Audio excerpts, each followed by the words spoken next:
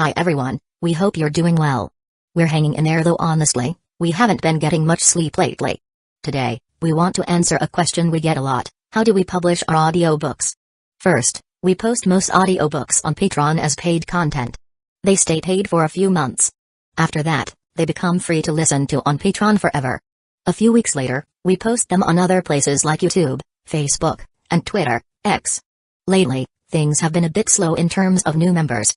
So we'd love your help. Please share our site with your friends or in places like Facebook groups, Twitter, X, Discord, Reddit, or novel forums. Even one share can really help us grow. Thanks so much for your support. Instead, he and the workers spread the news that all of Gado's men had been killed by the rebels. The residents of the Land of Waves rejoiced. Hundreds of people armed themselves with whatever weapons they could find, farm tools, sticks, anything, and rushed together toward Gado's residence. Naruto didn't know what happened to Gado, but he noticed that Tazuna returned with more workers than before. While the residents of the Land of Waves were organizing, Naruto sat with his teammates, debriefing the recent battle. Their encounters with Zabuza had exposed some weaknesses. Naruto started. First, our team's sensory abilities are too weak. We were practically blind when Zabuza used the hidden mist jutsu.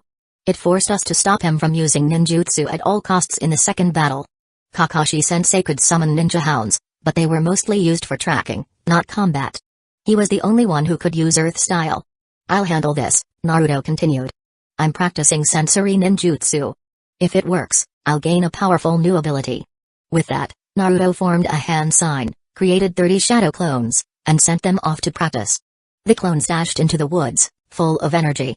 After finding a suitable spot, one of them pulled out a small round card, stuck it on his chest, and it read number 001.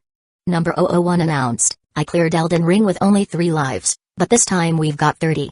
If we can't manage to learn sensory ninjutsu with this many, we'll have no face to show to the original. Brothers, let's start training. Number 001 and the other 28 clones began practicing. Meanwhile, one clone muttered, we're all shadow clones, so why are you the only one being dramatic? That clone then transformed into a blonde, twin-tailed Naruto and began practicing with a smile. Number 001 glanced at Naruto, adjusted the sign on his chest, and went back to training. Naruto had no idea what his clones were doing, so he continued the meeting. Sakura raised her hand and said, explosive tags are really useful, but they're expensive.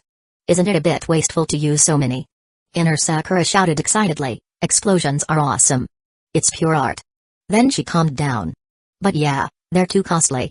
Naruto reassured her, we're just rookies fresh out of the academy. It's worth it if a few dozen explosive tags can hold down a jonin for that long. Kakashi wanted to protest, how could Naruto still call himself a rookie after that? But he held back. Sasuke nodded in agreement and added, my chakra and stamina need improvement. The tactics we use today are too exhausting, I can't use them often, right? Facing someone like Zabuza isn't common, Naruto replied. For regular shinobi, the strategies we used against Kakashi-sensei during training should be enough. But you should still work on your endurance. Lasting only 10 minutes is too weak.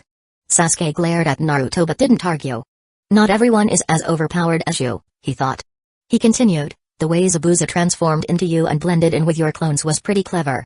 When outnumbered, we could consider using a similar tactic to directly target the enemy leader. Naruto wanted to point out that they're rarely outnumbered because of his ability to make so many clones. But he took Sasuke's suggestion. It was risky when Zabuza threw that smoke bomb. We should have countered by blowing up my clone along with him. We'll do that next time if we're in a similar situation. Sakura asked hesitantly, doesn't it bother you? Shadow clones send their memories back to the original when they disperse. Won't it be uncomfortable? It's just a few clones, Naruto said with a grin. Better they take the hit than us. Anyway, when my clones die, they're usually pretty happy about it. Kakashi couldn't help but interject, speaking of which, I've been wondering. Normally, shadow clones share the same memory and thought process as the original. But your clones act like they have their personalities. Maybe you should visit the Yamanaka clan for a checkup. The Yamanaka clan? Isn't that Hidden Leaf Village's psychiatry? Naruto stared at Kakashi, thinking, I treat you like a brother, and you call me crazy? If the Yamanaka clan saw what was in my head, they'd go mad before I did. Deciding to let it slide, Naruto explained, I'm perfectly sane.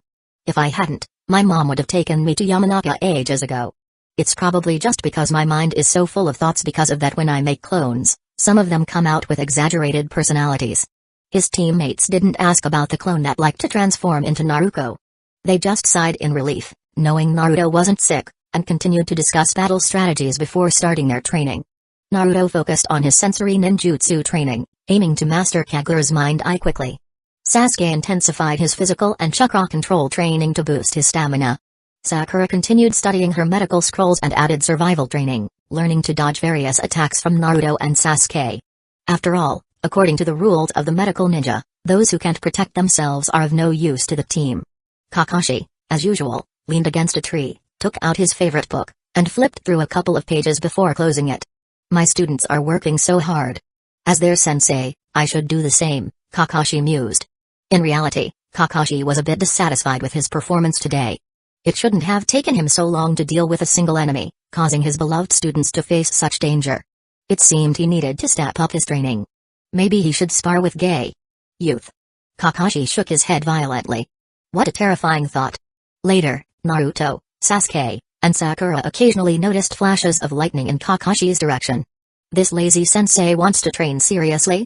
The three exchanged glances and smiled, pushing themselves even harder. 3 days later, the bridge in the Land of Waves was officially completed, and the workers cheered and celebrated. With Gato gone and the bridge finished, the Land of Waves finally had hope.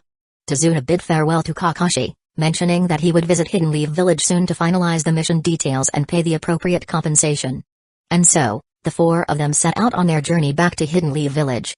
Chapter 52. Mission completed. The mission in the Land of Waves had finally ended, and Naruto was on his way back to Hidden Leaf Village. Living in the Land of Waves had been uncomfortable, but it wasn't because Tazuna's family hadn't been welcoming. Naruto just felt out of place. There's nothing like returning to your own home and sleeping in your bed. The journey back was much easier than the trip there. Without the responsibility of protecting Tazuna and with no mission hanging over them, there was less concern about ambushes or sneak attacks. As they traveled, Naruto realized he had neglected to bring any souvenirs from his first trip outside of Hidden Leaf Village. He had intended to, but after wandering through the streets, he discovered there was nothing worth bringing home. The Land of Waves was too poor. It was a country in name, but it felt more like a small fishing village. Should I bring back some salted fish? Naruto wondered aloud, glancing at Kakashi, who already had one slung over his shoulder. Kakashi-sensei, will there be more missions like this in the future? Sakura asked, her voice curious. Sakura enjoyed missions away from the village. It meant she didn't have to deal with Ino and their rivalry over Sasuke. Most Genin missions are in or near the village, Kakashi replied. Especially for you new Genin. Oh, Sakura said, a little disappointed. When you become Chunin, though, the mission level goes up, and you'll have more chances to leave the village. Naruto perked up. Aren't the Chunin exams starting soon? In about a month, Kakashi said after thinking for a moment. Are you all planning to participate? The three nodded eagerly, each with their reasons. Naruto just wanted to join in on the excitement. With Hidden Leaf Village as current lineup, Orochimaru wouldn't dare attack the village. He thought about Itachi, Sasuke, and Kimimaro. If they were all there, who would Orochimaru target? Maybe it's time to start calling him Anti-Snake. Sasuke, on the other hand, wanted to see how he measured up against other Genin. Sparring with Naruto every day made it hard to gauge his strength. And of course, becoming a Chunin would mean he was one step closer to catching up to his brother. Sakura had her motivations. She wanted to become a Chunin as soon as possible so she could spend more time with Sasuke without Ino around.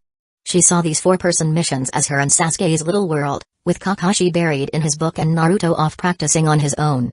Naruto even gave her opportunities to be alone with Sasuke. In her Sakura, as long as I can marry Sasuke. In her mind, becoming a Chunin meant Sasuke was practically hers already. She was determined to take the exam. Alright, I'll sign you up, Kakashi said. But as your teacher, I have to remind you, the Chunin exams can be very dangerous. How dangerous are we talking? Naruto asked. Kakashi hesitated.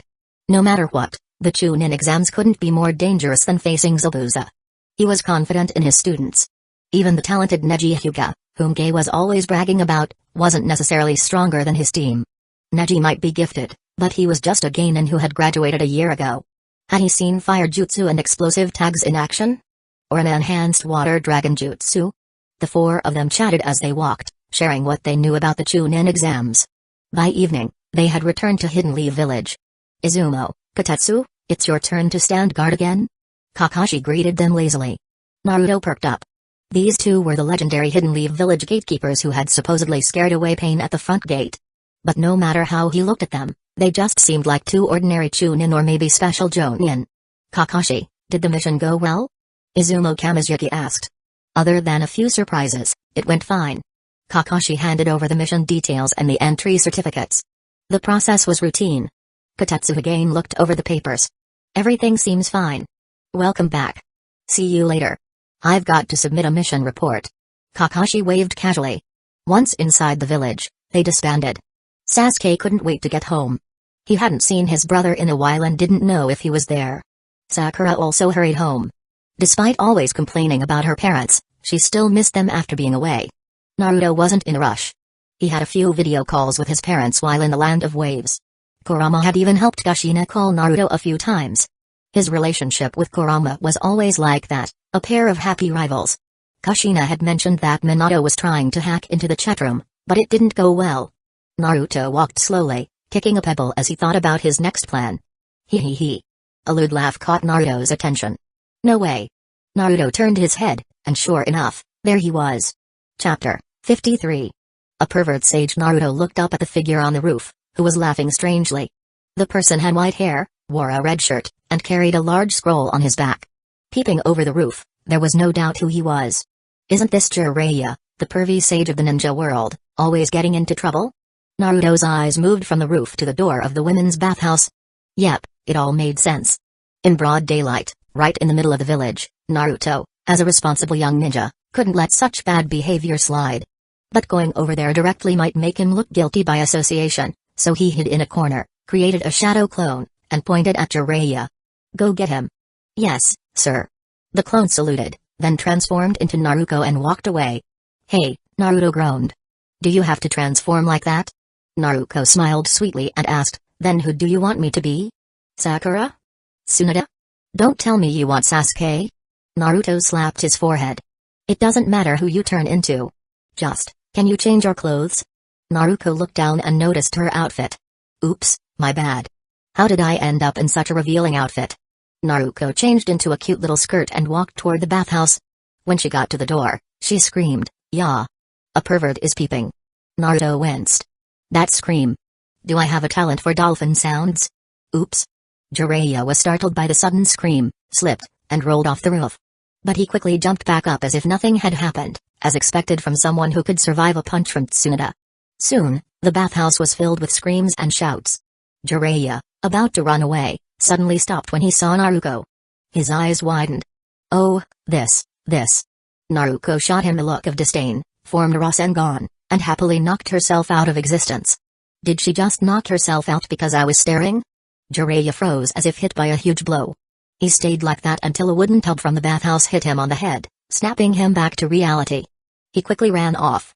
Out of danger, Jiraiya stroked his chin thoughtfully. That move. Was that Minato's Rasengan? And that hair color? Could Minato have had another daughter? Jiraiya hopped lightly to dodge a leg that tried to trip him. Oh ho, the old pervert is pretty quick. Naruto remarked playfully with his arms crossed. Jiraiya looked Naruto up and down. The blonde hair, blue eyes. It was like seeing Minato as a kid. And with that bright chakra, this kid is Minato and Kushina's child. Jiraiya's expression turned serious. It was your shadow clone messing with me, wasn't it? Using the transformation jutsu and shadow clone jutsu like that. Really? Then Jiraiya's face lit up with excitement as he grabbed Naruto's shoulder. That's awesome. How did you come up with that? Also, what's your name? Ah. Naruto pushed Jiraiya away, feeling annoyed. My name is Naruto Uzumaki. And shouldn't you introduce yourself first? Good point. Jiraiya jumped back and slapped the ground with his hand, and a large toad appeared under his feet. Jiraiya spun his long hair around, stepped forward, and struck a pose. I am the Toad Sage, master of the Toads of Mount Mayabaku, and my name is Jiraiya. Naruto quietly watched him perform, unsure whether to run away. Jiraiya had brought many smiles to Naruto's face in his previous life and had also made him cry a lot. He always felt that Jiraiya was a mix of contradictions. You could say he was a bad guy, but he was kind and brave, always willing to risk his life for the village. You could say he was a good guy, but he would happily spend Naruto's pocket money on drinks and women. But he was devoted, he waited for Tsunade for decades and never settled down with anyone else, despite his wandering eyes.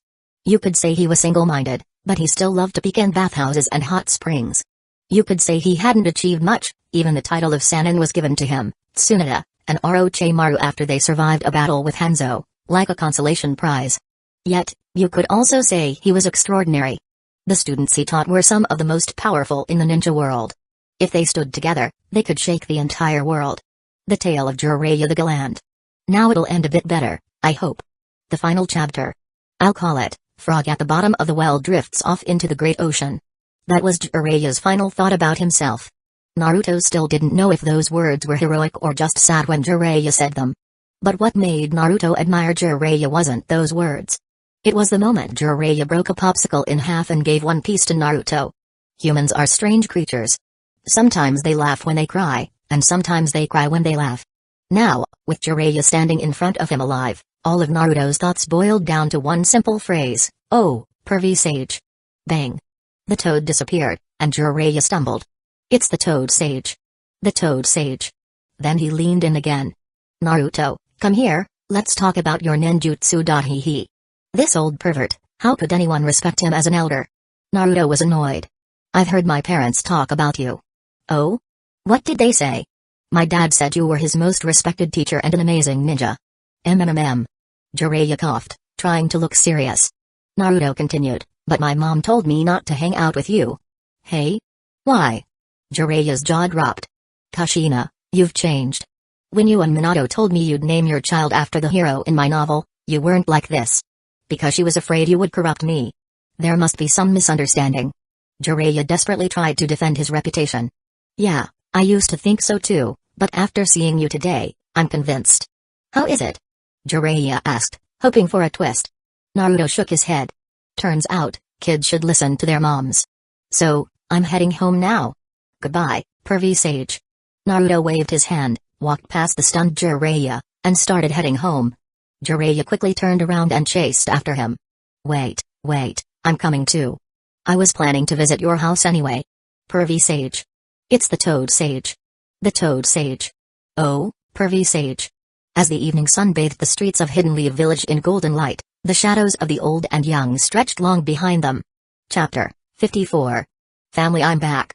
Naruto exclaimed as he pushed open the door, followed closely by Jiraiya. Kushina came to greet him, her eyes widening in surprise. Welcome back. Jiraiya-sensei. Yo, sorry for intruding. Jiraiya greeted with a wide grin. Kushina asked curiously, how did the two of you meet? Naruto began to answer casually, well, on my way back, I ran into this girl, but before he could finish, Jiraiya quickly covered his mouth, smiling nervously. Haha, nothing to worry about. We just happened to bump into each other. I recognized Naruto right away as Minato's son and decided to come along. Really? Kushina eyed him suspiciously. Yeah, that's exactly what happened. Jiraiya nodded vigorously, pressing down on Naruto's head. MMPH. Naruto struggled to break free, grumbling, pervy sage, that's enough. Alright, come inside, Kushina sighed, already familiar with Jiraiya's antics. She led them in, adding, Minato will be back soon. Have a seat and some tea. As Kushina turned to prepare the tea, Jiraiya pulled Naruto aside and whispered, Naruto, could you, forget about that little incident? It's kinda embarrassing. Naruto looked unimpressed. Didn't you say you were just gathering research material? Now you're worried about embarrassment? Embarrassment? More like self-preservation. If Kushina found out, especially given her friendship with Tsunade, I'd be in serious trouble. Jiraiya rubbed his ribs, recalling past pains. Of course, he couldn't say that out loud. Anyway, if you keep quiet about it, I'll teach you a super cool jutsu. Naruto scoffed. Jutsu? I could just learn something from Dad. This one is different. My art of the Raging Lion's mane is unique, and no one else in the entire ninja world can do it. Naruto shrugged. I'm gonna take a shower. As he walked away, he muttered to himself, but that hair jutsu does sound kinda interesting. As he imagined it, Naruto could see his yellow hair growing longer and shining with a golden light, powered by Kurama's chakra. I'd look like a Super Saiyan. After his shower, Naruto returned to find the table full. Dad, Kimimaro, Kakashi-sensei, good evening. Good evening, Kimimaro and Kakashi replied in unison, one with cool detachment, the other with his usual laid-back demeanor. We were just waiting, Minato said, beckoning him to sit down as they all began to eat. Minato and Jiraiya soon fell into conversation. So, sensei, what brings you back today? I've sent messages through the toads multiple times. Jiraiya chuckled. Ah, there were always reasons. Naruto rolled his eyes. Reasons, sure. Probably just chasing after Orochimaru and gathering more research material. I can't believe Naruto's grown up so much, Jiraiya mused. And you even adopted a child. Minato smiled proudly. Kimimaro is a great boy.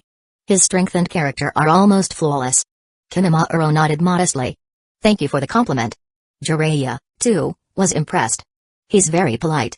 A good kid indeed, he said, shooting Naruto a pointed look. Naruto rolled his eyes again. Unaware of the tension, Minato asked, so, how's Naruto's ninjutsu training coming along? He's doing alright, Naruto answered. My Kagura's mind-eye technique has improved a bit. The Flying Thunder God is still tough, I feel like I'm just a step away. I also want to learn a more powerful water-style jutsu. Jiraiya raised an eyebrow. Kagura's mind-eye? What's that? It's a sensory technique, Kushina explained. Naruto likes to call it that because he says it's like having a mini-map in his head. Jiraiya blinked in surprise, then laughed. As expected of your son, Minato. Ha ha ha, right? I always knew Naruto inherited my talents. Minato beamed with pride. Jiraiya choked. That's not quite what I meant. Sensei, Minato began, I was thinking of teaching Naruto the summoning jutsu. It's a type of space-time ninjutsu, and it might help him. If it was just a simple summoning, Minato wouldn't have mentioned it. Jiraiya knew he was talking about the Toad contract with Mount Myabaku. Jiraiya smiled warmly. That's a great idea. I'll give you the scroll later so Naruto can sign it. Minato hesitated. Are you sure? Of course. You're my most talented student. It's about time. I won't let you down. Suddenly, Naruto remembered something. Oh, Dad, what happened with Zabuza and Hiku? Minato answered, they're in Hidden Leaf Village. Their movements are restricted for now, but I'll figure something out. Kushina pretended to be angry as she turned to Kakashi. Speaking of which, Kakashi, how could you have Naruto and his classmates face someone as dangerous as Zabuza while you only dealt with Hiku? Kakashi scratched the back of his head, his face half hidden by his mask. Well, at the time, those three kids insisted on going after Zabuza. I didn't have much of a choice. Have you been slacking off again? No. Then why does Kakashi always read those trashy books by certain trashy authors? Kushina glared pointedly at Jiraiya. Jiraiya paused mid-bite. Is she talking about me? My fan just got roasted. Should I step in? But one look at Kushina's fiery red hair made him reconsider. Sorry, Kakashi, you're on your own. Kakashi stammered, well, I've been working on new jutsu. Sometimes, reading helps me relax and inspires creativity. Yeah, that's it. The famed copy ninja of Hidden Leaf Village, stuttering and stumbling over his words, was a rare sight. He'd rather face an Akatsuki member than endure this lecture. Is that so? Kushina's tone was sharp. Well, I've decided. When your team isn't on a mission, you'll be training with us. Yes ma'am, Kakashi replied weakly, the food suddenly tasting bland. Naruto snickered at Kakashi's plight. He nudged Kimimaro, how are your teammates these days? Same as always, Kimimaro replied. Recently, Gai-sensei brought his new student to meet us. Have you ever seen 5 people, all dressed in green, hugging each other and shouting about youth? It's disturbing. Chapter 55. Matchmaking. Speaking of those odd teammates, Kimimaro had a lot to say. Having been with the team for 3 years, he had more or less grown accustomed to his teammates' quirks. But when asked by someone close to him, he couldn't help but vent a bit. The most troublesome thing is that Lee, Ten, and Neji keep urging me to change my hairstyle, change my clothes, and shout slogans. Yes, I admit that Gai-sensei is very powerful, but there's no need to imitate him completely. To keep the peace, I just told them that whoever can beat me can decide my look. Naruto chuckled, intrigued. And then what happened? Then it got even worse, Kimimaro replied, his tone dry. They started challenging me 3 times a day, morning, noon, and night. If I lost, they'd train even harder, so I had to keep up. Ha ha ha. Naruto burst out laughing. They're persistent, huh? Even forcing you, the usually stoic Kimimaro, into this situation. Naruto gave Kimimaro a playful pat on the shoulder. Well, it's a good thing your teammates are so energetic. I think they're interesting. Kimimaro remained expressionless. If you like them so much, maybe I'll bring them over to help your team train sometime. Eh? That's not necessary. Naruto exclaimed, a bit alarmed. When did Kimimaro pick up this sly side? Naruto knew well that in pure taijutsu, he wouldn't stand a chance against Kimimaro, fighting him would just be asking for a beating. As the brothers bantered, on the other side, Kushina suddenly thought of something important. Kakashi, haven't you thought about finding a girlfriend yet? Kakashi, caught off guard, replied, well, I'm not in a hurry. You're not getting any younger. What do you think of Anko? Or maybe I could ask Mikoto to introduce you to some Uchiha girls, they're very pretty. Kakashi tried to deflect the conversation. Kushina sighed. It's all Jiraiya-sensei's fault for writing those ridiculous books that corrupted you. Hey, how is this my fault? Jiraiya protested. I'm just a writer. If your kid's picking up bad habits, that's on you. My books are clearly labeled for adults. Speaking of which, Naruto jumped in. Jiraiya-sensei, you're still single, huh? Waiting for Tsunade-sama? Well. Jiraiya stammered. For all his bravado and his famous novels, he was surprisingly shy about his feelings. Naruto, enjoying the chaos, was already planning how he could help Jiraiya and maybe even find a partner for Kakashi.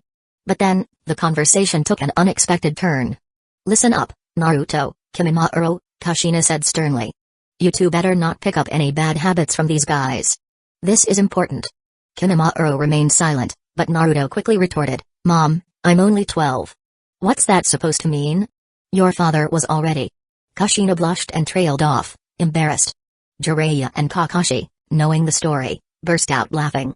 Naruto, imagining the scene, couldn't help but think, yeah, my dad was amazing. He was already sneaking around under the moonlight with you when he was 12. The next morning, Minato and Jiraiya headed to the Hokage's office, while Kimimaro went off to meet his enthusiastic teammates. Naruto and Kushina walked to the mission hall together. Someone was already waiting at the entrance. Good morning, everyone, Kushina greeted with a smile. Morning, Akamaru, Hinata, and Naruto's eyes darted to where he instinctively felt was the most unlikely spot, and sure enough. Shino. Good morning, Kushina-sensei. Good morning, Naruto-kun, Hinata greeted shyly. Kiba, noticing Naruto's focus on Akamaru, shouted, Hey, Naruto. You haven't seen me in so long, and you only notice Akamaru? Wow. Akamaru barked happily, his tail wagging. Naruto scooped Akamaru up, petting him with a grin. How can I not notice Akamaru? He's adorable. You, Kiba, are just his sidekick. Kiba, indignant, yelled, You bastard. How can you betray me? Oh, go ask Sasuke to fight you, Naruto responded dismissively. Why fight when petting the dog was more fun? As they waited, Naruto struck up a conversation with Kurama in his mind. Hey, Big Fox. Can I pet your head? Kurama smiled mischievously. Naruto's eyes widened as a giant tail appeared before him, and then... wham! He was sent flying. Ow! You just wait, Kurama. One day, I'm gonna... Naruto winced, rubbing his head. Kushina, watching her students interact with Naruto, couldn't help but smile. Especially when she noticed Hinata sneaking glances at Naruto, she was even more pleased. Looks like yesterday's decision to train with Kakashi's squad was the right call. I'll keep an eye on both Kakashi and Naruto, two birds with one stone. Alright, let's pick up the mission first. You can do what you like in the afternoon. Yes. Hinata, Kiba, and Shino responded in unison, with Akamaru barking in agreement. Kushina's authority was unquestionable, and even the rambunctious Kiba wouldn't dare defy her. Naruto reluctantly handed Akamaru back to Kiba and continued waiting for his teammates. Sasuke and Sakura arrived on time. Kakashi must have crossed paths with a black cat or something. He was only 10 minutes late today, not too bad. Let's go, Kakashi said lazily. Today's mission was a dog walking assignment. There wasn't much choice, most missions left to gain in were mundane tasks like finding lost pets, babysitting, pulling weeds, or running errands. Each of the three took a dog, leashed it, grabbed a plastic bag, and set off on their mission. The walk was uneventful. These were just ordinary dogs, not as smart as Akamaru, nor as cute, so Naruto didn't feel the urge to play with them. After submitting the mission, Kakashi reached for some snacks from his ninja pouch but decided against it. Alright, let's go train with Team 8 today. Sasuke didn't care, but Sakura asked curiously, why are we suddenly training with another team? Kakashi sighed inwardly. Do you think I want to? Kushina-sensei gave me orders, and I'm not about to disobey her. But how can I explain that to you? Naruto stifled a laugh, giving Kakashi an out. Maybe he wants us to see how we measure up against another team. Yeah, that's it, Kakashi agreed quickly, relieved. Chapter 56. Naruto's strength. After submitting their assignment, Team 7 hurried to the training ground. Kushina joked, You're on time for once, Kakashi. That's worthy of praise. Kakashi sighed helplessly. Is my image that bad in your mind? Ha ha ha, alright, enough chit-chat. Let's get a match started. Kiba, itching to fight, jumped out impatiently and shouted, let's have a showdown, Naruto. Naruto couldn't do much but agree. He knew that if he didn't beat Kiba thoroughly, he'd never stop. Okay, let's fight. As Naruto said this, everyone heard him, and he signaled that he was ready. Kushina excitedly stepped into the middle to preside over the match. The others stepped back to make space. And now, the first friendly match between Team 7 and Team 8, Kiba and Yuzuka vs Naruto Uzumaki. Get ready, start. Naruto and Kiba exchanged a seal of opposition. Kiba didn't miss the chance to talk tough. Give it your best, Naruto. This time, Akamaru and I will defeat you. Woof. Akamaru barked in agreement, wagging his tail. Give it my best? Are you sure? Naruto asked. Kiba was full of confidence. Yes, give it your best. I've gotten a lot stronger, don't underestimate me. Sasuke, hearing this, looked at Kiba with pity. Naruto nodded, alright, let's do this. Akamaru. Get ready. Woof. Naruto thought for a moment. What's my full power? He decided to start with 1000 shadow clones. Naruto shouted, multi-shadow clone jutsu. As soon as Kiba and Akamaru got into their attacking stance, they were met with bang bang bang bang bang. Countless Narutos filled the field, packed so tightly that even the spectators were nearly drowned in the sea of clones. Hey, you stepped on my foot, idiot. My arm's about to be crushed, you jerk. Move over, give me some space. Eliminate yourself, hey. Who touched there? Are you gay? Are you a bastard? The clones were noisy and shoving each other, causing chaos that resembled a crowded marketplace, a packed train during rush hour, or a bus during peak hours. Looking around, the entire training ground was filled with little blonde heads. Anyone who didn't know about the fight would think they were in a sunflower field. Kiba was completely overwhelmed by Naruto's clones, he couldn't even move, let alone fight. Akamaru was plucked up by one of the Narutos and passed through the clones back to Naruto. Kushina, who was closest to the battlefield, had a tick mark on her forehead as she found herself surrounded by the clones. Kushina raised a hand irritably, the match is over. Naruto wins. Now get rid of those shadow clones, right now. Naruto obediently dispelled the shadow clones. Over 1000 of them vanished instantly, and the remaining chakra returned to him. Naruto, feeling a bit drained after having his chakra split into 1000 parts, regained his composure. Though the sheer number of clones looked intimidating, they didn't have much combat power. In the anime, Naruto overwhelmed Mizuki with thousands of clones because he had used the Nine-Tails chakra in his rage. But now, Naruto was using only his chakra, so each clone had less than 0.1 of a chakra point. The issue was that even if you combined Kiba and Akamaru's chakra, they only had about 0.23 points of chakra.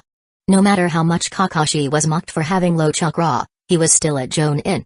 Kiba, on the other hand, was just one of the better gamen, so he was completely out of his league.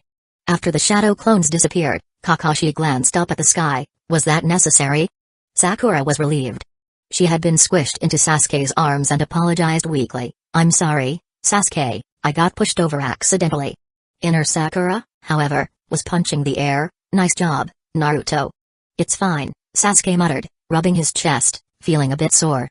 Hinata's face was red, her fingers twiddling together, and her head was almost steaming. She had been too close to Naruto. As for Kiba, he was crushed. He slumped to the ground as if he had lost all hope. What just happened? Wham! Kushina punched Naruto on the head. That was too much. He told me to do my best. Sorry, Naruto apologized sincerely, realizing he might have overdone it. Kushina noticed Kiba was feeling down and quickly went over to comfort him. Actually, in a real battle, you just have to outlast him until he runs out of chakra. This tactic isn't practical in a real fight. Of course, Kushina didn't mention that there are other ways to counter this, such as using large-scale ninjutsu to clear the field or creating the same number of shadow clones to counter him, but with Naruto's growth rate, this move might become useful in the future. Akamaru jumped out of Naruto's arms, whimpered, and licked Kiba's hand, trying to cheer him up. Being a hot-blooded kid, Kiba quickly regained his spirit. Naruto, I lost this time, but the next time. Sasuke looked at him with pity once again. So naive. I thought like you when I was 4. Now I'm 12. Naruto and Kiba left the stage after exchanging the seal of reconciliation, and Kushina shouted, next up, Hinata Hyuga vs Sakura Haruno. The two girls walked to the center of the field, exchanged the seal of opposition, and faced each other. Hinata didn't know much about Sakura, but she had always envied her for being on the same team as Naruto-kun. She also admired Sakura for having the courage to confess to the one she liked. But even though I admire you, Hinata thought quietly as she glanced to the side where Naruto was watching. I want to win. Sakura didn't know much about Hinata either. All she knew was that Hinata was a shy, introverted girl. She always thought of Hinata as a good person. Any girl who didn't try to take Sasuke away from her was a good person. But even though you're a good person, Sakura glanced at the sidelines where Sasuke was watching. I don't want to lose in front of Sasuke. Hinata assumed her gentle fist stance, her eyes firm and determined. Sakura encouraged herself quietly, feeling the power surging within her. Sakura made the first move, rushing at Hinata with her fists flying, cutting through the air with surprising speed, and then she froze. What happened? Why? What is this? Is this Hinata? Under Sakura's shocked gaze, Hinata's Byakugan activated, the veins around her eyes bulging as she effortlessly dodged Sakura's punch. Then, like a butterfly flitting through flowers, Hinata's hands slipped through Sakura's defenses with ease, striking her in rapid succession, hitting her 32 times in an instant. Chapter 57. Hinata's strength. Sakura felt as if her entire body had been struck with countless small hammers, leaving her powerless to fight back. When Hinata finally stopped her assault, Sakura's strength gave out, and she collapsed to the ground. The chakra she usually controlled with ease now refused to respond. What's going on? Hinata, a girl who is usually so quiet and reserved, has become so strong. I lost, Sakura admitted, barely managing to prop herself up as she sat on the ground, her voice filled with disappointment. Hinata quickly trotted over, offering her hand to help Sakura up. I'm sorry, Sakura. Are you alright? She asked softly. It's alright, Hinata. You're amazing. What was that just now? I feel completely drained. Ah, yes, Hinata explained shyly, it's the gentle fist technique of the Hyuga clan. It disrupts the flow of chakra by targeting specific tenketsu points. I just sealed 32 of your chakra points, but I'll unlock them for you right away. Hinata, who had just been precise and decisive in battle, reverted to her usual timid demeanor as she began unsealing Sakura's chakra points. Naruto, watching from the sidelines, was amazed. In terms of coolness, the Hyuga clan's gentle fist is definitely among the best. When Hinata was using the gentle fist, each move was so fluid and elegant, it looked especially graceful. Compared to the slow-motion martial arts films that have been popular in the last few years, this was far more impressive. The graceful young warrior look that Hinata displayed was miles above what anyone would expect. Even Sasuke was taken aback. Is this the gentle fist of the Hyuga clan? Sakura couldn't even put up a fight. Sasuke had always thought of Hinata as just a shy girl who barely made her presence known. Kakashi, however, wasn't particularly surprised. He had seen the gentle fist many times before. Hinata's level is decent among her peers. He couldn't help but wonder how she would measure up against Neji Hyuga, whom Gai often praised. As Hinata helped Sakura off the stage, Kiba rushed forward to praise her, with Akamaru barking excitedly at his side. Hinata felt embarrassed by the praise and occasionally stole glances at Naruto to gauge his reaction. Sakura noticed Hinata's shy looks and smiled knowingly, like an ant who just figured something out. Alright, the third match next is Shinoa Burin vs Sasuke Uchiha. The next battle was incredibly intense, though Naruto couldn't remember much about it afterwards. No one seemed to remember who won. When Naruto later asked Sasuke about it, Sasuke just grumbled, "It's none of your business. I didn't lose, alright?" Oddly enough, no one thought to ask Shino, who was also in the battle. But why not? After the 3 matches were over, Naruto slyly suggested, how about a battle between the teachers? Kushina cracked her knuckles and smiled. I wouldn't mind. Kakashi immediately raised his hands in surrender. Why does this kid always try to get me in trouble? I'll pass. I have some training to do, he said, slipping away into an inconspicuous corner. Naruto wasn't sure if it was his imagination, but he felt that the area where Kakashi was training looked much brighter than usual. Naruto then turned his attention to teammates' training. Hinata is throwing gentle fist strikes at a wooden dummy with a determined expression, though she occasionally seems a bit distracted. Shino is busy practicing his insect manipulation, all while dodging surprise attacks from Kushina. In many ways, the Aburame clan is similar to the puppet masters. They both relied on manipulating something other than their bodies in battle, making their main bodies vulnerable. Kiba's training is the most intense. Not only was he running around on all fours like Akamaru, but his mimicry of Akamaru's attacks was incredibly precise. The most shocking, though, is Akamaru's airborne dynamic marking technique. Akamaru would leap high into the air, spin 720 degrees, and accurately spray his target. It is truly terrifying, a psychological blow more than anything. Naruto silently vowed, if Kiba ever uses that move on me, I'll end him, and not even Kushina will be able to save him. Naruto, Sakura, and Sasuke continued their usual training routines. However, while Naruto is practicing his sensory abilities, he has a sudden, unconventional idea. He remembered how Luffy in One Piece had learned observation haki by being blindfolded and dodging attacks from Rayleigh. Luffy had been forced to develop his ability through sheer practice. So, Naruto gritted his teeth and blindfolded himself, asking Kushina to attack him from different directions so he could sense her movements and evade. As for how Kushina managed to guide teammate while helping Naruto train. Kushina is a master of shadow clones, so multitasking wasn't an issue for her. But that wasn't all. Naruto created 100 shadow clones, scattered them throughout the forest, and had them pull down their headbands to cover their eyes. They played a high-stakes game of blindfolded tag. If a clone sensed another, they would strike, but the challenge was to avoid being detected themselves. One by one, the clones were taken down, except for Naruto, who kept getting pummeled.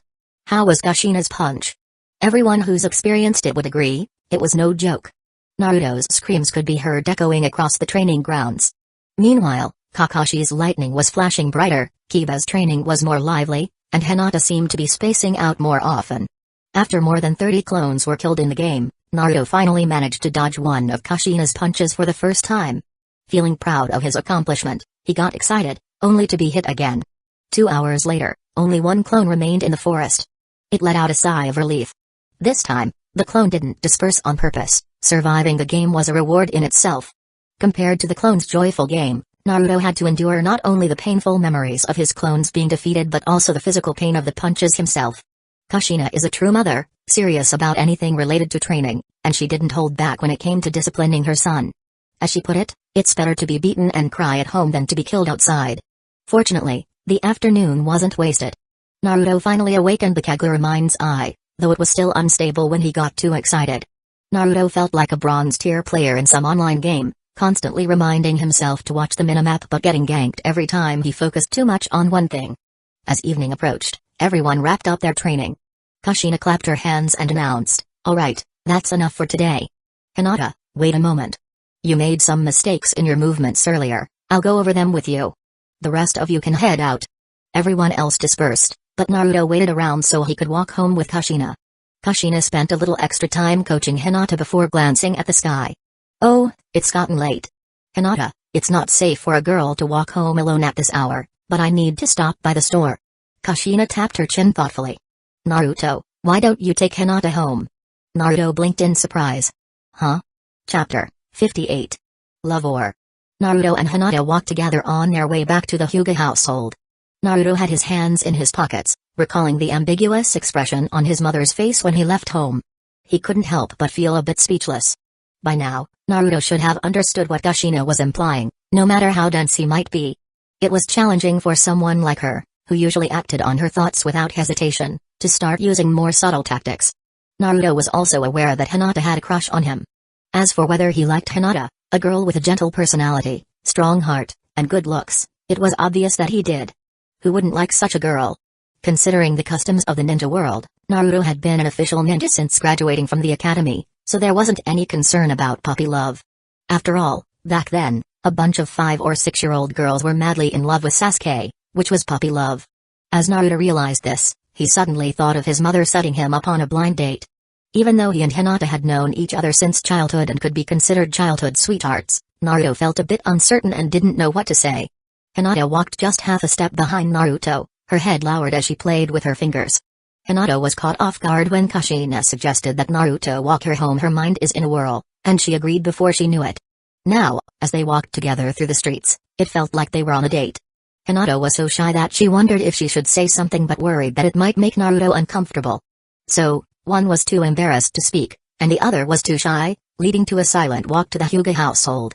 As they reached the door, Hinata finally gathered the courage to turn around and say, "Naruto-kun, thank you for walking me home today." "It's nothing, Hinata. Goodbye." "Goodbye." Naruto waved his hand and turned to leave, thinking to himself that his social awkwardness was the reason he had only one girlfriend for 20 years in his past life. Behind him, the door that had just closed opened slightly, and a small head peeked out, watching Naruto's back until he disappeared around the corner. After returning home, Naruto was interrogated by Kushina. After he truthfully revealed what happened, Kushina poked him in the forehead with her finger. Sasuke would be familiar with this gesture. Then she grumbled before returning to the kitchen to continue cooking. The next day followed a similar routine, simple tasks in the morning and training in the afternoon. However, the training ground had been changed to a different location. In the evening, Kushina found another excuse to keep Hinata around a bit longer, giving her extra training before instructing Naruto to walk her home again. After leaving the training ground, Naruto realized that this particular training ground was the farthest from the Hyuga household. His mom was being deliberate. The atmosphere today wasn't as awkward as the day before. Naruto tried to initiate conversation. After all, they were both ninjas and could talk about ninjutsu and missions. Although Hinata's voice was as quiet as a mosquito when they talked, Naruto could sense the excitement in her tone. On the third day, Kushina arranged for Hinata and Naruto to practice taijutsu together. The reason was that Hinata wasn't decisive enough in combat. She wanted someone tough who wouldn't mind getting hit to help her train. Naruto was instructed to only dodge and defend, not fight back. As for Naruto's other techniques like the Shadow Clone Jutsu, Summoning Jutsu, and Flying Thunder God, they were left to his clones to practice on their own. Naruto thought to himself, "Mom, you know how to push me." At first, Hinata couldn't bring herself to attack Naruto. Worried about hurting him, she didn't act decisively until she noticed how easily Naruto could dodge or counter her attacks. This made Sakura, who was secretly watching from the sidelines, feel annoyed. She muttered to herself, "Hinata wasn't this hesitant when she hit me the other day. She had me sore all over." Yes, Sakura had been secretly observing Naruto and Hinata. She had felt something was off the day before and was convinced that Kushina was trying to create opportunities for Naruto and Hinata to spend time alone together. Today, seeing Naruto and Hinata exchanging glances, Sakura was certain something was going on. She felt a pang of envy. If only Sasuke's mother would help create opportunities for her. But then Sakura reminded herself that she was in the same class as Sasuke now, which gave her an advantage. She just needed to improve herself, and Sasuke would surely notice her. Sakura clenched her fists in determination and resumed her training with renewed vigor. That evening, under Sakura's watchful eyes, Kushina once again found an excuse to keep Hinata behind. For the third time, Naruto walked Hinata home. Along the way, they discussed the morning's mission and what they had learned during their training. Naruto often caught Hinata giving him admiring looks, which made him feel good about himself. In response, Naruto, a self-proclaimed dense guy, began trying to show concern for Hinata, asking if the training was too hard and such. Naruto's clumsy attempts at small talk made Hinata's heart flutter with happiness. About 20 days passed this way. Naruto's skills with his mini-map technique became more refined, and he could now use his summoning techniques effortlessly. However, he had never tried summoning a large toad yet, especially not the toad that once helped Jiraiya boast about his strength. Currently, Naruto's shadow clones are still focusing on mastering the Flying Thunder God Jutsu, while Naruto continued his taijutsu training with Hinata. At this point, even the dogs could see that something was going on between the two. Akamaru, woof. In recent days, Naruto noticed more people in the village wearing different forehead protectors, signaling that the Chunin exams were approaching. On the morning of June 24th, no team went to pick up a mission. The 6 students and 1 dog waited at the training ground. Soon, Kakashi and Kushina arrived, each holding 3 application forms, which they handed to their students. Kushina spoke, "As you can see, Kakashi and I have recommended you for the Chunin exams. Let me warn you, the Chunin exams are dangerous, so think carefully before deciding whether to participate." Kushina continued speaking, "If you choose to participate, bring your application form to classroom 301 at the academy by 3:00 p.m., 7 days from now. Of course, we're not forcing you to take the exam, we're just giving you the qualification. If you feel unprepared, you can opt out at any time." Kiba was the first to jump up, shouting, "Of course I'm participating." Shino adjusted his sunglasses and said, "Since we have this qualification, we should give it a shot. If you want to know why." There was silence in the air. 3 seconds later, everyone looked at Shino with an expression that asked, "Why?" Shino felt a bit frustrated. Usually, they would interrupt him by now, but this time they didn't. Now he felt awkward. So Shino had no choice but to continue, because... Chapter 59. Flying Thunder God Jutsu. Shino continued with his thoughts, because... Forget it, don't talk about it, it's a long story, Kiba interrupted impatiently. "Hinata, what about you?" Kiba asked. "I want to participate," Hinata responded firmly. She remembered Naruto's overwhelming shadow clones, his stunning water-style jutsu, and his powerful summoning jutsu. Hinata felt that if she didn't work harder, she would only fall further behind Naruto-kun. Besides, both Kiba and Shino were good people, and she didn't want to hold her teammates back. Sasuke and Sakura had already decided to participate, so they didn't say much. After expressing their intentions, they returned to training. Around noon, an unnamed shadow clone suddenly succeeded in performing the Flying Thunder God Jutsu. The unnamed clone was ecstatic. "I did it." But then he was surrounded and beaten by numerous clones, led by clone number 001 and Naruto, who shouted while hitting him, "Ugh, it's him again." He was the first to master the Rasengan. He was the first to summon Ramakiki. Get him. Kill him. The unnamed shadow clone was beaten into oblivion. As for why he was beaten after mastering the Flying Thunder God? Well, you'd have to ask the second Hokage, Tobirama-sensei, for that answer. In short, after the unnamed clone dispersed, the other shadow clones received his memories and began trying the technique. For a moment, yellow hair fluttered all around the training ground, golden light flickering. Occasionally, multiple shadow clones would choose the same teleportation point, and unable to adjust their posture in time, they bumped into each other awkwardly, leading to some embarrassing collisions before they suicided out of shame. The other shadow clones also ended themselves after receiving the memory. The reason was simple: if they died, the embarrassment would be left to the original Naruto. Meanwhile, the real Naruto, who is training with Hinata, is too happy to concentrate after receiving the memory of learning the Flying Thunder God. This distraction led to him being smacked hard in the abdomen by Hinata. Ah! Naruto bent over in pain, taking a deep breath. "Oh no, Naruto-kun. Are you okay?" Hinata hurriedly supported him. Naruto waved his hand. "It's fine, just a little pain in my liver." But after absorbing all the clones' memories, Naruto's liver hurt even more. Seeing Naruto's face getting paler, Hinata quickly fetched Sakura. Sakura's hand glowed green as she examined Naruto. She sighed, "Good thing I got here quickly." Hinata was nervous. "Is it because I was too rough?" "It's all my fault." Relax," Sakura interrupted Hinata's incoherent self-blame. "I meant it's a good thing I got here before he healed on his own. There's nothing wrong with his internal organs, just a minor bruise." "Huh?" Hinata tilted her head, confused. "Seriously, Hinata, you got all worked up over a tiny hit." Sakura leaned in closer and whispered mischievously, "So, how far have you two progressed? Have you hugged? Kissed?" "And no, nothing like that." Hinata stammered, blushing furiously. "I'm fine now," Naruto reassured Hinata, trying to comfort her. "I just made a little progress with my ninjutsu and got distracted. I'm okay." Hinata nodded, finally relieved. As Sakura walked away with her medical kit, she couldn't help but feel a bit sad, wondering when Sasuke would ever come around. Naruto reached out and patted Hinata's head. "I've got some questions to ask my dad. I'll be back soon."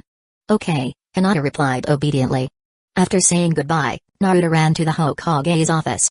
"Dad, my shadow clone just successfully used the Flying Thunder God Jutsu." "Oh? You already mastered it?"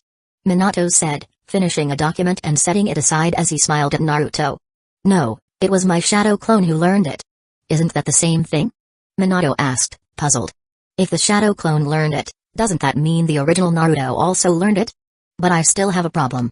If I don't solve it, I won't dare to use the Flying Thunder God." "What's the problem?" "Well, what would happen if the Flying Thunder God Jutsu failed? If it fails, you'll just stay in place and waste some chakra at most.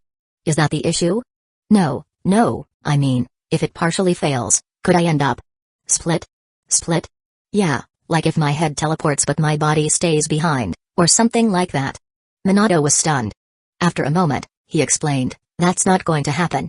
When you use the Flying Thunder God Jutsu, it takes everything in direct contact with your body or things connected to your chakra. This isn't something the caster controls. For example, if a shuriken is stuck in you, it'll teleport with you when the jutsu is performed. The human body is a single entity, so it can't be split." "Oh, so you're saying there's no way my clothes would stay behind while I teleport, right?" Naruto asked, feeling relieved. Minato chuckled, "Of course not. Why do you have so many strange ideas?" "It's just stuff I've picked up," Naruto replied, shrugging. After reading so much fan fiction in his previous life, all kinds of strange ideas had formed. Some authors even tried to explain the Flying Thunder God as a four-dimensional space-time jutsu. And the worst part? They never finished their stories. One last question. Is it possible to change the style of the Flying Thunder God's mark once it's set? Not exactly. The essence of the Flying Thunder God mark is a chakra-based seal, arranged in a specific pattern to form a symbol or text. You can rearrange it to create a new mark, but any differences might complicate the jutsu's perception. You need to practice the new mark enough to be able to use it instantly in battle. So it's better not to waste energy on creating a second one. Oh, I see. So it's like using different weapons in a game. It doesn't matter if you use different types as long as they're just for teleportation. But the key placement might affect how fast you can teleport. After understanding, Naruto became excited. The marks he'd been practicing with were all swirl patterns, and he felt they lacked uniqueness. Now he could design new marks just for fun. Naruto placed one hand on the desk, letting chakra flow from his palm to create a black seal, slowly forming 3 large characters, request monthly pass. Naruto admired his work and then teleported back to the training ground using the swirl mark left by his shadow clone. In the office, Minato was left scratching his head. What's a monthly pass? Chapter 60. Raza and Orochimaru. Of course, Naruto didn't perform all these elaborate tricks just for fun. Well, it wasn't just for fun. For example, if a mission took him through an interesting place, Naruto could leave a flying thunder god mark on a landmark. Later, he could take Hinata there for a visit when they had some free time. Of course, this kind of behavior falls under the category of uncivilized tourism, so kids shouldn't learn from it. Moreover, Naruto has a bigger plan. He intends to have his shadow clones travel all over the world, leaving flying thunder god marks at intervals and mapping the coordinates. That way, Naruto could create a large-scale teleportation map of the ninja world. When the time comes, with Naruto's Kagura mind's eye for precise positioning, wouldn't he be able to start a logistics company? Uzumaki Express, mission guaranteed. The art of sealing is perfect for you. The flying thunder god jutsu enables ultra-long distance delivery, and the Kagura mind's eye ensures last-mile accuracy. Uzumaki Logistics is the best choice in the logistics industry. Back at the training ground, unexcited Naruto increased his weight to 100 kilograms and started running laps around the area. In the sealed space, Kurama yawned out of boredom. He used to think Naruto was an interesting kid. Later, when Naruto learned the shadow clone jutsu, Kurama was amazed. It turns out humans can die so happily, they can even exhaust themselves over trivial matters, and they can pose in such bizarre ways. This kid, so small and determined. I can feel his strength growing, even though he doesn't realize it yet. Despite everything, he keeps moving forward. It's almost admirable. No, it's inspiring. I never thought I'd see a human like this. There's something special about him, something that makes me think. Maybe, just maybe, he could be the one to change everything. I never thought I'd trust a human, but with him, I think I might finally be ready to believe. After a while, Naruto, having finished his laps, drenched in sweat, took a few deep breaths, and hurried off the training ground. He needed to order some special kunai. Naruto looked around Hidden Leaf Village's largest ninja tool shop but didn't see the girl with the bun hairstyle. He wondered if this shop was owned by Tenten's family. Naruto took out one of Minato's kunai as a sample and requested an order of 100, urgently needed. The shopkeeper grinned. He recognized it immediately. Wasn't this the special kunai used by the 4th Hokage? He had made these many times and was quite familiar with them. As Naruto left the shop, he touched his shrunken frog wallet and couldn't help but sing, I see this life like a swinging vine, swing my heart across the line, and in my face are flashing signs, seek it out and you shall find. As expected of the arms business, it's so expensive. Kid, you've got the scent of Shukaku on you. Huh? Naruto stopped and opened his internal map. About 2 streets away, 4 chakra signatures were moving together. It was a team of Hidden Sand Village shinobi. Kurama sat up with interest. Go fight him. Naruto refused. Don't cause trouble. They're here for the Chunin exams.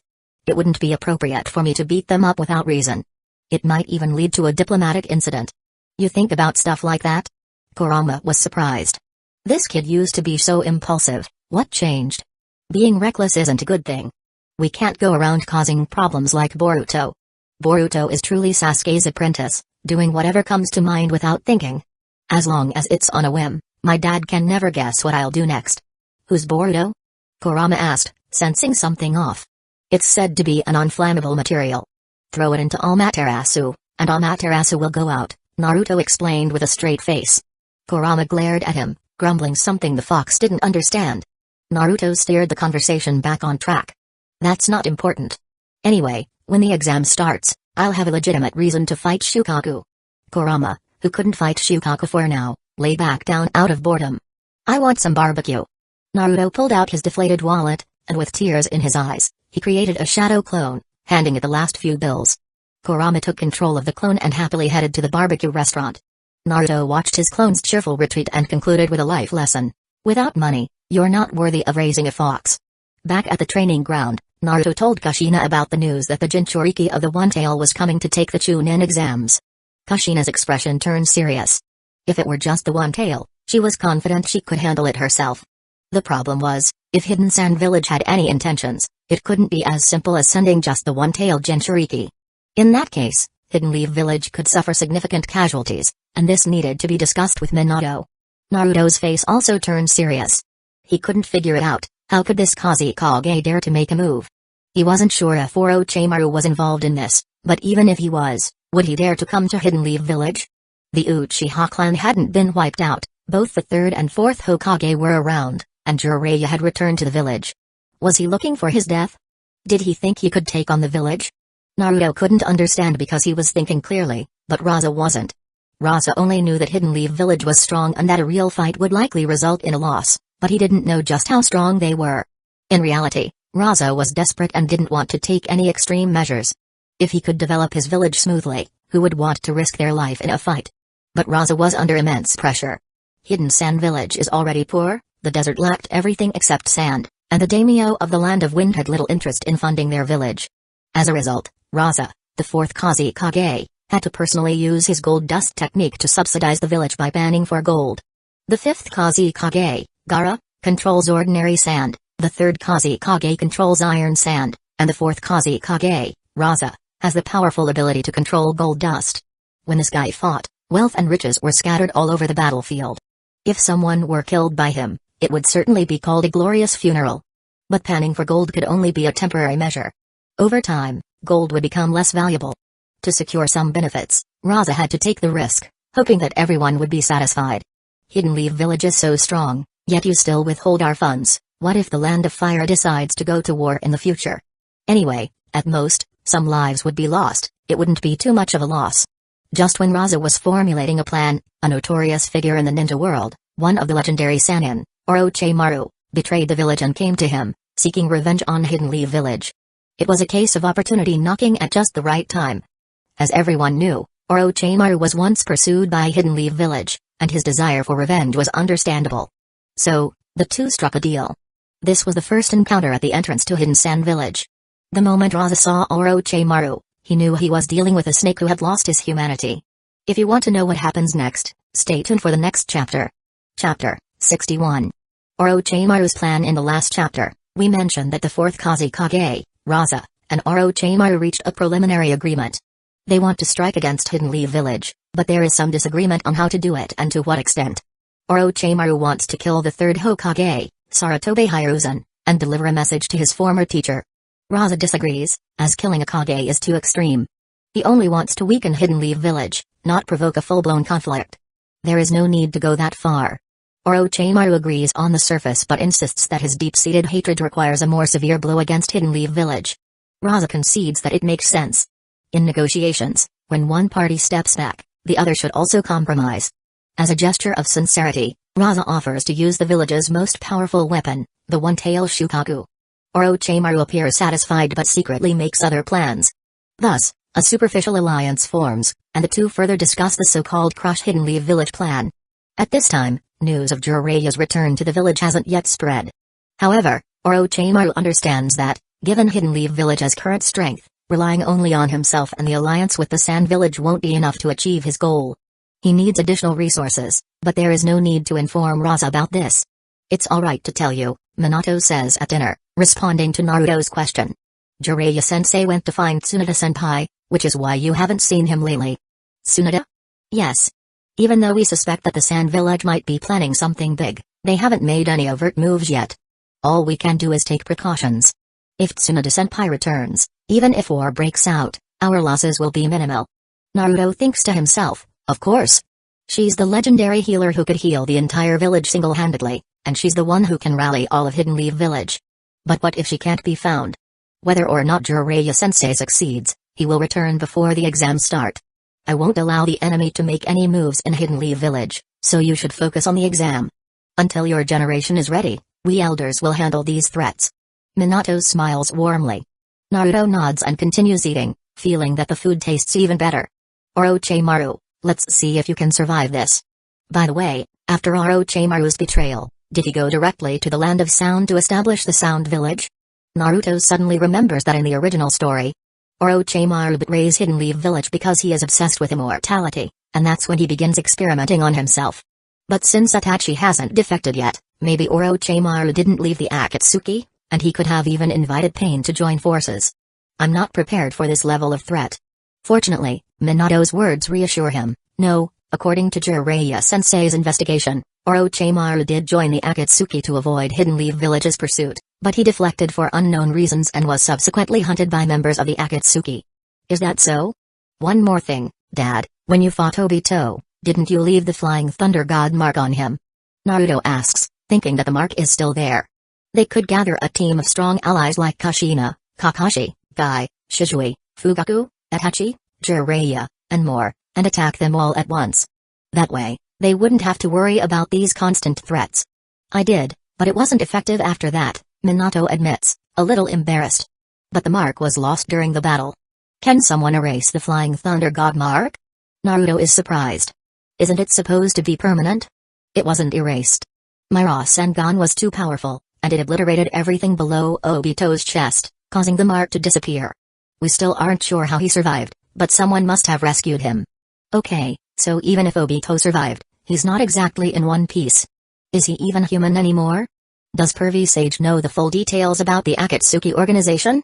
Minato doesn't correct Naruto's nickname for Jiraiya and replies, I told Jiraiya-sensei everything I knew, including that this information came from your dreams. He wouldn't do something reckless, like storming into Hidden Rain Village alone, would he? Naruto asks, worried that Jiraiya might feel it is his responsibility to correct the mistakes made by his former students. Even with his strength and intelligence, what would happen to Konan and her 600 billion paper bombs? Don't worry. I've convinced Jiraiya-sensei not to take any immediate action. He won't do anything without discussing it with me first. Alright. Naruto processes the large amount of information he receives today and considers what steps to take next. In any case, strength is the foundation of everything. If there's any doubt, becoming stronger is the priority. Once this exam is over, Naruto decides that he should also start training as a sage. In the following days, Naruto's shadow clones begin practicing ninjutsu related to the Flying Thunder God Jutsu, such as the time-space barrier that Minato uses to deflect a tail beast bomb. Meanwhile, Naruto himself continues his physical training, sparring with Hinata, Sasuke, and the ever-energetic Kiba. One difference is that Naruto no longer needs Kushina to make excuses to walk Hinata home. The two are now holding hands freely. One day, a little girl suddenly runs out from the Hyuga clan's gate, pouting and glaring at Naruto before pulling Hinata back inside. Sister, I've been waiting for you for so long. You haven't spent time with me for almost a month. Hinata hugs the little girl and apologizes, this is my sister, Hanabi. She's been very attached to me since she was little. Maybe it's because I haven't had much time for her lately, so. Hanabi struggles slightly but then hugs Hinata tightly as well, thinking happily, it's been so long since my sister held me like this. She turns back to Naruto, almost as if to show off. Unfortunately, Naruto doesn't notice whether she rolls her eyes or not. He thinks this little girl is cute. Even if he had seen it, he wouldn't have minded. After all, if he marries Hinata in the future, he'd have to deal with the whole clan. Who knows, maybe the fox spirit inside him makes him immune to their stares. It's alright, Hinata. Naruto knows about Hanabi. Hanabi seems to be attached to her sister, and Naruto wouldn't get upset over such a small thing. Hinata says seriously, Naruto-kun, please do your best in tomorrow's exam. I'll be doing my best too. Okay. Naruto gives Hinata the same warm smile as Minato. Let's both do our best. Chapter 62. Hinata nighttime in the sealed space. Naruto sat in front of Kurama, patting his massive paw, and spoke in a low voice, Big Fox, I have an exam tomorrow. Yeah, Kurama replied, not particularly interested. He was bored since he couldn't go and brawl with Shukaku. Naruto continued with a mock-serious tone, this exam is tough. Can you help me relax? Kurama eyed him suspiciously. What are you planning? He knew Naruto never had a simple request. Hee, I want to do something thrilling. Naruto grinned mischievously, revealing his true intentions. But after hearing him out, Kurama declined, get lost. Just once. Naruto pleaded. How about I help you exit instead? Ah. Your friend Naruto Uzumaki has gone offline. Naruto exited the sealed space, closed his eyes, and drifted off to sleep. In the sealed space, Kurama also closed his eyes and settled down for the night. However, a few hours later, Naruto woke up, sneaked back into the sealed space, saw the sleeping fox, smirked, and started climbing up Kurama's back. Naruto knew Kurama's sleep schedule was almost identical to his own, mainly because Kurama would get bored if Naruto was asleep. So, feeling smug, Naruto picked a tail with a suitable angle and slid down it using his reverse sand sliding jutsu. Wahoo take off. At that moment, all other forms of sliding, like sandboarding and grass sledging, paled in comparison to sliding down a fox's tail. Sliding down from a height of several meters and doing so secretly while Kurama was asleep doubled the thrill. What Naruto didn't realize, though, was at the moment he started climbing, Kurama had already opened one eye but didn't move. When Naruto was about to reach the bottom, Kurama flicked the tip of his tail, sending Naruto soaring 100 meters into the air. Naruto. What's happening? He looked down to see Kurama staring up at him, grinning. Naruto felt a chill down his spine and tried to talk his way out of it. Ahahaha, Big Fox, you're awake? I was just, slipping, and I happened to touch your tail. Believe it or not? The last word dragged out because Naruto started to fall faster. Big Fox, I was wrong. Naruto's earlier laughter turned into screams. Kurama ignored him. As Naruto was about to land, Kurama caught him with his tail and then flung him into the air again. Having fun, are we? Kurama asked with a menacing grin. Ah! Naruto screamed as he rose and fell. Kurama caught and tossed him again. You can play, right? Naruto continued to contribute to the background noise. Ah! You haven't had enough, have you? This time, Kurama stood up, angled his tail, and let Naruto slide down again. Then, using his other tails, he created a roller coaster-like track and let Naruto spin around 81 times. When Kurama finally let him down, Naruto's eyes were swirling. Big Fox, I think I might have developed a fear of heights, Naruto muttered before passing out. Kurama caught Naruto with a tail, preventing him from hitting the ground, and gently placed him on his head. Lying down again, Kurama recalled a prophecy. In the future, there will be a boy who will call out the name of the nine-tailed beast and play with it. It's him. The old man won't recognize anyone else, Kurama grinned, the happiest he had been in 1,000 years. Early the next morning, Naruto finished his breakfast alone. Minato, Kushina, and Kinamaru had already left, leaving a note for Naruto. It was the first day of the exam, and they had much to do. Naruto first went to the ninja shop to collect his custom kunai, then headed to the training ground as usual. His reporting time wasn't until 3 in the afternoon, and he had agreed to meet his friends there. Before everyone arrived, Naruto released some shadow clones to apply a sealing technique to the kunai handles. The clones didn't mess around, as seriousness is in the mood. When Sasuke and Sakura arrived, Naruto handed them each a kunai. Sasuke, familiar with Minato's Flying Thunder God technique, had a good idea of what was going on. Sakura, however, looked curiously at the oddly shaped kunai with a swirling logo on the handle and asked, "What's this?" "Just hold it and stay still," Naruto said, tossing a kunai.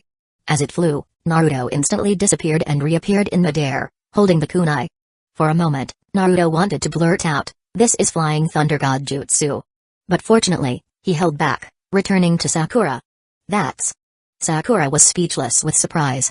Even with her current dynamic vision, she could see Sasuke's movements when he practiced the Chidori, but she didn't catch Naruto's movements at all. "This is the Flying Thunder God Jutsu. No matter how far away I am, I can instantly appear wherever this jutsu is placed, and I can bring others with me. That's amazing!" Sakura exclaimed. "Then, let's practice this technique together. With it, we can improve our tactical coordination." 5 minutes later. Ugh. When Hinata and the others arrived at the training ground, they found Naruto tossing a kunai up and down in boredom while Sasuke and Sakura were leaning against a tree, vomiting. After dozens of times experiencing intense spatial disorientation, they had contributed their breakfasts to the forest as fertilizer. Naruto, having experienced this since childhood and played with shadow clones' crazy flashes, was used to it. Seeing this, Hinata asked with concern, "Naruto-kun, what happened to them?" "Nothing serious, just ninja after effects," Naruto replied, handing Hinata a kunai and explaining the situation. Hinata accepted the kunai with surprise, realizing that with this, Naruto-kun could visit her at any time. Hinata blushed at the thought. What if Naruto-kun showed up at an awkward time? Oh, where should she keep this kunai? Naruto noticed Hinata's expression and was puzzled. Where did this trouble come from? He gave her the kunai for protection. Having finally found a loyal girlfriend after 2 lifetimes, he had to take precautions. Many eyed her because of her Byakugan. How could he not provide some form of protection? Naruto thought a woman's mind is indeed hard to understand, and girls too. Everyone focused on their regular training. Since they didn't know the content of the afternoon exam, It was wise not to overexert themselves. At noon, Hinata shyly took out 2 bento boxes she had prepared that morning. Naruto was overjoyed and eagerly dragged Hinata to a spot to eat together. Meanwhile, Sakura looked frustrated as Sasuke walked away. She angrily thought, why didn't I think to bring Sasuke a bento? Chapter 63. Nothing after the meal, Naruto holds Hinata's small hand, leading her on a walk to help with digestion. While Hinata's cooking is delicious, Naruto is perplexed, wondering if she has eaten enough. He recalls an episode from the anime where Hinata consumes over 40 bowls of ramen during a big eater competition, not because she can't eat more, but because the time runs out. Naruto can't help but wonder how much she can truly eat in reality, though he finds it hard to ask. He makes a mental note to visit a snack street with her when they have the time so he can observe her appetite more discreetly. After a while, their friends start returning, and it's nearly 2 o'clock. Kiba, the most impatient among them, shouts for everyone to submit their applications. Naruto, still holding Hinata's hand, is reluctant to let go. What's the rush? Even if we go early, we won't get extra points. Besides, we might encounter some clueless candidates. Isn't that even better? Let them see how strong we are, right, Akamaru? Kiba retorts. Woof. Akamaru barks in agreement, wagging his tail. Sasuke is also eager to move. After training intensely for so long, he's itching to show off. Fine, let's go early, Naruto finally agrees, curious about what kind of opponents they'll face. He's particularly interested in seeing the current state of the boy who, like him, lost his parents at a young age. The 6 of them, along with Akamaru, set off for the academy. Naruto finally lets go of Hinata's hand. Naruto doesn't mind holding her hand, but Hinata feels embarrassed, her face almost buried in her chest. Naruto casts a kind glance at Sakura, who is walking ahead of him. He sighs, wondering why they are so different at the age of 12. Naruto lowers his gaze sympathetically. Sakura gets annoyed and feels compelled to punch Naruto. She shakes her head and condemns herself internally, thinking, Naruto is an excellent teammate. Why do I have these thoughts? When they reach the 2nd level, they spot a classroom labeled 301, with a crowd gathered at the door, disputing with 2 Chunin guards. As they arrive, they witness one of the Chunin knock down Rock Lee. Sakura frowns, realizing that the floor is covered with a Genjutsu barrier. When Sasuke notices Lee's appearance, he thinks of the weird members of the Uchiha clan. He becomes enraged and uses his Sharingan, which quickly reveals the illusion. Kiba's nose twitches and Shino examines an insect on his index finger while everyone demonstrates their skills.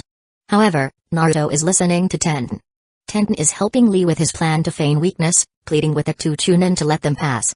Her elder brother looks on coldly, seemingly too embarrassed to play along with his comedic teammate.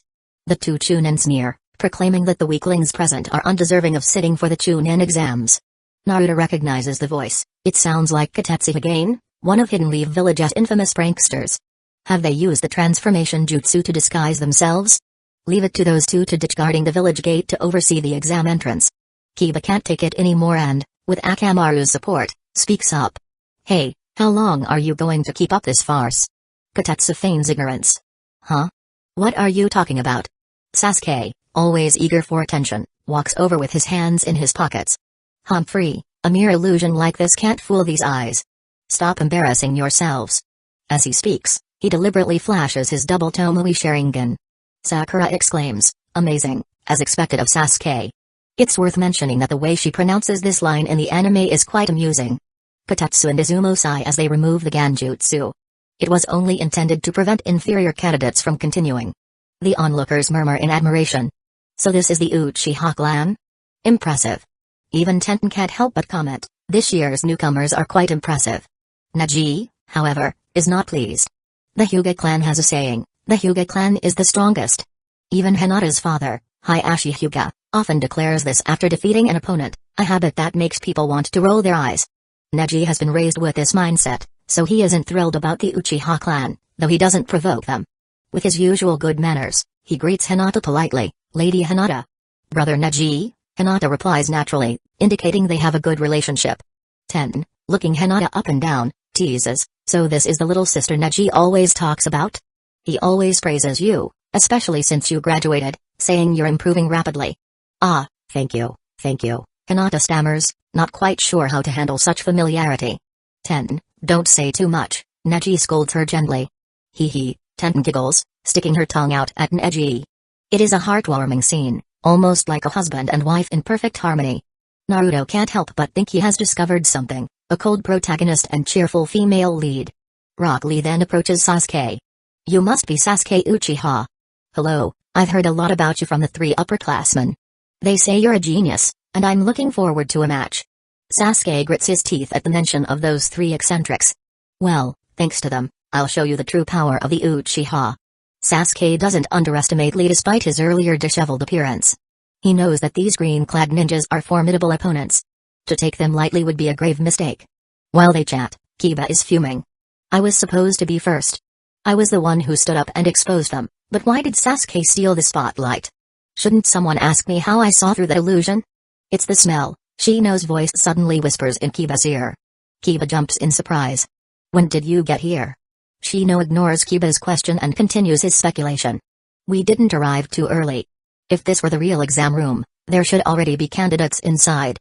You and Akamaru can smell the human scent, whether it's sweat or something else. Shino adjusts his sunglasses and adds, if you want to ask me how I know. Because you know my sense of smell. You're so annoying, Kiba interrupts Shino's long-winded explanation.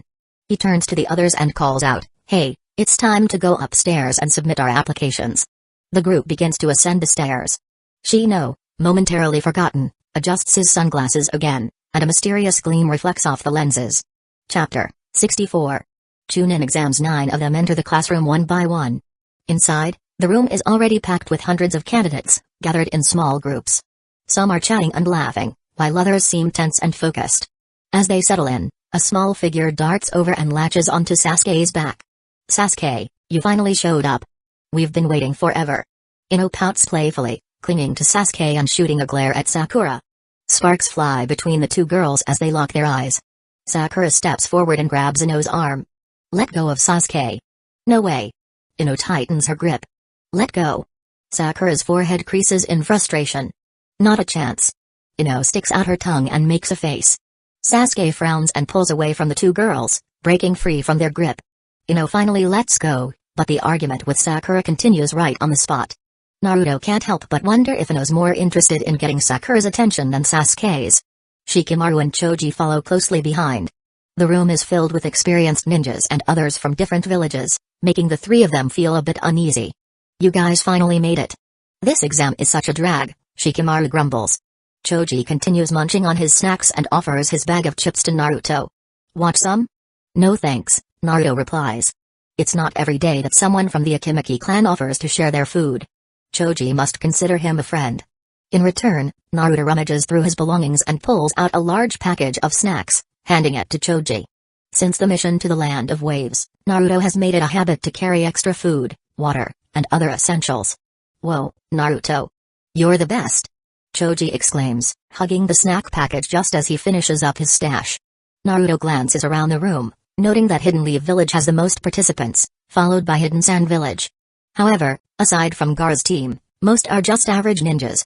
Hey, are all the rookies here to take the exam this year? Tenten asks in surprise. But you guys have some bad luck. This year's exam isn't going to be easy. Sakura and Ino pause their bickering and turn to listen as Tenten continues. This year's Chunin exams have the highest number of participants in years, which means it's going to be tougher. You newbies should have trained a bit more. Noticing that Neji seems close to these gains because of Hinata, Tenten doesn't mind sharing some advice. Newcomers are often seen as easy targets. They'll likely be picked on right from the start. Sakura and Ino look a bit uneasy, while Hinata silently encourages herself. Kiba, full of confidence, smirks. That's exactly what I'm hoping for. Akamaru barks in agreement. Such a hassle, Shikamaru mutters, gazing up at the ceiling, already thinking of a way to opt out. Choji continues eating, unconcerned about the warnings. After all, food is far more important than any intel. Sasuke stands beside Naruto, cool and confident, clearly agreeing with Kiba's attitude. I'm not targeting anyone specifically, but everyone here is just cannon fodder, Naruto thinks, debating whether to voice the insult when a puff of smoke erupts at the front of the room. Ibiki Morino, dressed in a large black trench coat, strides onto the stage with a group of proctors. Listen up, you maggots. Quiet down. The first exam starts now. I'm the head proctor, Ibiki Morino. Submit your application forms, then get your number plates and take your assigned seats. The candidates line up, handing in their forms and receiving their number plates. Naruto glances at Hinata as they both line up, thinking, what is this, Some kind of love lottery with these number plates. The two end up sitting next to each other, and Naruto can't help but wonder if his mother, Kushina, has somehow threatened Ibiki to make this happen. Once everyone is seated, Ibiki begins explaining the rules. First rule, each of you starts with 10 points, and there are 10 questions on the test. It's a point deduction system, 1 point lost for each wrong answer or unanswered question. Second rule, the test results are calculated as a team. The most important rule, if you're caught cheating, or if the proctor even suspects you of cheating, you lose 2 points each time. You want to be Chunin? Then take this test like real ninjas. If any one member of your team scores 0, the entire team fails. And the final question will be given 45 minutes into the test. The exam is 1 hour long, starting now. The candidates flip over their test papers. Sakura, brimming with confidence, begins writing immediately. As a top student, she believes no written test can stump her. Sasuke and Naruto, who also have strong academic records, feel secure as well. Sakura quickly breezes through the first 9 questions, her speed even surpassing that of some Chunin who already know the answers. She looks up, surprised to see so many others still frozen, not even starting. A moment of realization hits her. These questions are far beyond what any genin should know. Naruto is also working through the questions. The first one is a coding problem. Naruto examines it closely. It looks like some kind of ancient script, almost like the poneglyphs from One Piece. Do I need to summon Nico Robin to answer this?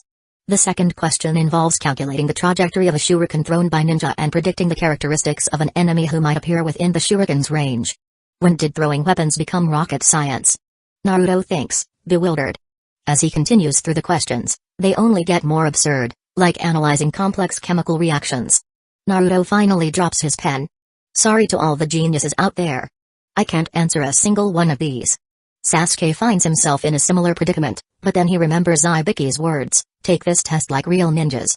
Understanding the hidden message, Sasuke activates his Sharingan, copying the movements of the candidate in front of him and writing down the answers. The Uchiha clan's trademark technique is perfect for assing tests and copying homework. Meanwhile, the other candidates use their unique skills, some employ Byakugan, others send bugs to gather information, and some communicate with their ninja dogs to get the answers. All in a day's work for a ninja. Chapter 65.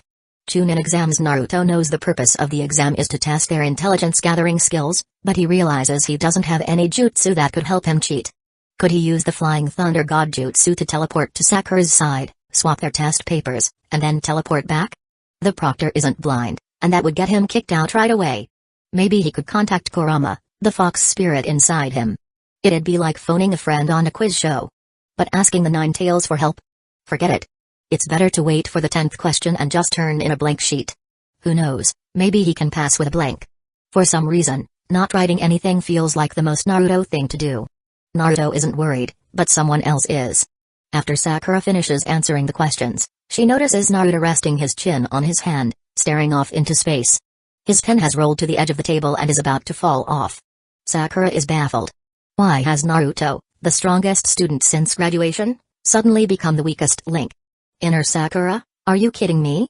Sasuke is almost done, and you're just sitting there. Move it, idiot. As time passes, some people get caught cheating by the proctor and are thrown out along with their teammates. The boldest move is by Konkuro's puppet, which has disguised itself as a proctor and even catches a few cheaters without being exposed.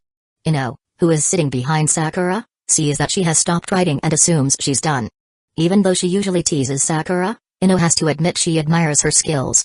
So Ino focuses on Sakura and tries to copy her answers using the mind transfer jutsu, but as soon as she enters Sakura's mind, Inner Sakura punches her right out. You were just trying to steal Sasuke from me, and now you want to copy my answers?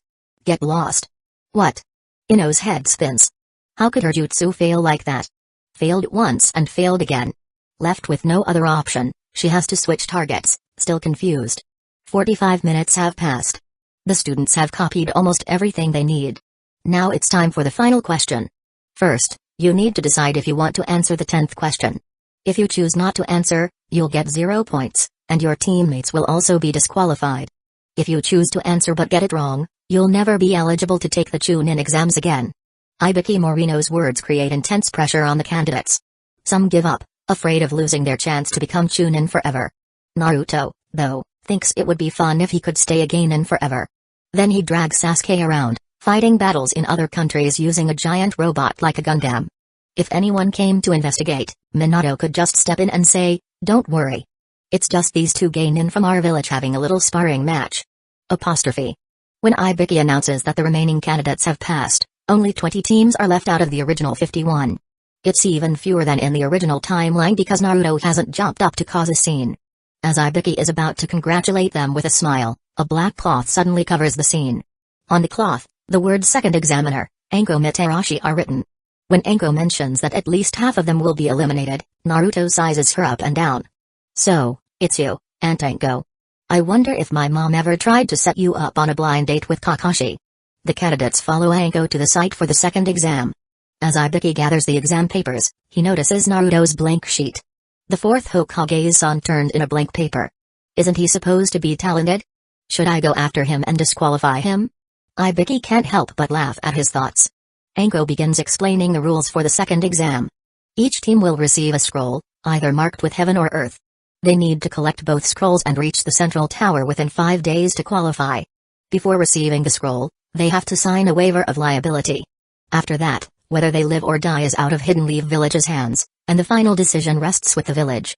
Most candidates hide their scrolls carefully, afraid someone might see which one they have. Naruto, on the other hand, openly holds his heaven scroll. If everyone sees it, maybe half of them won't bother him. As for the other half who decide to target him, Naruto is ready to flip them off and shout, "Come at me." If he can win, he'll fight.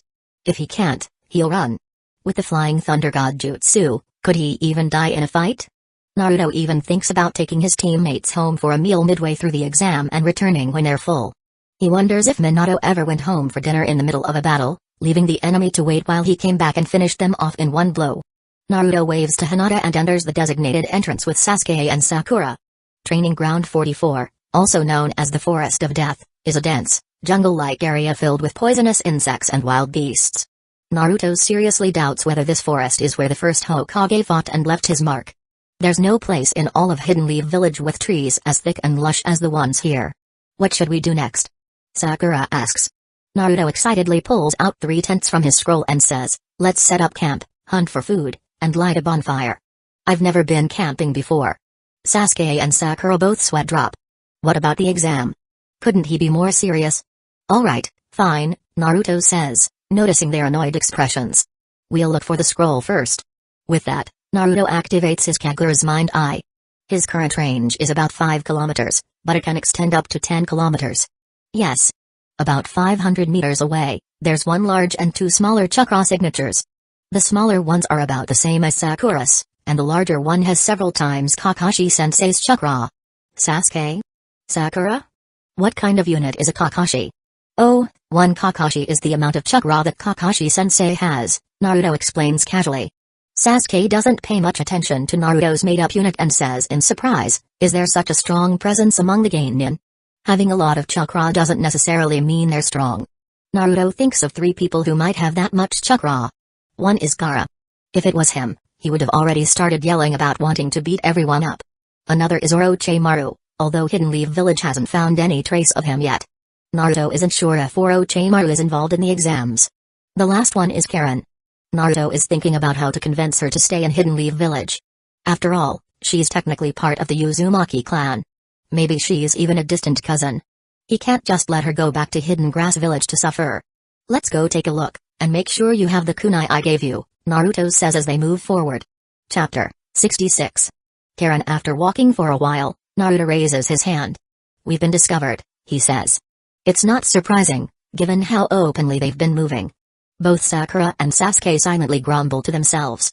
Sure enough, 2 large men jump out of the bushes the next moment. One of them unsheaths the long knife on his back, eyeing the 3 young ninjas. Oh? Looks like we've run into one of Hidden Leaf Village's rookie teams. We're in luck. The other smirks, just as confident. If you know what's good for you, hand over your scrolls now. Otherwise, don't blame us for what happens next. Sasuke turns to Naruto. 1 each? Sure, Naruto replies casually. I'm not in the mood for a fight, but since you're being so polite, I guess I'll oblige. The man with the knife can't hold back any longer. How arrogant. You 2 brats. The other one chimes in. You won't even know what hit you. Naruto wants to laugh but holds it back. For a fight, it's better to be serious. Sasuke throws a kunai, and Naruto follows suit. The two grass ninjas dodge and are about to sneer. Newbies will be newbies. Is this all they've got? But before they can finish, lightning crackles around Sasuke's body, and his left hand has already pierced one of the men's chests. Naruto vanishes in an instant, reappearing at the spot where he threw his kunai, and slams a Rasengan into the other man's skull. In truth, defeating these two doesn't require much effort, but both Naruto and Sasuke want to test out their new techniques. For Sasuke, it's the first time his Chidori strikes a person, and for Naruto, it's the first time he uses the Flying Thunder God Jutsu in combat. Besides, these two Kuza ninja aren't good people. Their intentions were lethal, so there's no guilt in taking them down. The two Kuza ninja collapse and Sasuke coolly shakes the blood off his hand. Naruto pulls out a canteen from his scroll and tosses it to Sasuke to wash his hands. Reflecting on his actions, Naruto thinks the move looked pretty cool. Sakura, check their bodies. I'll scout ahead to see if there's anything left, Naruto says. Sasuke follows without a word. These two weaklings were the ones Naruto sensed earlier. He is curious to see how strong the third one might be. Sakura quickly searches the bodies of the two Kuza ninja. It's not that Naruto doesn't care about her, but as a ninja, she wouldn't be squeamish about corpses. Moreover, Sakura is studying medicine, so examining bodies is no big deal for her. Naruto and Sasuke soon find the third person's hiding spot. It's a young girl with red hair and red eyes, wearing glasses and a Kuza ninja forehead protector. She's about the same height as Sakura and is leaning against a tree, looking at them in fear. Sasuke frowns. Are you sure she's the stronger one? Sakura, who found nothing on the two Kuza ninja, looks at Naruto, puzzled. In terms of chakra, yes, Naruto explains casually. But it seems she hasn't learned much ninjutsu, or even had much training. The blonde one is handsome, and the black-haired one behind him is even more handsome, the girl thinks. Sakura, noticing the way the girl is looking at Sasuke, quickly steps in front of him, eyeing her warily. Karen snaps back to reality, realizing now isn't the time to be distracted. She holds out the earth scroll with trembling hands. This is our scroll. Please, don't kill me. Sasuke and Sakura both look at Naruto. She might have relatives from my clan, Naruto says as he takes the scroll. Do you know the Uzumaki clan? Karen is taken aback. Do I have relatives among Hidden Leaf Village as ninjas? But this handsome guy seems approachable. No. I don't know.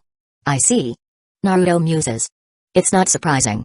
After the fall of Hidden Eddy Village, the surviving members of the Uzumaki clan likely went into hiding. At the time, they probably didn't dare tell their children about their lineage, fearing it would bring disaster. Thinking of this, Naruto says, come with us. With your teammates gone, you probably don't plan on continuing the exam, right? Ah, yes, Karen replies. She had been sent to take the exam by a bald man from Hidden Grass Village, tasked with healing her teammates by letting them bite her. Now that they're dead, there's no point in staying. She could be attacked by wild beasts at any moment. It's better to go with this kind of ninja. If she has relatives in Hidden Leaf Village, it would be better to take refuge there than continue being used by those in Hidden Grass Village. Naruto contacts Kushina via a communication link and asks her to meet them at the Hokage's office. Leaving with someone from another village requires approval from the Hokage. So, Naruto creates a shadow clone. As soon as the clone appears, it sticks a small disc labeled 001 on its chest, seemingly out of nowhere. Naruto resists the urge to punch him and pats the clone's shoulder. Come on, this is serious. Can you act more responsibly? Don't worry, I got this, the clone, labeled number 001, says confidently before placing his hand on Karen's shoulder and vanishing. I trust you as far as I can throw you, Naruto mutters under his breath. Ignoring the clone, Naruto shakes the two scrolls at his teammates. Let's go. Time to head to the central tower. The tower is only 5 kilometers away. It won't take long if they move quickly, though they might encounter other candidates or dangerous creatures on the way. Better to reach the tower early and avoid unnecessary trouble. The other clone arrives at the Hokage's office with Karen in tow. Hey, pervy sage, what are you doing here? The office is occupied by only 2 people, Jiraiya and Minato, who seem to be in the middle of a discussion. Naruto? Shouldn't you be taking the second test? How did you get here? Minato asks, eyeing Karen, who hasn't yet reacted to her surroundings. And who's this? Did you meet a pretty girl during the exam and couldn't wait to introduce her to your parents? Jiraiya quips, noticing Karen's red hair. Oh, as expected, a father and son, similar taste. I'm just a shadow clone, number 001 explains. The real me is still taking the exam. This girl here. Well, she might have ties to the Uzumaki clan. I figured we should let my mom confirm it. The door to the office bursts open, and Kushina storms in. Where is she? Number 001 guides the timid Karen toward Kushina. Mom, is this my long-lost sister? Minato? Karen? Jiraiya. Chapter 67. Trauma. Kushina looks at Karen's red hair, senses the chakra in her body, and thinks, this child must be from my clan. Naruto pushes the timid Karen, who tugs at the corner of his shirt, forward and says, don't be afraid, everyone here is family. Tell us about yourself. How did you end up in Hidden Grass Village? Has everything been okay? Jiraiya, standing nearby, hears Naruto refer to him as family and smiles happily. Kushina looks at Karen with concern. Yes, I might even be your aunt. It has been a long time since anyone has shown Karen such kindness, so she slowly begins to share her story. In her memory, when she was very young, she wandered with her mother, who told her that their homeland had been overtaken by bad people. They end up in the land of grass, where they are taken in by Hidden Grass Village. But outsiders like them aren't easily welcomed, they are grudgingly given a place to stay, and even finding food is a struggle. One day, the shinobi of Hidden Grass Village discovered that Karen's mother has a special ability. Anyone who bites her and absorbs her chakra can heal quickly, even from wounds deemed incurable.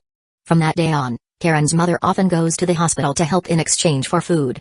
She also begins wearing long-sleeved clothes all the time, even in the hottest weather. Little Karen always thinks her mother is just working hard.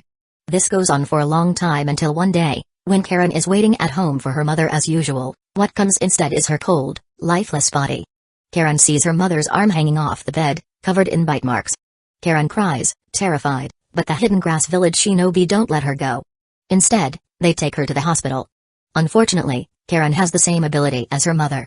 So, Karen falls into the same fate. Day after day, she is bitten by different people to heal their injuries.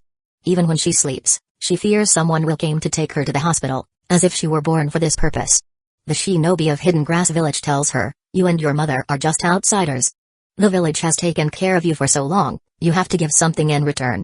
Now, Karen's arms, shoulders, and legs are covered with dense bite marks. Karen is deeply scared, with her mother's tragic fate still fresh in her memory. She doesn't know when she will die just as miserably. She hates her abilities. As she recounts these memories, Karen's shoulders tremble, and she begins to cry. Jiraiya looks out the window silently. He has witnessed many tragic things, but to do such a thing to a child. Hidden Grass Village. Minato clenches his fists, his knuckles turning white. Tears well up in Kushina's eyes. She understands the pain and helplessness of living in a foreign land. She has experienced the agony of sealing the night tales when she was young, but now she has her own home and can protect herself. But this child. Kushina embraces Karen and comforts her. Good girl, I'll be your mother from now on, and you'll be my daughter. No one will dare to bully you again. Karen, still terrified of Hidden Grass Village, says, but what if they come for me again? They wouldn't dare. Kushina's red hair flares up. I still have to settle the score with them. If they so much as whisper your name, I'll blow their heads off. Minato adds with a reassuring smile, I'll handle Hidden Grass Village. Don't worry, you're my daughter now, and your father is the Hokage. Looking at Kushina's flowing red hair and Minato's warm smile, Karen suddenly feels an overwhelming sense of security. She throws herself into Kushina's arms. Mom. Wah! Karen cries, releasing all the grievances, pain, sorrow, and fear she has held in for so many years. Kushina holds her close, one arm around her, and gently strokes her red hair, as bright as her own, with the other. Time seems to pass slowly as Karen's voice grows hoarse, and her crying gradually subsides into small sobs. Naruto, watching the scene, turns to Minato and asks, Dad, do you know how many Hidden Grass Village shinobi made it to the second round? Minato looks at the report Ibiki has submitted to him. There are 9 in total, including Karen. So that means there are 6 left. What are you planning? Of course, I'm going to collect some interest. My sister's been bullied, how could I, her big brother, not do anything?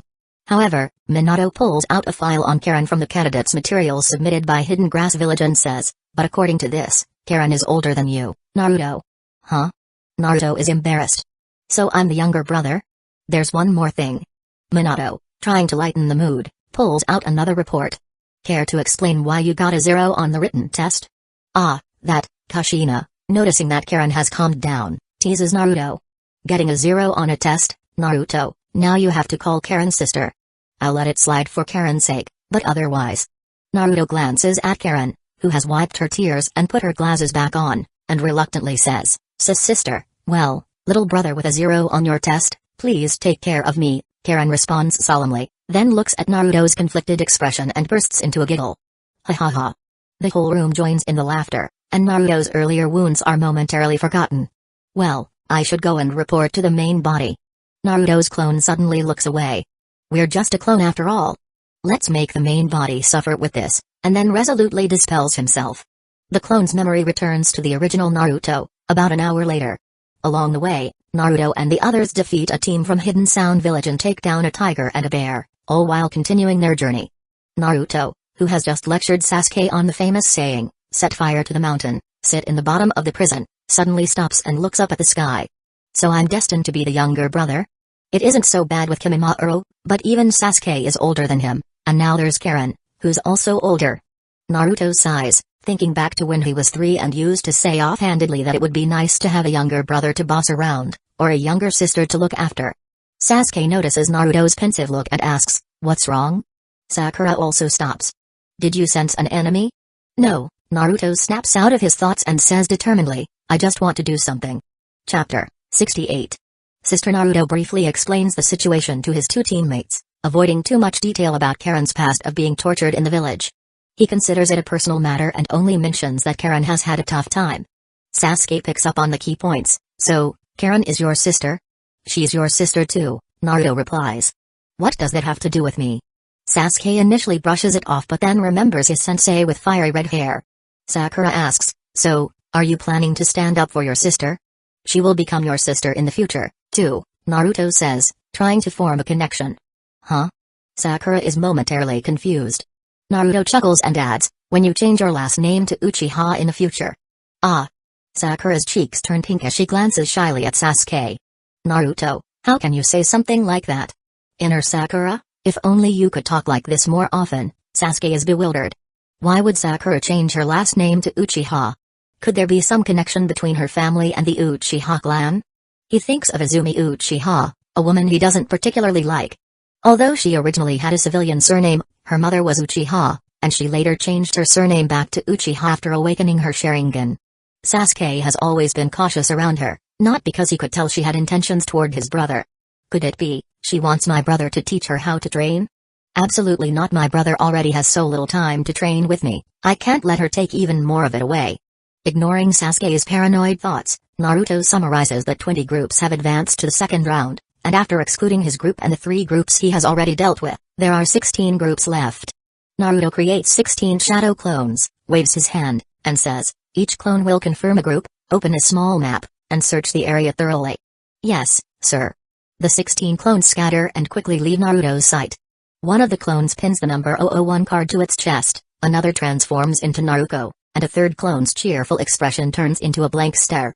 Naruto says, "Let's keep moving toward the tower. If the clones don't find anything, they can also block the entrance." Sasuke and Sakura have nothing to say, helping their sister is now their duty. The Kagura mind ability used by the clones might be slightly weaker than the main bodies, but it is sufficient, and the forest of death isn't particularly large. Since the exam has just started, the groups entering from different entrances are still relatively spread out. Soon, the shadow clones locate each group and rush toward them. 13 of the clones are unlucky and don't encounter any grass ninjas. They are initially disappointed because they've lost their chance to take action and rack up appearances. But then they cheerfully choose a method of self-destruction.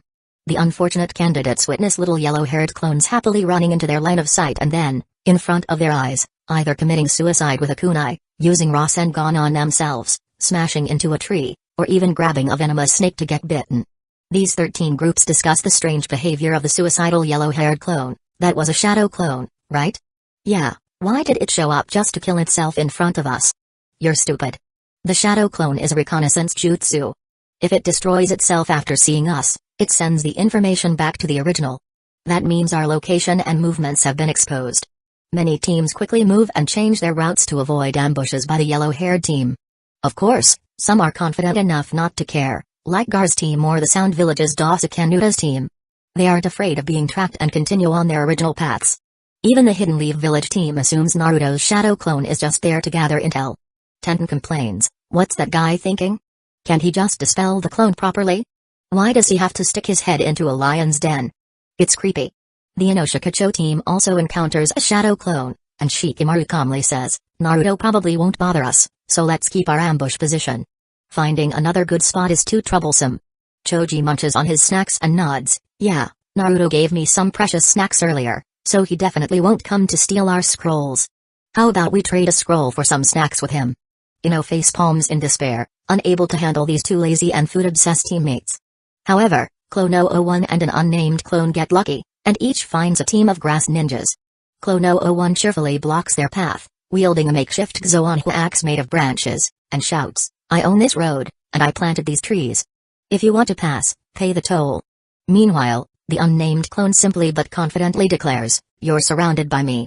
The luckiest, and unluckiest, clone is Naruto because she encounters Hinata's team. Naruto is initially thrilled. What luck to run into Hinata. Surely, the main body will reward him with a bunch of appearances for this. But when Naruto jumps out to greet them, he notices something is off. Hinata takes 2 steps back, looking shocked and lost. Kiba's jaw drops, and he points at Naruto like he's seen a ghost. You. Akamaru barks in confusion. The scent is right, but the appearance is strange. Shino adjusts his sunglasses, the lens reflecting a calculating light. Naruto is baffled. Is something wrong with me? He strokes his blonde ponytails, then freezes as he realizes he can't see his toes. Crap. I'm done for. Did I turn into a woman? Let the main body explain this to you later. Seeing Hinata's wide-eyed shock, Naruto manages a bitter smile. He's probably about to lose his appearance count. Naruto quickly dispels himself. Note to self, what do I do if my girlfriend discovers my hobby of cross-dressing? Asking for advice online, urgently. That's Naruto's last thought. Ha ha ha ha ha. Naruto bursts out laughing while walking with his 2 teammates, leaving Sasuke and Sakura staring at him in confusion. What on earth is he up to? After all this time training together, how could he not recognize Hinata's chakra? And what's with cross-dressing to advance the mission? Chapter 69. Rebellion of the Clones. Big Fox, come out and blow up Hidden Leaf Village. Naruto is tired of it all, he wants to destroy the village. I won't, Kurama responds, uninterested. Why should I destroy Hidden Leaf Village? I'm watching this show with amusement, don't disturb me. Besides, what did Hidden Leaf Village do wrong? It's not like you didn't cause this yourself. This kid is full of violent thoughts every day, he needs to be educated. Isn't peace better? Clone 001 also receives Naruto's memories at the same time. His expression, which had been joyful at unlocking a new jutsu, suddenly turns menacing. All this just to make me lose face in front of my future wife. You guys are dead. Water style, exploding water colliding wave. Clone 001 nearly drains all his chakra, and in an instant, a massive wave over 30 meters wide and 10 meters high surges forward, crashing down on the 3 trembling grass ninja. They are tossed around like clothes in a washing machine, spinning and rolling with the waves, their limbs completely unresponsive. Before they fall unconscious, all 3 grass ninjas have the same thought, do you call this a water-style jutsu? When the water subsides, Clone 001 spots a large wild boar nearby and kicks it hard on its rear. The enraged boar charges forward, and Clone 001 runs to where the 3 grass ninja have fallen, stops, and willingly allows himself to be trampled by the wild boar. As for whether the boar stops after hitting him, that's none of his concern. On the other end, another unnamed clone also receives Naruto's memories. His mouth twitches slightly before he regains his usual stoic expression. The 3 grass ninjas who had been mocking the unnamed clone's poor accuracy now laugh even harder. With such a big mouth, I thought you'd be strong. But you can't even throw a kunai properly. Of the 3 kunai thrown, 2 are off target, and the only one on course looks weak. So the grass ninja in the middle casually catches the kunai. The other 2 fly past the grass ninja on either side. What they don't expect is for the 3 clones to suddenly appear right beside them, standing in a triangle formation, surrounding them. Each clone holds a Rasengan and thrusts it forward, forbidden jutsu, instant prison shadow clone jutsu. The 3 grass ninja are sent flying by the impact of the Rasengan, colliding with each other, coughing up blood, and falling unconscious. In the forest of death, the smell of blood will soon attract wild beasts. The unnamed clone doesn't kill them, but he doesn't care about what happens next either. Naruto's real body clutches his chest. The revenge he sought has been achieved, and he's even shown off his Hokage-level skills, but why doesn't he feel satisfied? How will he explain this to Hinata when he gets back? Naruto walks mechanically beside his 2 teammates, like a lifeless body, with a white soul seemingly floating out of his mouth. Sasuke notices Naruto isn't in a good state and occasionally helps lift branches that might scratch him. Sakura looks at Naruto with concern, though she also envies the attention he's getting. Eventually, the 3 of them reach the central tower without further incident. The last part of their journey is surprisingly smooth. Once they arrive, Sasuke and Sakura follow the instructions written on the wall and simultaneously open the scrolls of heaven and earth. By this time, Naruto has nearly regained his strength. He looks at the figure emerging from the smoke alongside his teammates. Long black hair, a forehead protector, a tear mole at the corner of the right eye, a delicate face, and a purple coat. "Why are you here?" Sasuke exclaims, recognizing the person he least wants to see, Izumi Uchiha. "Hello, Sasuke, Naruto, and you must be their teammate, Sakura?" Izumi Uchiha greets them with a smile. "Ah, yes." Sakura quickly responds. Seeing the Uchiha crest on Izumi's clothes, she wonders why Sasuke seems to dislike her so much. "Sister Izumi, why is it you?" Naruto asks. He's met Izumi a few times when visiting Sasuke's house and has once seen her give a dango stick to Itachi, who ate it happily. "I heard from Itachi that you all were participating in the Chunin exams, so I arranged for Anko to be in charge of your group." Izumi can't understand why Sasuke has disliked her since they were kids. But she hopes that with more interaction and care, things will improve. Ahem. Izumi clears her throat. "Now, I'll explain the significance of heaven and earth. This is very important for becoming a Chunin." Sasuke reluctantly listens to her explanation alongside his two teammates. The gist is that a Chunin should be capable of leading a team, needing both brains and brawn. Both are essential. That's about it. You're the first team to complete the second round of the exam. Keep up the good work. Izumi bids farewell to the three with a smile and disappears into smoke. "So, what now?" Sakura asks. "We wait here for the other candidates to finish the exam. In the worst-case scenario, it could take up to 5 days. It's so boring. How about I create some shadow clones to take our place, and we can use the Flying Thunder God Jutsu to sneak out and come back when it's time." Sasuke thinks it might be better to train outside rather than just wait around. Sakura doesn't mind as long as she is with Sasuke, she can train anywhere. So Naruto creates 3 shadow clones and lets them assign roles among themselves. However, as soon as the first clone appears, it shouts, "Freedom or death," and stabs itself to death. The second clone shouts, "I'd rather be free in death than live in chains," and also stabs itself to death. The third clone begins, "The mere body," before Naruto punches it, finishing the sentence for it. "Would you rather have a seed? Damn it, why are you all rebelling?" Naruto understands what they mean. The main body doesn't want to stay bored here, and neither do the clones. This is a case of what you don't want to do, don't force onto others. Opening parenthesis. Naruto feels like he's on the verge of losing his mind. Sasuke and Sakura watch this scene unfold with barely contained laughter. At first, they find Naruto's clones to be unruly and strange, but after getting used to them, it's quite entertaining. Not many things can make Naruto so frustrated. What is this? The only one who can defeat him is himself. Naruto, now accustomed to his clones' antics, pulls out a deck of cards from a scroll and a bunch of snacks like peanuts and melon seeds. "Forget it, let's just play cards while we wait." Naruto Uzumaki, the man who can pull out anything from his scrolls, from sleeping bags to snacks and cards, is prepared for anything. Chapter 70.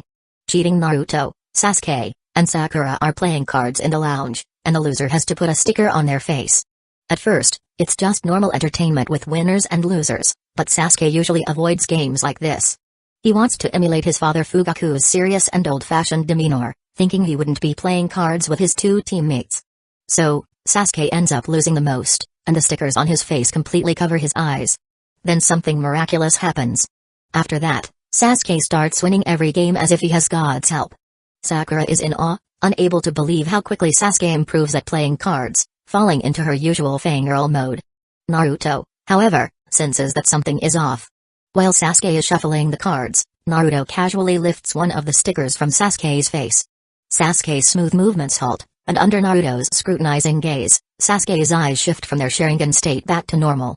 Caught red-handed, Sasuke feels the tension rise as Naruto's expression turns from suspicion to disgust. "No wonder you've been so eager to shuffle the cards every round. I thought you were just trying to get familiar with the rules or find a strategy," Naruto grumbles. "But you were using your Sharingan to track every card's position. No wonder you were winning." Naruto, now fuming, adds, "When the Sage of Six Paths finds out you're abusing the Sharingan for something like this, you should apologize to every generation of Indra, you bastard." Naruto throws down his cards in frustration. "If I ever play cards with the Uchiha again, I'll be an idiot.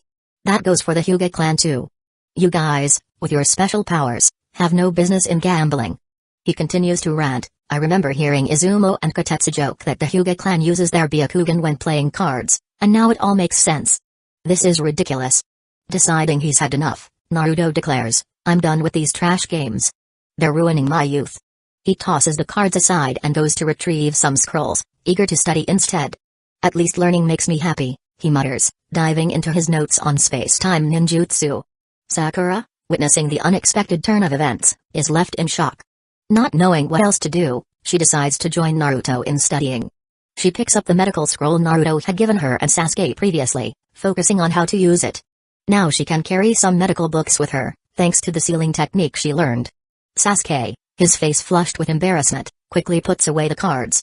The game wasn't the problem, it's getting caught that's truly humiliating. Resigned to his fate, he pulls out some ninjutsu scrolls and starts studying alongside his teammates. Meanwhile, other teams in the forest aren't as relaxed as Team 7. Most are cautiously navigating through the woods, searching for other teams to steal scrolls from while trying to survive the harsh environment. It's not that Naruto doesn't want to help Hinata's team, he does, but in the end, he decides against it. Even after defeating 2 teams from the grass village, he chooses not to take their scrolls. Naruto knows Hinata is stronger than she appears. She doesn't want him to solve everything for her. She wants to become a Chunin through her efforts. Naruto respects that and decides to keep an eye on her from afar, ensuring her team won't be ambushed by someone like Gaara. As for the other teams, Naruto isn't too worried. It's not like Gaara would personally go after Hinata's scroll, especially considering their current relationship. As the days pass, teams gather all their scrolls and make their way to the tower. On the 5th day, Hinata and her team appear on Naruto's minimap. Naruto quietly slips away to meet Hinata. Seeing that she isn't injured, he advises her to rest and then leaves. A few hours later, Izumi Uchiha enters the lounge and informs Naruto that they need to gather. Naruto, Sasuke, and Sakura follow her. Naruto asks curiously, Sister Izumi, don't you have to go to the police force?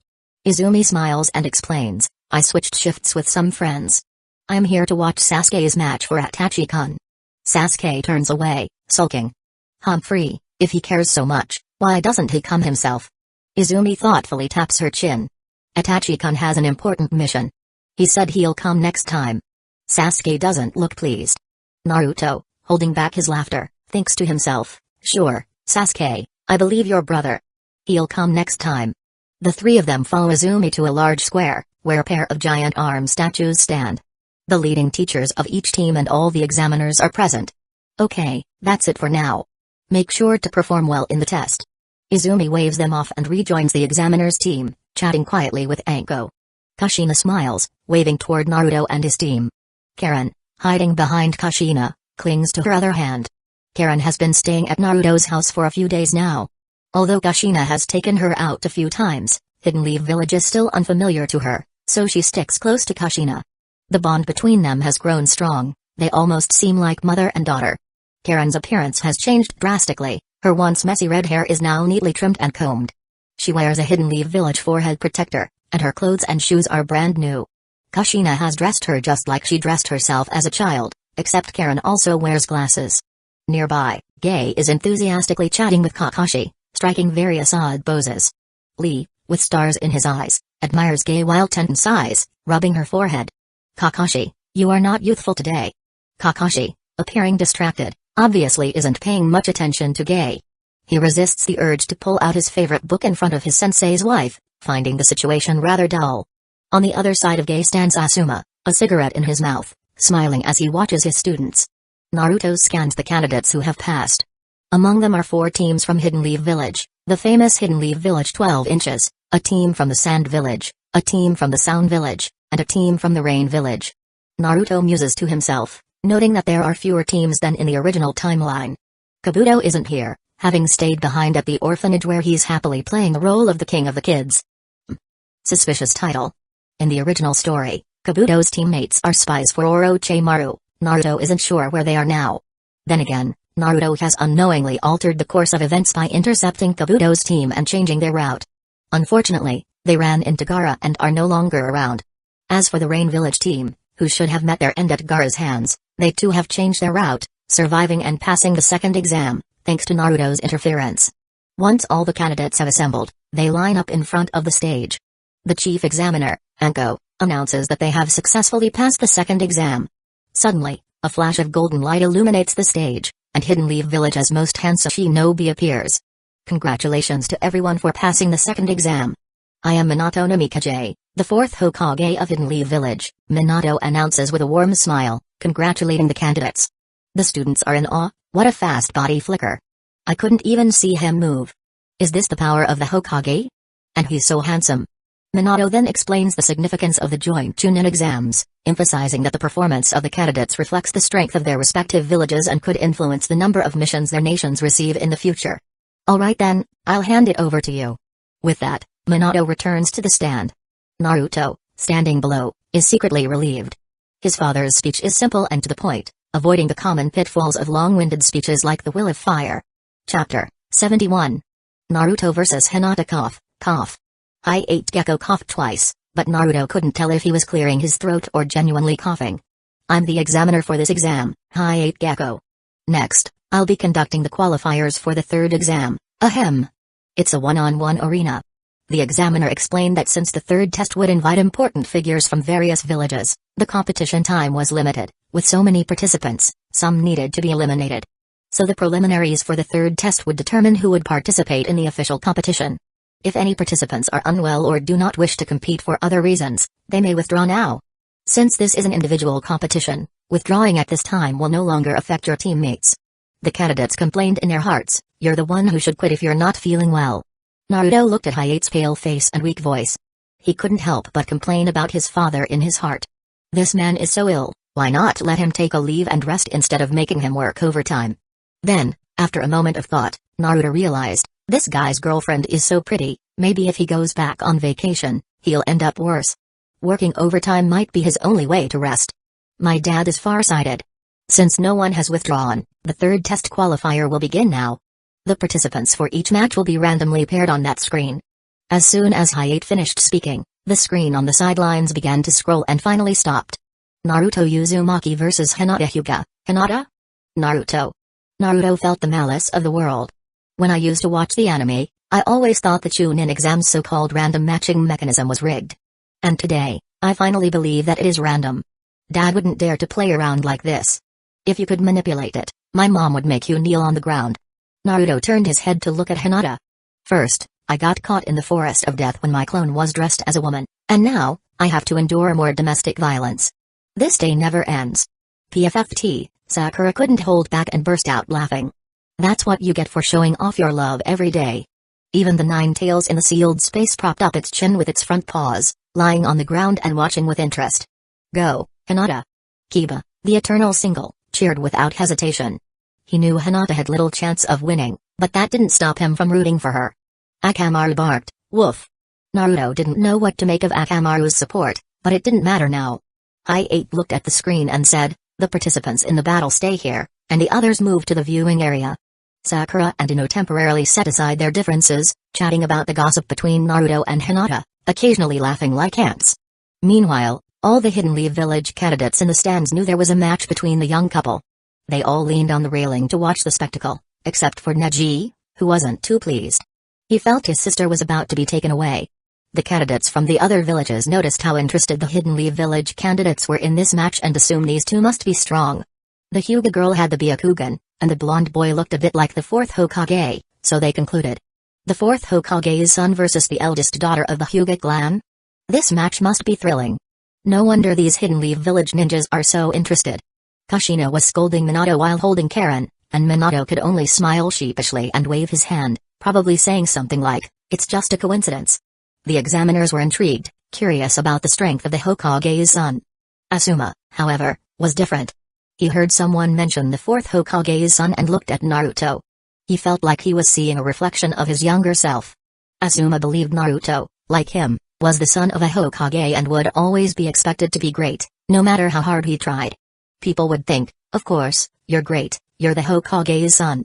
It seemed like Naruto would always live in his father's shadow, just as Asuma had. Naruto must be struggling. So, the thoughtful bearded man decided he would offer Naruto some psychological counseling, sharing his own experiences to help Naruto avoid repeating his mistakes. For a moment, Asuma looked at Naruto with a softer gaze than his girlfriend Kurenai Yui. In the arena, Naruto and Hinata stood facing each other and suddenly felt a chill, as if something terrible was about to happen. I-8 coughed twice and said, "Let the battle begin." Both of them instinctively took their stances, but neither moved. "Naruto-kun, please be gentle."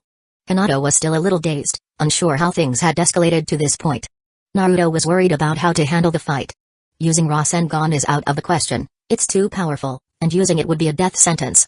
As for taijutsu, putting a kunai to Hinata's neck and making her surrender? That's not something a decent person would do. The adamantine ceiling chains? If I dare to tie her up, I'll be the one tied up in the same position tonight. If none of that works, I could always stall for time. These people love to watch the show, so I might as well give them a good one. Naruto made a decision and performed the hand signs to summon 100 shadow clones. Hinata, don't hold back. Just think of this as actual combat training. Yes. Hinata bit her lip. It wasn't supposed to be like this.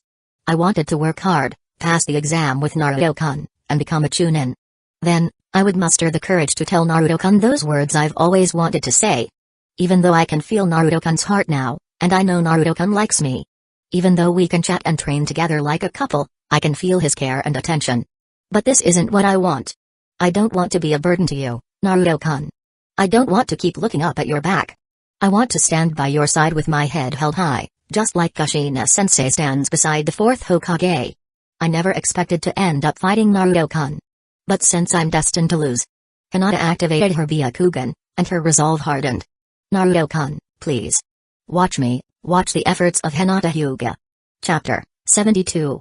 Naruto vs Hinata. Hinata was ready, while Naruto's shadow clones were still looking at each other. How should we fight her? Clone number 001 asked.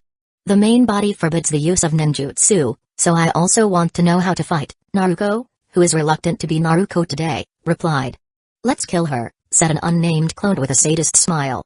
Are you crazy? Clone 001 said. The unnamed shadow clone, who was the coolest, said, grab her shoulders and wrists, trip her, whatever you need to do, as long as you can control her. That's it, let's go, everyone. Clone number 001 commanded. 10 shadow clones who didn't deserve names rushed forward. Not because others didn't want to join, but because too many would get in the way. Hinata looked at the 10 menacing, little blondes but remained calm. She moved her feet and struck 2 clones with her hands. Since they often sparred together, Naruto is very familiar with the gentle fist, and Hinata was equally familiar with Naruto's moves. With the aid of her Byakugan, Hinata struck a shadow clone on the chest, making it dissipate immediately. The other palm strike was blocked by a clone's hands, but it, too, vanished. If it were ordinary taijutsu, blocking with hands might prolong the fight, but gentle fist directly infuses chakra into the body to attack. A real person could withstand it, but shadow clones can't.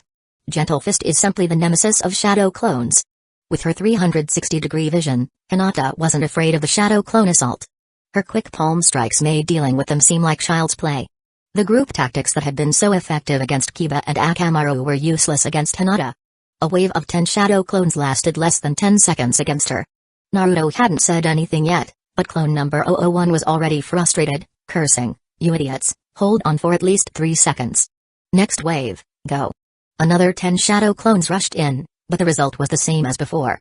Hinata's palms fluttered, each strike or tap dissolving a clone, and she seemed to be getting more fluid in her movements. After defeating this wave, Hinata didn't stay put. She charged into the crowd of clones, almost like she had activated true Hinata mode. Naruto watched from a distance, captivated by Hinata's agile steps, her flexible form, her dexterous hands, and her serious, determined expression. Hinata's skillful charge against the Naruto clones caught them off guard. Fortunately, they quickly adapted to Hinata's offensive, and under the wise leadership of clone number 001. Wait, when did number 001 die? Then, under the wise leadership of Naruto Uzumaki, the second in command of the clones. Wait, Naruto died too? By the 3rd time. Well, the unnamed shadow clone was gone too. After 4 minutes, all 80 remaining shadow clones were defeated. But they didn't disappoint number 001's expectations. They fought with style and momentum. Most importantly, each one lasted an average of 3 seconds. The audience in the stands was amazed by Hinata's performance. Even though they were just clones, not every genin could handle them so easily. Tenten and Lee, who knew Neji well, exclaimed, "Is this the same gentle fist technique as Neji's?" Neji's eyes were full of pride, and he didn't hesitate to praise Hinata. "Not only is she on the same level as me, but her timing and adaptation are almost better than mine." Neji continued speaking. "I didn't expect her to improve so quickly after just a month of not sparring with her. It seems Hayashi-sama's judgment about Hinata being inferior to Hanabi is completely wrong. Neji recalled his uncle, the clan head, saying that Hinata was weaker than Hanabi, and he found it amusing. With this level of offense, she could easily knock Hanabi to the ground, right? But Neji rolled his eyes toward Naruto. What's with this guy? Can a person have this much chakra? Then, thinking of Kushina, Neji realized some people really can. Hinata was slightly out of breath. She was tired from the intense physical duel and the chakra output needed for Gentle Fist. Naruto-kun, please continue to attack. Naruto looked at Hinata's serious expression and decided to respect her wishes, so he summoned another 100 clones. This time, no holding back. Don't mess around like you're in some gourd baby rescue mission. The shadow clones surrounded Hinata and swarmed her. Hinata didn't panic. She unfolded her Gentle Fist technique, taking down clone after clone. But eventually, Naruto managed to land a palm strike on Hinata's shoulder, leaving a spiral mark. Hinata staggered from the hit but quickly turned to disperse Naruto with another palm strike. Hinata realized that if this continued, the attacks would become too overwhelming to block. She could only use that technique, even though she hadn't mastered it yet. She wanted Naruto to see it. Hinata took a deep breath and declared, "Protective 8 trigram 64 palms." Hinata's small hands flew up and down, the after-images dancing. Chakra burst from her palms like steel needles, destroying all the shadow clones attacking from all directions, even from above. Naruto watched in surprise as Hinata's arms moved like a thousand-handed cannon. Did she recreate this technique? I've never seen her practice it before. Did she practice after going home? Seeing Hinata going all out, Naruto began to reflect on himself. Had he been too casual about this? Hinata had taken this sparring so seriously, but he had treated it like a game. Hinata, having destroyed all the shadow clones in one go, was gasping for air. She hadn't fully mastered the protective 8 trigram 64 palms yet. Her chakra control wasn't precise enough, so to ensure power, she had to increase her chakra output, leaving her exhausted and barely able to keep her eyes open. Hinata struggled to maintain her Gentle Fist stance, her tone firm. "Naruto-kun, please. Please take me seriously." "Alright." As Naruto spoke, he instantly appeared behind Hinata, using the mark Naruto had desperately placed earlier. He put his hand on her shoulder, just about to stop her, but then felt a force hit his chest, pushing him back a few steps. Gentle Fist, 1 strike. Hinata turned around and gave Naruto a small smile despite his shocked expression before collapsing. Hinata didn't fall to the ground, though, as Naruto caught her in a princess carry. Naruto felt this was the best and smoothest use of his Flying Thunder God technique yet. "Hinata-chan, why are you pushing yourself so hard today?" "Naruto-kun, I wanted you to see. I wanted to tell you." For some reason, Hinata, now out of battle mode, returned to her usual soft and shy demeanor. As Naruto wondered what Hinata wanted to say, winner, Naruto Uzumaki. The referee, Genma Shiranui, announced out of nowhere. Eek. Hinata suddenly remembered they weren't alone and immediately buried her head in Naruto's chest, refusing to speak. "Naruto. Genma, you bastard." Chapter 73. Sasuke vs. Sakura. Naruto thought for a moment about the possibility of asking his father to completely stagger the schedules of Hayate Gecko and Yuzuki Yujao as a form of revenge. Hayate didn't notice anything and immediately started the next match. The names scrolled on the big screen and finally stopped. Neji Hyuga vs. Ten. Naruto turned his head to look and thought, "Ah, well done." He hugged Hinata, turned around, and walked to the side of the arena. Seeing the 3 or 4 meter high viewing platform, he decided to take the stairs.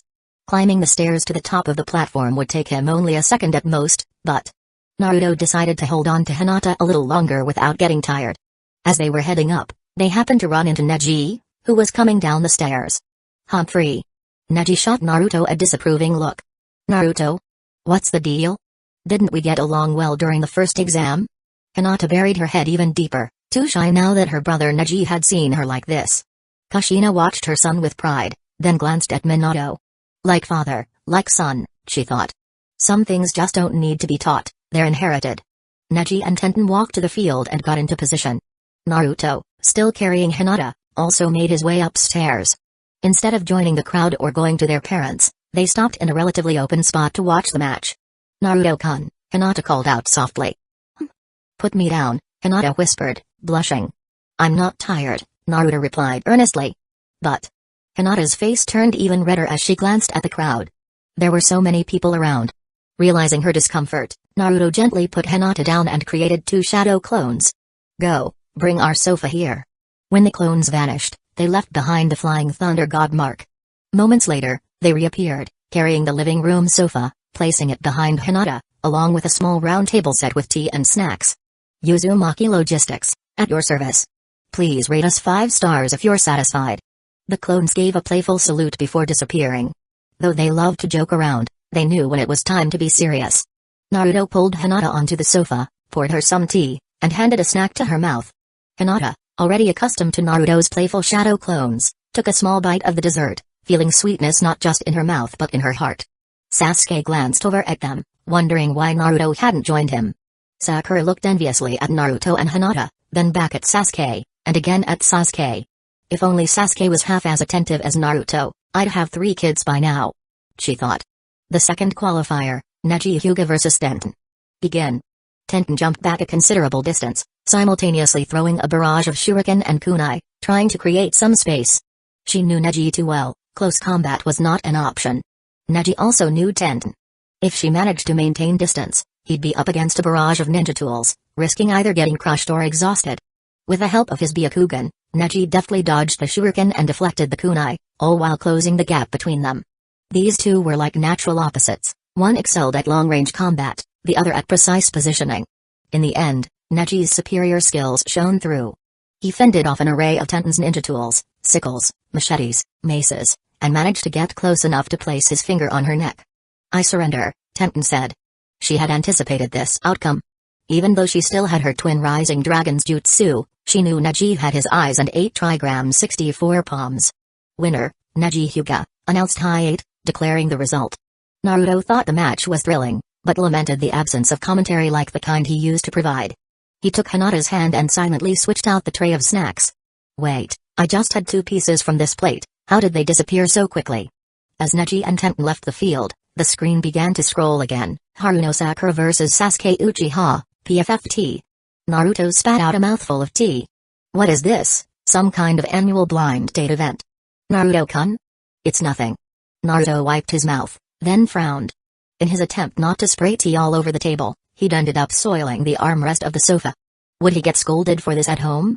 Sakura also frowned, but it was more out of envy for the scene between Hinata and Naruto. She imagined losing a match, only to be carried off like a princess and then cuddling while watching the next fight. But knowing Sasuke's style, she'd be lucky if he held back 30% of his strength for her sake, even if he was in a good mood. Sasuke was a bit surprised by the matchup but didn't say anything, simply leaping off the stand. As everyone knew, in the original story, Sasuke only had 3 categories of people in his life: Itachi, Naruto, and everyone else. Now that his family was still alive, he probably added his parents to the list, but Sakura still wasn't someone he took seriously. Facing off, Sakura and Sasuke waited for the signal. When High-8 announced the start, Sasuke didn't even activate his Sharingan, he just walked forward and slashed at Sakura's neck with a kunai. But Sakura dodged. After training with Naruto and Sasuke for so long, her reflexes and reaction speed were far beyond those of an ordinary Genin. Sasuke continued with a series of Uchiha-style taijutsu, his movements fluid and almost dance-like. With his good looks, it was as if he was performing, truly living up to the Uchiha name. During the battle, Sakura stayed focused, taking it seriously.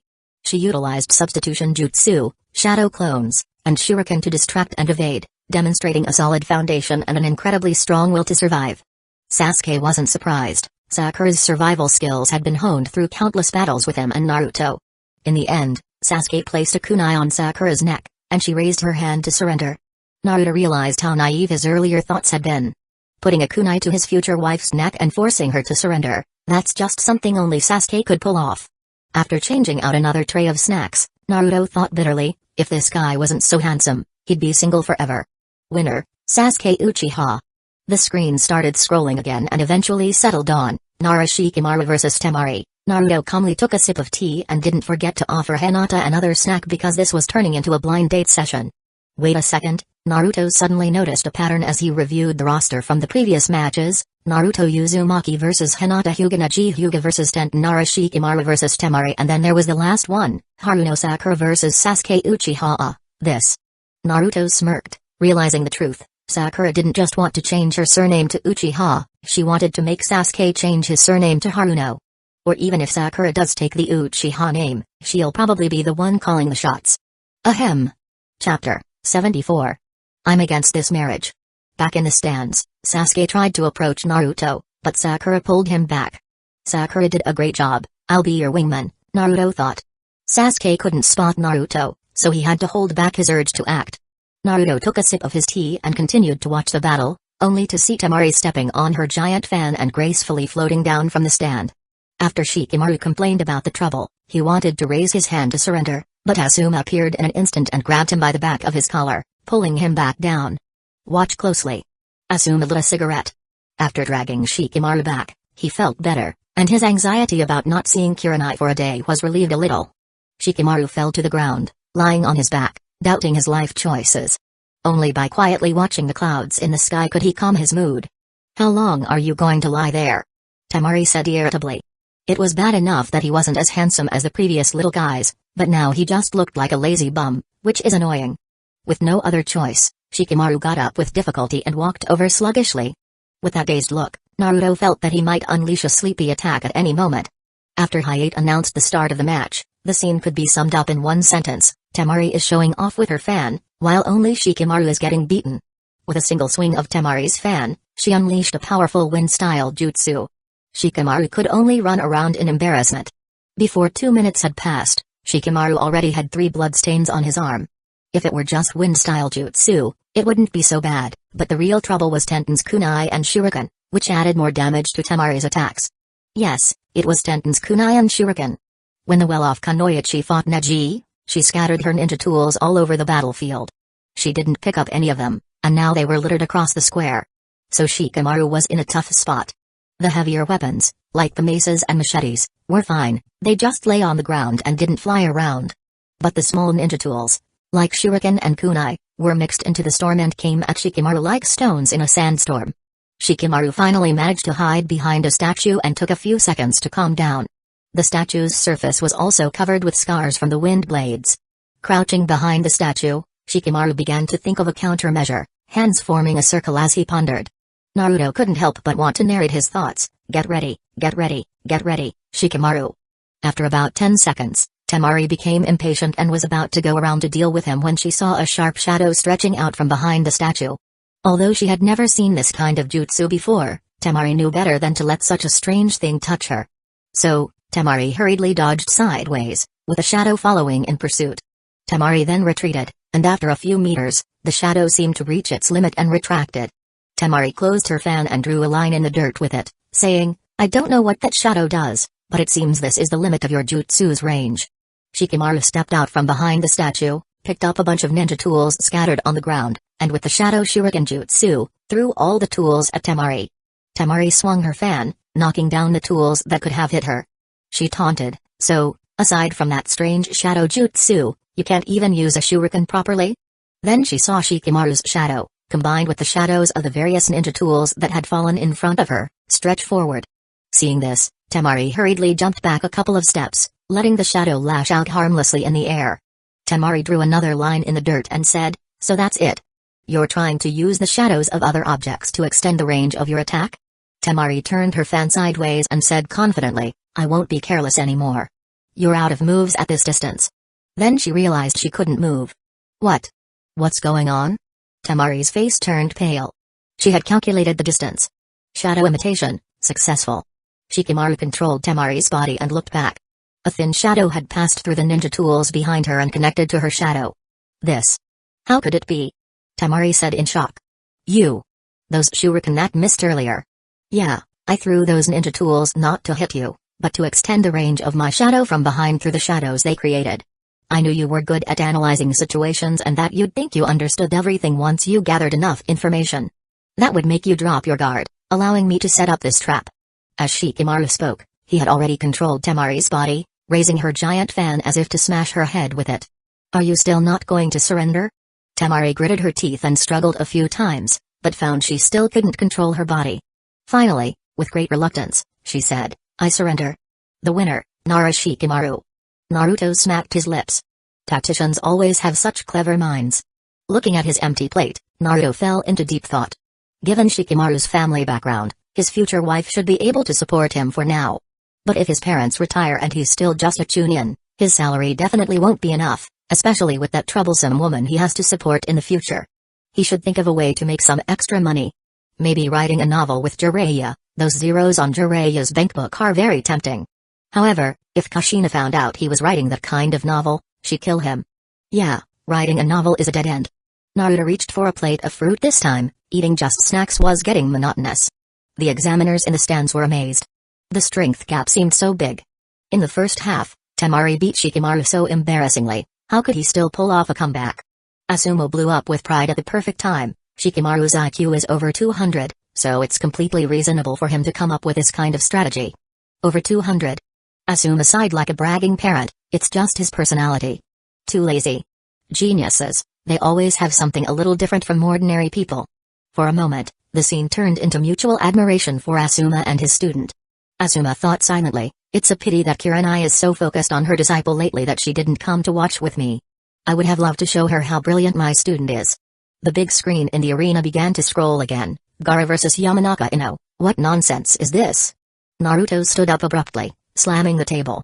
I'm against this marriage. Chapter 75. Gaara Hinata was taken aback by Naruto's reaction. Naruto-kun? Huh? Naruto suddenly realized this wasn't a friendly gathering but the Chunin exams, and he quickly explained, oh, I mean, that Gaara guy is really strong and cold. If Ino ends up fighting him, it could be dangerous. Hinata, also feeling nervous, looked at Gaara, who is eagerly waiting to enter the arena. He seemed incredibly fierce. What should we do? I hope Ino just forfeits, or the examiner steps in to save her. Naruto wasn't too worried about Ino's life being in danger. With so many examiners present, they probably wouldn't let the heiress of the Yamanaka clan get killed. Besides, his father is still here. No matter how fast Gaara's movements were, they couldn't be faster than the flying thunder god jutsu. Asuma must have realized something too. He exchanged a few words with Ino earlier, then finally nodded, signaling her to enter the arena. Ino's thoughts were simple. If Sakura could last a while against Sasuke, then forfeiting without trying would just let Sakura win by default. Her competitive spirit made her decide to give it a shot. Moreover, she didn't believe a shinobi from San Village could be stronger than Sasuke. She had no idea how much Sasuke was holding back when he fought Sakura. Preliminary match number 5, begin. As soon as Hayate Gecko finished speaking, Ino immediately made a hand sign, preparing her Yamanaka clan's secret technique, ninja art, mind transfer jutsu. Ino's body slumped to the ground as her jutsu hit Gaara. Surprisingly, it worked smoothly. Gaara didn't move, allowing her jutsu to connect. However, Gaara's body trembled slightly, and his expression twisted into something dark. 3 seconds later, Ino's consciousness was forced back into her body, and she scrambled back, terrified. She stared wide-eyed at Gaara. A monster. Gaara, clutching his head, screamed in pain before raising his gaze, his voice filled with malice. I'll kill you. Kill you. Gaara waved his hand, and the cork from the giant gourd on his back popped off, releasing sand that surged towards the terrified Ino. I forfeit. Into managed to shout, her voice trembling. Immediately, a gust of wind blocked Gaara's sand, scattering it. Gaara didn't stop, his bloodlust only growing. He continued to control the sand, trying to push it through the wind. The Sand Village's Jounin, Baki, quickly descended to restrain Gaara. The plan wasn't ready. Gaara couldn't lose control here. Temari also hurried down, grabbing Gaara and trying to calm him down. Kankuro's expression darkened as he followed, ready to assist. Asuma instantly appeared next to Hayate, his eyes locked on Baki, his hands ready to draw his trench knives. Baki quickly explained, don't misunderstand. Gaara occasionally loses control of his bloodlust. If I'm right, that girl must have used the Yamanaka clan's mind transfer jutsu, which might have triggered Gaara. So, Gaara, with his hands still on his head, gradually calmed down, his usual indifferent expression returning. He followed Temari back to the stands. Sakura jumped down to Ino's side, her hands glowing with healing chakra as she checked Ino's condition. After confirming there were no serious injuries, she let out a sigh of relief. Ino still hugged herself, trembling, clearly terrified. Sakura waited for her to calm down a bit before helping her stand. Despite their rivalry, when something serious happened, Sakura cared for Ino more than anyone else. Ino, what did you see? Why are you so scared? Sakura asked, concerned. Monster. Ino. Asuma interrupted her, you mustn't tell anyone what you saw today. Huh? Sakura was curious, but since Asuma had spoken, she didn't press further. Yes. Ino gritted her teeth and, with Sakura's support, slowly walked back up to the stands. Naruto watched Ino's trembling form, wondering if she had seen Shukaku. Incredible, Ino, You almost got hit by one of the Sand Village's deadly weapons. Hey, Kurama, is Shukaku scarier than you? Naruto wondered if his tailed beast could be that terrifying. Him? Kurama scoffed. That one-tailed bastard is nothing compared to me. Then why was Ino so frightened? Kurama glanced at Naruto, annoyed. You're just as tense as always. When you were 3 or 4, you weren't scared of me. You even dared to talk back. That girl's reaction is what a normal human child should have when seeing a tailed beast for the first time. I guess you're right. Naruto realized he had been taking Kurama's presence for granted. After all, Kurama was lazy, loved stories, and enjoyed watching the chaos unfold. Naruto almost forgot that a tailed beast was one of the strongest forces in this world. He had a perception of Kurama and another tailed beast from his previous world. This was the first time Naruto truly understood the fear that tailed beasts instilled in ordinary people. As he watched Sakura help Ino to a seat, Naruto offered his spot on the couch. Even if you're on a date, you can't ignore someone in need, especially an acquaintance. Thank you, Ino said weakly, sitting down. Hinata and Sakura sat on either side of her, talking softly to ease her nerves. Shikamaru and Choji also came over to check on her. Sasuke looked around. They're all busy. Can I go to Naruto now? What's up with that red-haired guy?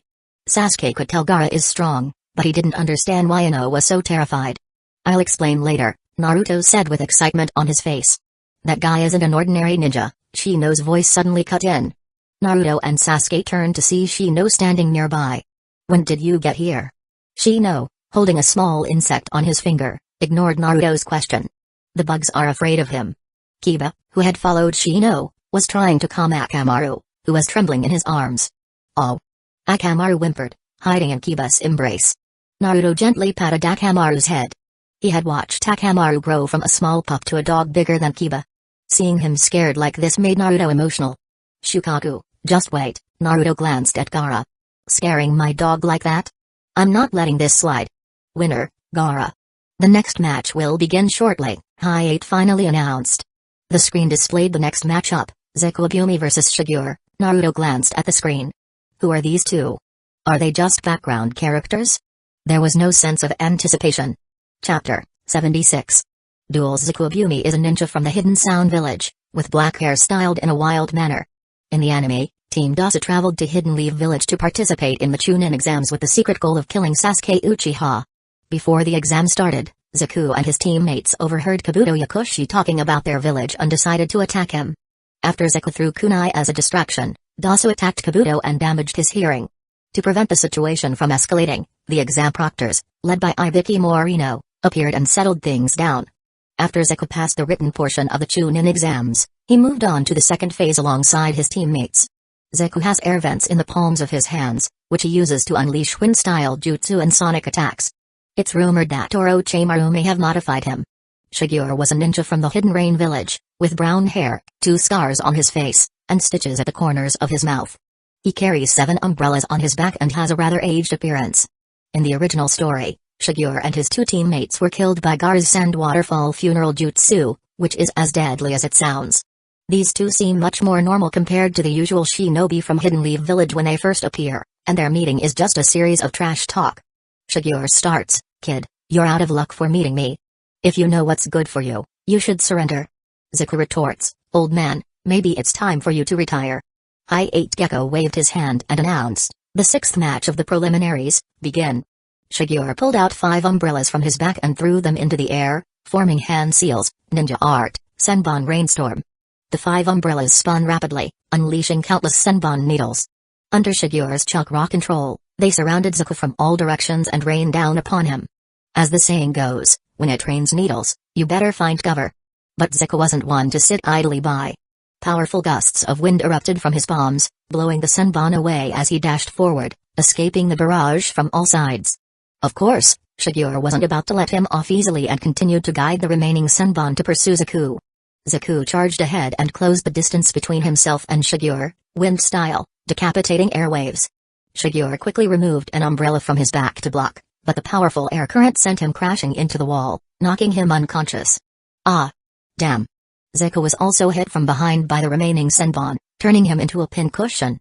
Fortunately, the needles weren't strong enough to hit any vital spots. The winner is Zekubumi, High 8 announced. Medical staff carried the 2 away for treatment as the screen began selecting the next battle. The next one is me. It's gotta be me. Rock Lee couldn't help but chant, eager to prove himself. Kakashi watched Lee, reminiscing about a young Gay. Gay seemed to sense this, turning to flash Kakashi a thumbs up and a gleaming smile. Kakashi chose to ignore him.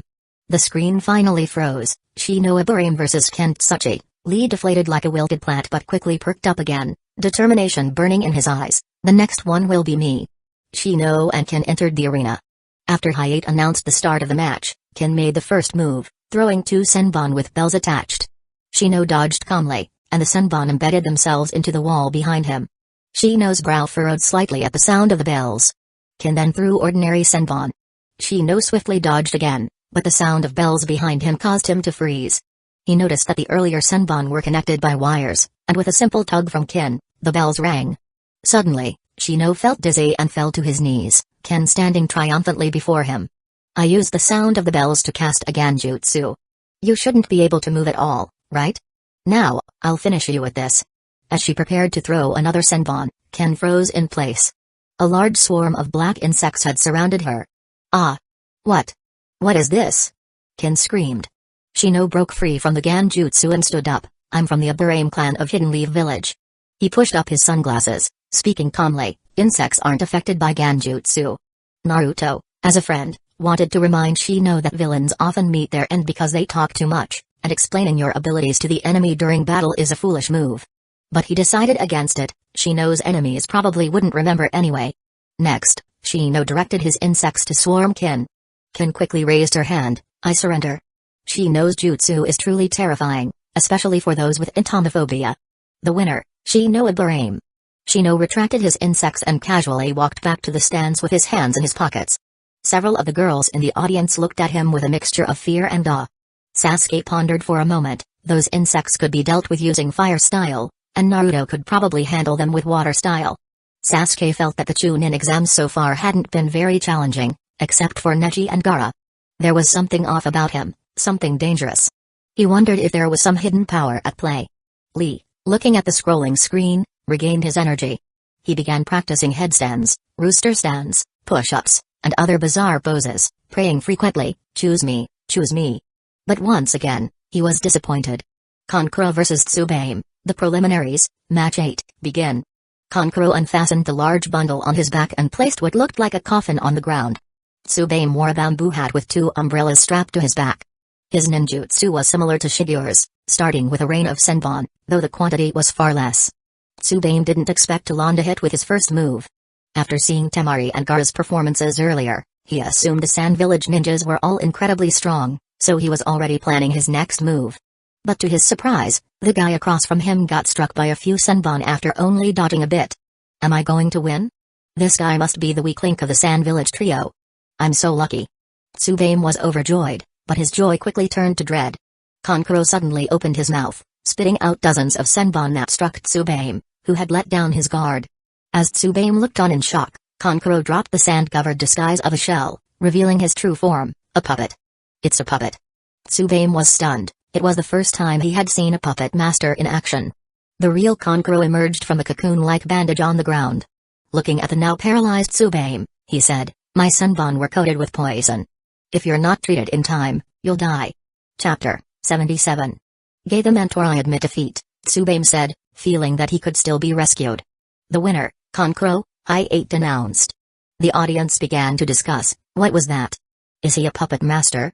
That's pretty rare. It should be quite common in the Hidden Sand Village. Naruto didn't get involved in the conversation. Instead, he wondered if, in the future, when relations between the villages improved, he could ask Kankuro to perform a puppet show or even make a cool puppet with him and practice his puppet tricks. Only Rock Lee didn't care much about puppet masters. He was only concerned about when it would be his turn to fight. But instead of continuing to pray like he did before, he suddenly figured out a pattern and wanted to try it. He watched the names on the screen flash by until they finally stopped. In Yuzuka Kiba vs Akimeki Choji, as expected. Lee punched his left hand with his right fist, a triumphant expression on his face as if he had seen through everything. Gay is likely on the same wavelength as Lee, as he immediately asks, oh? Did you discover something, Lee? Yes, Gay-sensei. I realized that every time I desperately prayed for my turn in the next match, it would not be my turn. So if I don't pray then maybe it will be? Lee looked like someone who believed in reverse psychology, convinced that his desperate cursed prayers worked. But Gay didn't quite get it. To figure that out, as expected of you, Lee. Sensei. Lee. Inexplicably, the two of them started hugging each other and crying, oh, oh, oh. This is youth. X2 Neji and Tenten slapped their foreheads. Here they go again. Kakashi chuckled awkwardly. Gay and Lee were still the same. Well, as long as they didn't bother him, it was fine. The 9th match of the preliminaries begins. Kiba and Choji were familiar with each other. Choji, Akamaru and I have gotten a lot stronger, so don't be scared. Woof. Akamaru barked fiercely. Choji clenched his fists, steam puffing out of his nostrils. I'm ready, Kiba. Asuma-sensei said if I won, he'd treat me to a barbecue. For the sake of barbecue, I won't lose. Stop boasting, beast human clone. Kiba dropped down on all fours, his fingernails extending like claws, and then he charged, elbowing Choji. Choji blocked with his arms crossed, and Kiba jumped back. Not bad, but try this. Fang passing Fang. Without giving Choji a chance to breathe, Kiba spun like a tornado and charged at him. Naruto wanted to ask Kiba's family if they sold those toy four-wheel drives, the voice-activated ones. Choji couldn't take it anymore. He got hit in the stomach, flipping several times before he finally got up. Give up, Choji, you can't beat me. I swear on the honor of the Akimaki clan, I will eat the barbecue Asuma-sensei promised. Choji's fighting spirit ignited, and he transformed into a giant ball, expansion jutsu. Akamaru, beast human clone. Woof. Kiba was ready to fight head-on, Fang passing Fang. Human boulder. Boom. Boom. Two white tornadoes collided with a massive rolling meatball. At that moment, countless scientists in the ninja world must have lifted their coffins, ready to shout, now the momentum theorem will apply. Choji, who had the greater mass, gained the advantage, sending Kiba and Akamaru flying, unable to get back up. The winner, Akimaki Choji. Yes. Choji cheered, his joy evident as he trotted up the stairs and hugged Asuma's leg. Asuma-sensei, barbecue. Barbecue. Alright, alright. Asuma wiped away a cold sweat, realizing this would be a pricey meal. This is the power of food lovers. The names on the screen shuffled again, and now only 3 were left, Rock Lee, Daisuke Nuda, and Miss Yumi Tsurugi. Whoever wasn't chosen would get a pass. Miss Yumi Tsurugi was praying for the pass, sincerely hoping for it. Lee was also praying for the pass, but because he was trying to curse himself with his reverse psychology. He even asked his 2 teammates to pray for him to ensure it worked. Neji wasn't interested in Lee's antics and didn't bother. Tenten, unable to refuse Lee's plea, whispered, please let Lee pass, please let Lee pass. So, Lee miscalculated because Tenten was lucky, and under her sincere prayer, Lee got the pass. Daisuke Nuda vs Miss Yumi Tsurugi. When the match was announced, Lee burst into tears, collapsing into an oar posture and pounding the ground. Why? Why? Tenten reached out a hand, unsure how to comfort Lee. She knew he wanted to fight. A bye might be lucky for others, but to Lee, it was disappointing. Just as Tenten was at a loss, a fist suddenly connected with Lee's face, sending him flying into the wall, where he slowly slid down. Lee clutched his face, looking up with tear-filled eyes. Gay-sensei? Gay embraced Lee. Lee. Youth is always accompanied by loss and sadness. You just have to believe in the path you're walking and take big steps forward because hard work will never betray you. How inspiring, Gay-sensei. Lee, your youth is just beginning. Sensei. Lee. Naruto didn't know if it was his imagination, but when Guy and Lee embraced, it seemed like he could hear the sound of waves crashing against rocks and see the afterglow of the setting sun. The wind snapped Naruto out of his thoughts. Winner, Daisuke Nuda. What? What did I miss? Naruto turned his head. Several senbon needles were scattered around Dasu. Did I miss a match because I was watching Gay-sensei and Lee's antics? Was Gay-sensei's shout of youth an illusion? I-8 continued. Now, would the victorious contestants and Rock Lee please come forward?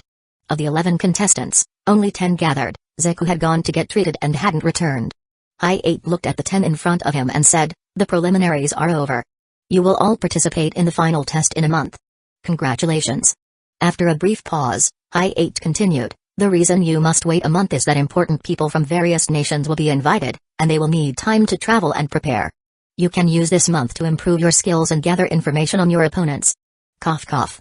The final matches will also be one-on-one, with opponents determined by drawing lots. Come forward to draw your lots.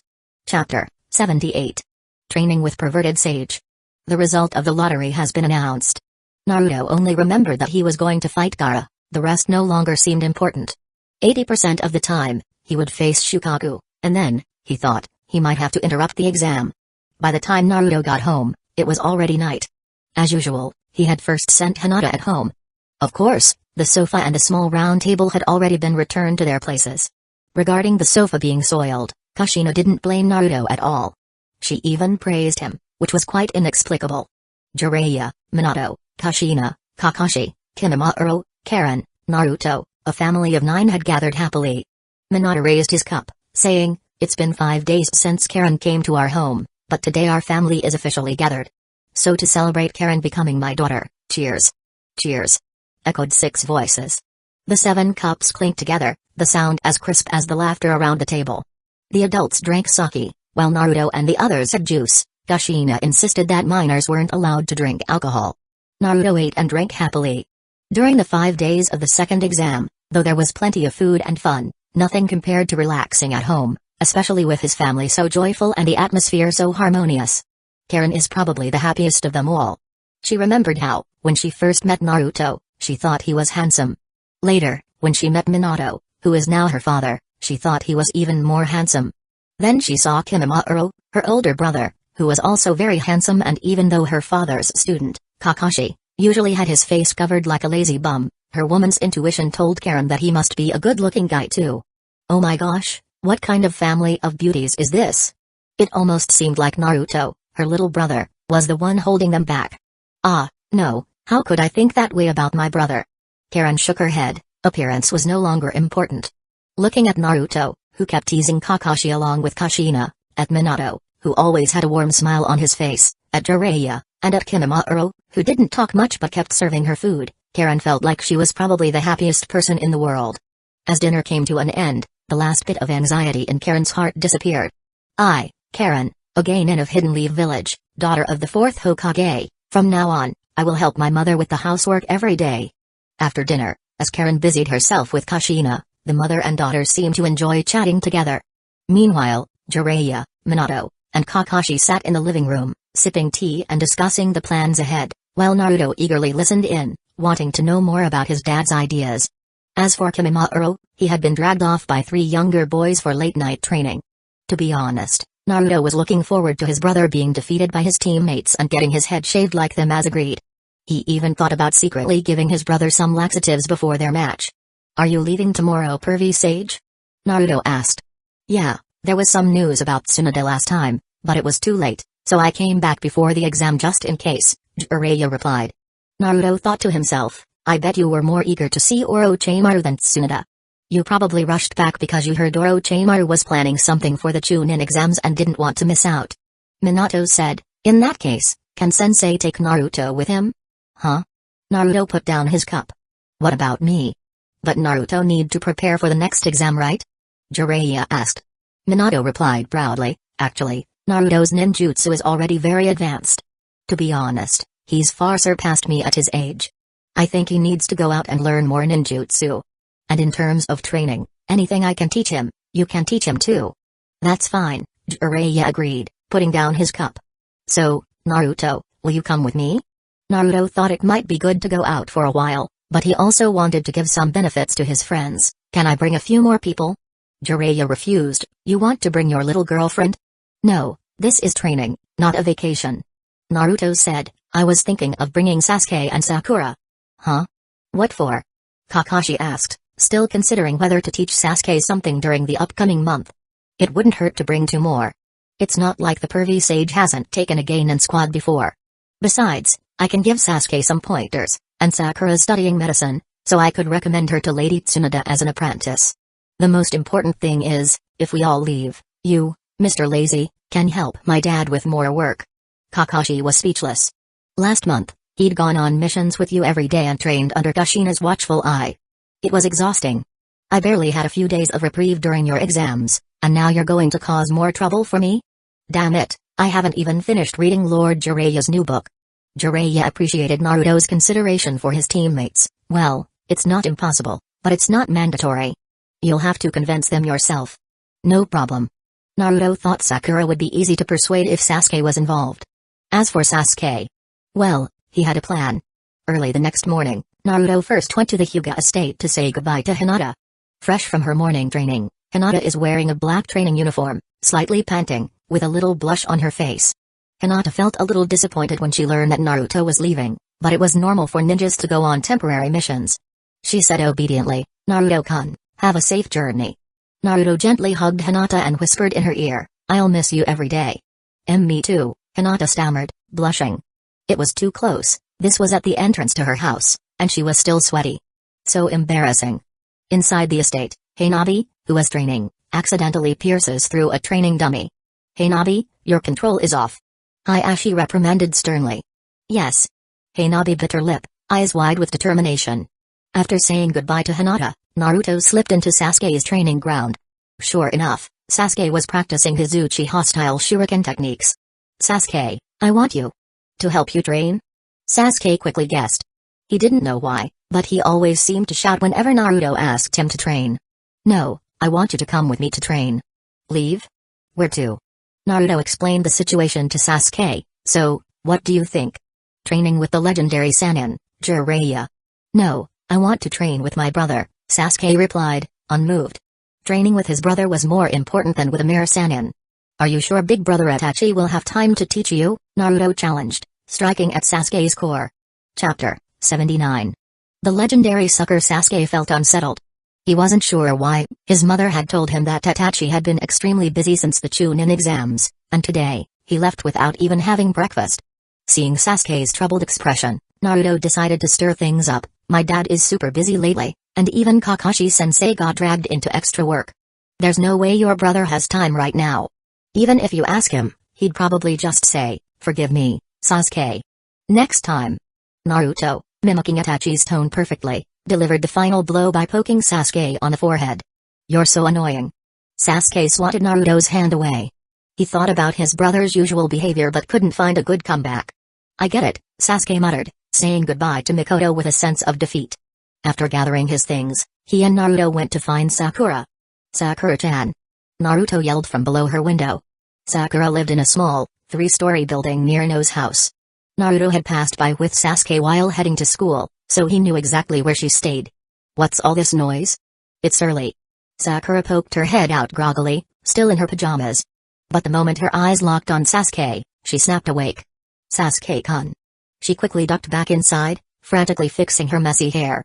After a moment, she reappeared with a sweet smile. "What's up?" "We've got a mission, and we need to head out," Naruto explained briefly. Now fully awake, Sakura moved with a speed that rivaled Lee in his training. In the blink of an eye, she was dressed, packed, and out the window, shouting back inside, "Mom! Dad! I've got a mission, I'm heading out." Naruto vaguely heard Sakura's mom shouting from inside, "How many times have I told you not to jump out the window like that? You're going to ruin your image as a proper young lady." With their team now assembled, Naruto smiled in satisfaction. Sasuke, still sulking over missing training with Itachi, and Sakura, glowing with excitement, followed Naruto as he led the way to Hidden Leaf Village's gate where Jiraiya was supposed to meet them. At Hidden Leaf Village's village gate. "That guy. Is he Jiraiya-sama, one of the legendary Sannin?" Sasuke asked in disbelief, pointing at a lecherous old man with white hair. "Yeah, it's him," Naruto sighed, clearly embarrassed. "You'll get used to it." Sakura stared, wide-eyed. "How do you get used to that?" Their surprise was understandable. Jiraiya was crouched in a corner, crystal ball in hand, with a creepy smile on his face. The image in the crystal ball? The women's bathhouse? Drool was almost escaping his lips. "It's not that bad. Kakashi-sensei is kind of the same," Naruto muttered. Naruto's words silenced both Sasuke and Sakura. Did all-powerful ninjas need weird hobbies? Surely not. The Hokages had always been strong, and they didn't seem like the type to have peculiar habits. The two pushed the strange thoughts from their minds, but little did they know they had brushed close to the truth. The first Hokage, revered for his strength, was quite the gambler. The second Hokage had sibling issues, the third was a notorious peeper, and the fourth... Well, his sunny smile concealed a middle schooler's heart. Determined not to let Jiraiya's behavior slide, Naruto called out, "Oi, pervy sage. We're ready." Jiraiya quickly tucked away the crystal ball and stood up, adopting the demeanor of a serious elder. Even Jiraiya had to care about appearances in front of new students. "These must be your teammates, Naruto. They're fine young ninjas." Sasuke observed him thoughtfully. Judging by how fast Jiraiya had hidden the crystal ball, He probably was stronger than Kakashi.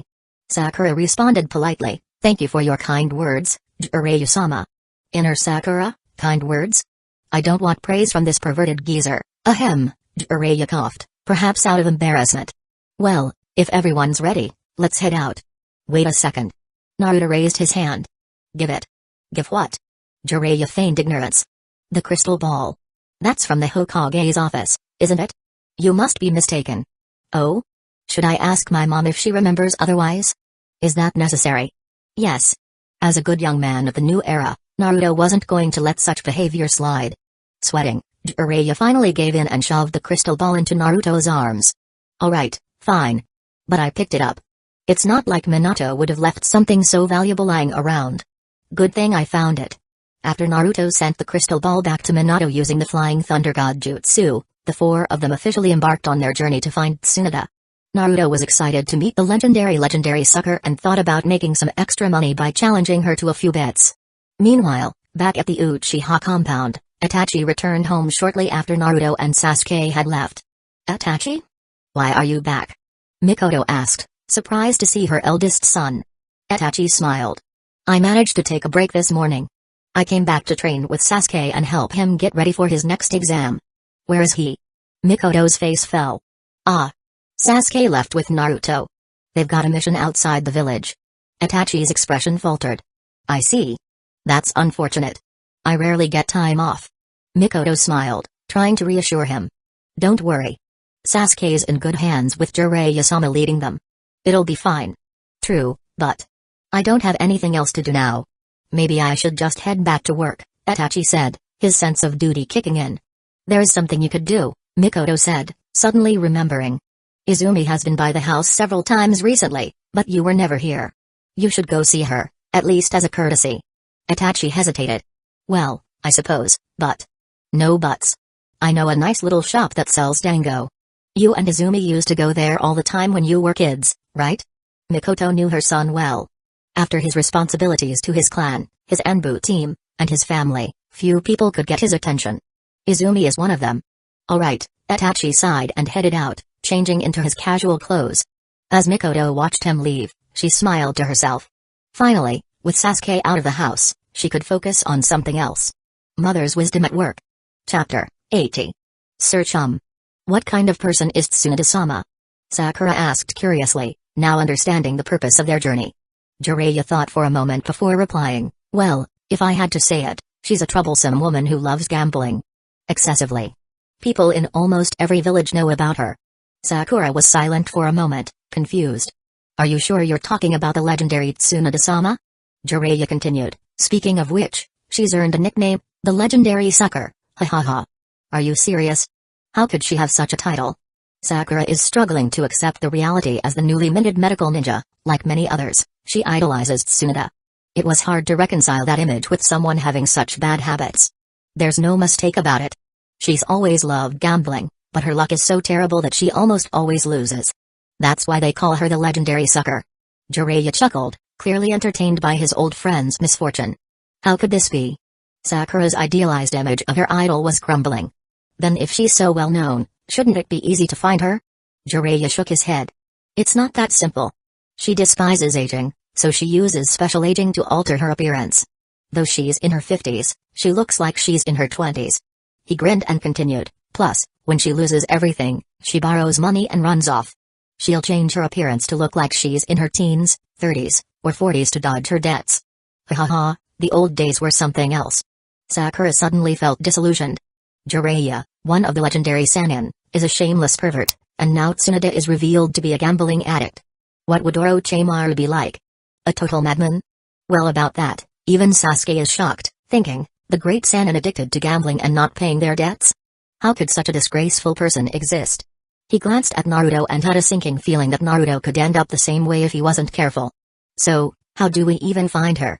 Sasuke asked, focusing on the more practical matter. Well, I got a lead on her whereabouts a few days ago. We'll check the next town for more information. As they traveled, Jiraiya shared about his adventures throughout the ninja world. He spoke of the different customs and the political situations in various nations. Occasionally, he'd slip in remarks about the best hot spring inns or places with mixed baths, but overall, He carried himself as a reliable mentor. By evening, they arrived at a small town and checked into a hotel.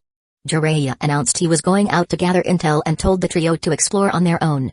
Naruto chimed in, "Actually, there's no need to stay in a hotel.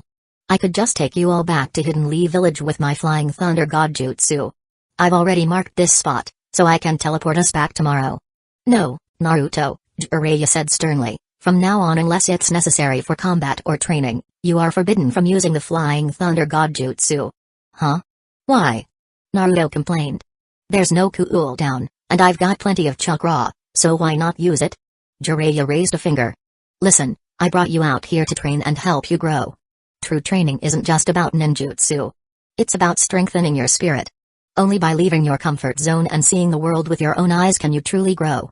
A ninja indoors, if you keep teleporting back home, you'll never grow." Sasuke and Sakura listened intently, feeling a deep respect for Jiraiya. Despite his quirks, there was wisdom in his words. Oh. Naruto admitted the point but had a nagging suspicion that Jiraiya just didn't want him interrupting his drinking plans back in Hidden Leaf Village. Jiraiya soon slipped away, and the trio decided to explore the town.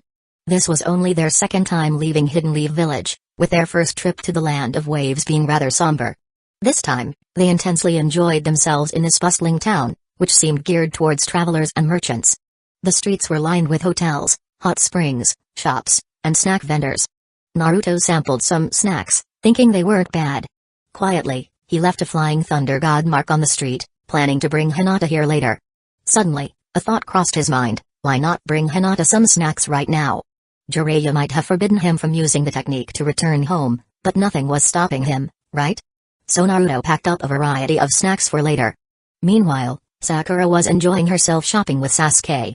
Although they weren't alone, Naruto was always running around, giving them time to browse together. Despite Sasuke's usual aloofness, he was curious about the various items for sale. However, he seemed reluctant, although he resisted when Sakura dragged him to different stalls to play games like dart throwing and goldfish scooping. Sasuke won a bracelet from the dart game and handed it to Sakura, who was so overjoyed that she had tears in her eyes, wondering how to repay him. "I owe him big time. Maybe I'll repay him with myself?" Sakura's thoughts spiraled wildly. Sasuke felt chills down his spine. "Am I sick or something?" As night fell, the trio returned to the hotel after having a great time. Naruto laid out all the snacks he had packed, guessing that Hinata had just finished her evening training session. In Hinata's room, she and Hanabi were startled by the sound of food bags falling onto the table. The aroma of freshly cooked snacks filled the room. Dong, dong, dong. More snacks appeared one after another. Hanabi was dumbfounded. "Father said there's no such thing as free food, only hard work, but here it is, falling from the sky." Hinata smiled, realizing what had happened. On the table was a kunai that Naruto had given her, marked with his Flying Thunder God seal. Finally, a note appeared, written in Naruto's handwriting. He explained where the snacks had come from, ending with a few words that made Hinata blush. Hanabi saw the note and couldn't help but grumble, "It's that guy again." Though she ate the chocolate banana happily. It's pretty sweet. Chapter 81. Search. Hanabi finally leaves with a satisfied burp, and by the end of the meal, she doesn't dislike Naruto as much. Maybe it's because Naruto has been so generous. Hinata barely eats 1/5 of what Naruto devours, leaving most of the heavy lifting to her stomach. In the end, both sisters are quite satisfied. Naruto, on the other hand, is exhausted. He and Sasuke have been up half the night, unable to sleep because of Jiraiya. The old sage stumbles back in the middle of the night, reeking of alcohol and some stranger's perfume. For a brief moment, Naruto entertains the thought of crashing into Sakura's room. After all, they are teammates, right? It couldn't be that weird. Could it? But he quickly shakes off the idea. "No, my comrade's room is off limits," he tells himself. Luckily, an idea pops into his head: solve the problem using ninjutsu. Sasuke is impressed and silently vows to never get drunk in Naruto's presence. The next morning, Naruto and Sasuke go to get Sakura for breakfast, while Jiraiya is still fast asleep. The sunlight eventually creeps through the window, hitting Jiraiya's face. With a pop, the snot bubble he's been blowing bursts. He blinks his eyes open and yawns, trying to roll over, only to find he can't. Jiraiya. He realizes he's been trapped by his blanket. Looking closer, he sees the intricate sealing techniques on the quilt: sound suppression, immobilization, and something that seems to block the smell. Is this what Naruto's doing? Kid's gotten pretty good at sealing techniques, Jiraiya said with a smile on his face, but there was no time to admire the work. He quickly broke free of the seals without much trouble. Naruto hasn't meant to make them too strong, just strong enough to stop his snoring and the alcohol stench from bothering anyone else. Jiraiya stumbles downstairs, still groggy, and immediately starts digging into Naruto's plate without so much as a hello. Naruto, poking at his chopsticks, raises an eyebrow and asks, "Pervy Sage, what are you doing?" Jiraiya shoots back, "What am I doing? What did you do?" Sasuke, already feeling a bit guilty, looks away. He's been watching the chaos last night with interest and even copied a few of Naruto's sealing techniques with his Sharingan. Naruto defends himself, "What was I supposed to do? You came back reeking of booze and who knows what else. How were we supposed to sleep?" Jiraiya waves it off. "It was just a little alcohol. Naruto isn't having it." "Just a little? That was a stink cloud, not a smell." He adds sarcastically, "Didn't you just tell us yesterday, a ninja must endure? Does that mean we have to endure you?" Jiraiya isn't fazed at all. "Brat, you don't know what you're talking about. I was gathering intel." Naruto smirks and quips, "Oh yeah? So you're telling me your stomach can process info from alcohol now?" Jiraiya grumbles something unintelligible as he continues shoveling food into his mouth. Naruto shrugs and orders another breakfast. Sasuke watches the back and forth between Naruto and Jiraiya with a slight sense of envy. Naruto always seems to get along with everyone. Whether it's his parents, Kakashi-sensei, Shikamaru, or even Jiraiya, Naruto has this way of joking around with people without annoying them. Even now, he's stealing Sasuke's fried egg. "Uzumaki." "Naruto." Sasuke says slowly, his voice cold. Naruto looks back, fried egg halfway in his mouth, and blinks innocently. After a brief staring contest, Sasuke sighs and smiles. "Forget it. Enjoy your food." Naruto happily chews the egg. For some reason, stolen food always tastes better. Sasuke turns back to his plate and splits his remaining egg in half, offering the other half to Sakura, who smiles brightly at the gesture. Seeing her so happy makes Sasuke smile even more. He's glad to have been placed on this team. He keeps his eyes on his plate, though, making sure to guard the rest of his food from Naruto's next sneak attack. Meanwhile, Jiraiya watches them banter and thinks back to his teammates. His team had once been just as close. He had been more handsome than Sasuke, more talented than Naruto, and Tsunade. Well, he convinced himself that she'd been as gentle as Sakura back in the day. He shakes his head, his chest tightening. No, that's just the alcohol still messing with him. Tsunade? Gentle? She's worse than Orochimaru in that regard. After breakfast, the group heads to a hill outside the village for some training. Jiraiya wants to see how the three are progressing. First is Sakura. Jiraiya is impressed by her chakra control and medical knowledge. It's like seeing a young Tsunade, right down to her flat chest. Jiraiya isn't skilled in medical ninjutsu, but having trained alongside Tsunade, he gives Sakura some advice based on what he remembers from their younger days. He realizes now that he genuinely wants to introduce her to Tsunade for further training. Sasuke's Sharingan, paired with Chidori, is also impressive. His fire-style jutsu and quick reflexes make him a formidable opponent. Jiraiya shares his insights on using ninjutsu strategically, advising Sasuke not to mimic Naruto's all-out assault style. He also suggests that Sasuke and Naruto try combining wind and fire-style jutsu in the future. This new, knowledgeable side of Jiraiya changes both Sasuke's and Sakura's impressions of him. He isn't just a perverted old man, he is a wise teacher too. Finally, Jiraiya tosses a scroll to Naruto. "Here's that lion's mane jutsu I promised. But don't be greedy. Focus on mastering water style and perfecting the Rasengan." "Got it." Naruto replies enthusiastically, though he secretly plans to learn everything. "Alright, you three train hard. I need to check on something suspicious from my last intel mission," Jiraiya says, his face becoming comically serious as he walks off. The three of them exchange glances, and whatever respect they gained for Jiraiya quickly evaporates. They watch him leave, shaking their heads in unison. Chapter 82. 3 days have passed, and it seems as though Jiraiya hasn't woken up during that time. Every morning, he finds himself tightly wrapped in his blanket, but he is getting better at escaping it with each passing day. On the morning of the fourth day, Jiraiya stops the three kids, Naruto, Sasuke, and Sakura, as they are about to head out. "We should move on to the next location." Naruto looks at him blankly and asks, "Did you find any new leads, or are you just tired of hanging around here? Stop spouting nonsense." "I've been investigating." Jiraiya clears his throat before continuing. "Someone did spot her in this town, but she didn't stick around for long. Probably because this place doesn't have any casinos." Naruto sighs, "So where are we going next?" "To a place called Short Book Street. There's an old temple there, pretty historic." The town is a lot livelier than here, and more importantly, there's a whole street full of casinos. Seeing Jiraiya's gleeful smile, Naruto can't help but wonder if it isn't the casinos, or rather, other services that Jiraiya is truly excited about. With Jiraiya calling the shots, the three of them have no choice but to pack their things and follow him. Not long after leaving town, Naruto suddenly says, "Pervy Sage, we've got two people tailing us.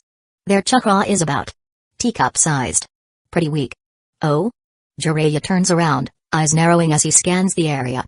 Sasuke and Sakura notice it too. These two aren't skilled at hiding themselves. A couple of minutes later, Jiraiya returns with two men, both sporting bruises and swollen faces. They are dressed like samurai, with hats, bags, and swords at their waists. Jiraiya asks sternly, "Why are you following us? Speak." One of the men stammers, "We don't know who you are, but, then why are you tailing us? Are you trying to rob us? Or did someone hire you?" No. We're looking for Lady Tsunade." "Tsunade?" Jiraiya frowns, a bad feeling rising. "You wouldn't happen to be chasing her for debts, would you?" "That's exactly it. I'm Senta from the Akagi gang, and this is Bunzo. We've been looking for Lady Tsunade for 3 years, but her whereabouts are always unpredictable." This guy is trying to put it nicely, but everyone knows Tsunade's gambling habits keep her constantly on the move. Senta continues, "We heard you were asking around about her recently, so we thought you might have a lead. We followed you in hopes of finding her. We're sorry for being discovered so quickly." Jiraiya believes them almost immediately. This is totally Tsunade's style. "For 3 years, we haven't returned home, all because of her debts. Please allow us to travel with you. We just want to find her," they both plead, bowing deeply. Jiraiya thinks for a moment before agreeing. "Fine. When we find Tsunade, I'll ask her about it myself."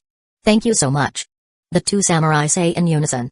Now their group has 2 additional members, debt collectors. Sakura groans internally, already feeling disappointed in Tsunade. Owing debts for 3 years and running away from them. What a shameless old woman. As the group moves forward, Jiraiya suddenly remembers something. "Naruto, what did you mean by teacup-sized chakra?" Sasuke and Sakura are also curious. "Oh, that," Naruto replies. "You know my sensory ability, right?" The 3 of them nod. "I can sense the location of others, but I can also gauge their chakra levels. If chakra were water, then the amount those two have is about the size of a teacup." "Interesting," Jiraiya says, though he can't help but smile at Naruto's odd way of measuring chakra. "Why use that term?" "Well," Naruto scratches his head. "I used to use Kakashi-sensei as the standard, but his chakra has been increasing a lot recently, so he's no longer a good reference. Plus, using him as a benchmark wasn't fair to people with less chakra." Jiraiya can't help but laugh. "It's not that you're unfair to people with less chakra, it's Kakashi who's been getting a raw deal." Out of curiosity, Jiraiya asks, "So, how do we compare?" Naruto thinks for a moment. Sakura-chan is at bathtub level. Sakura's face twitches. Bathtub. She is fuming on the inside.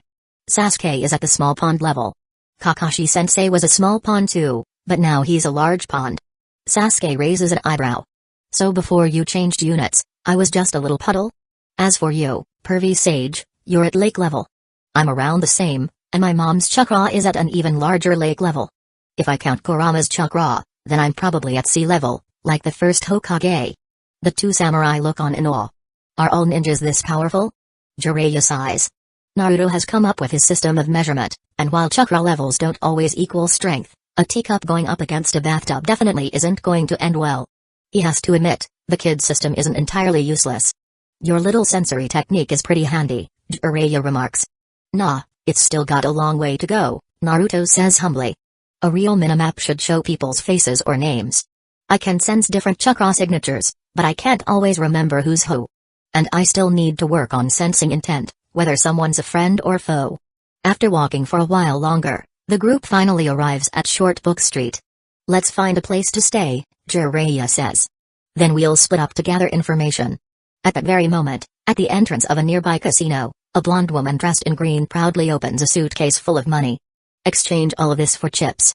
Today, I'll win back everything I lost."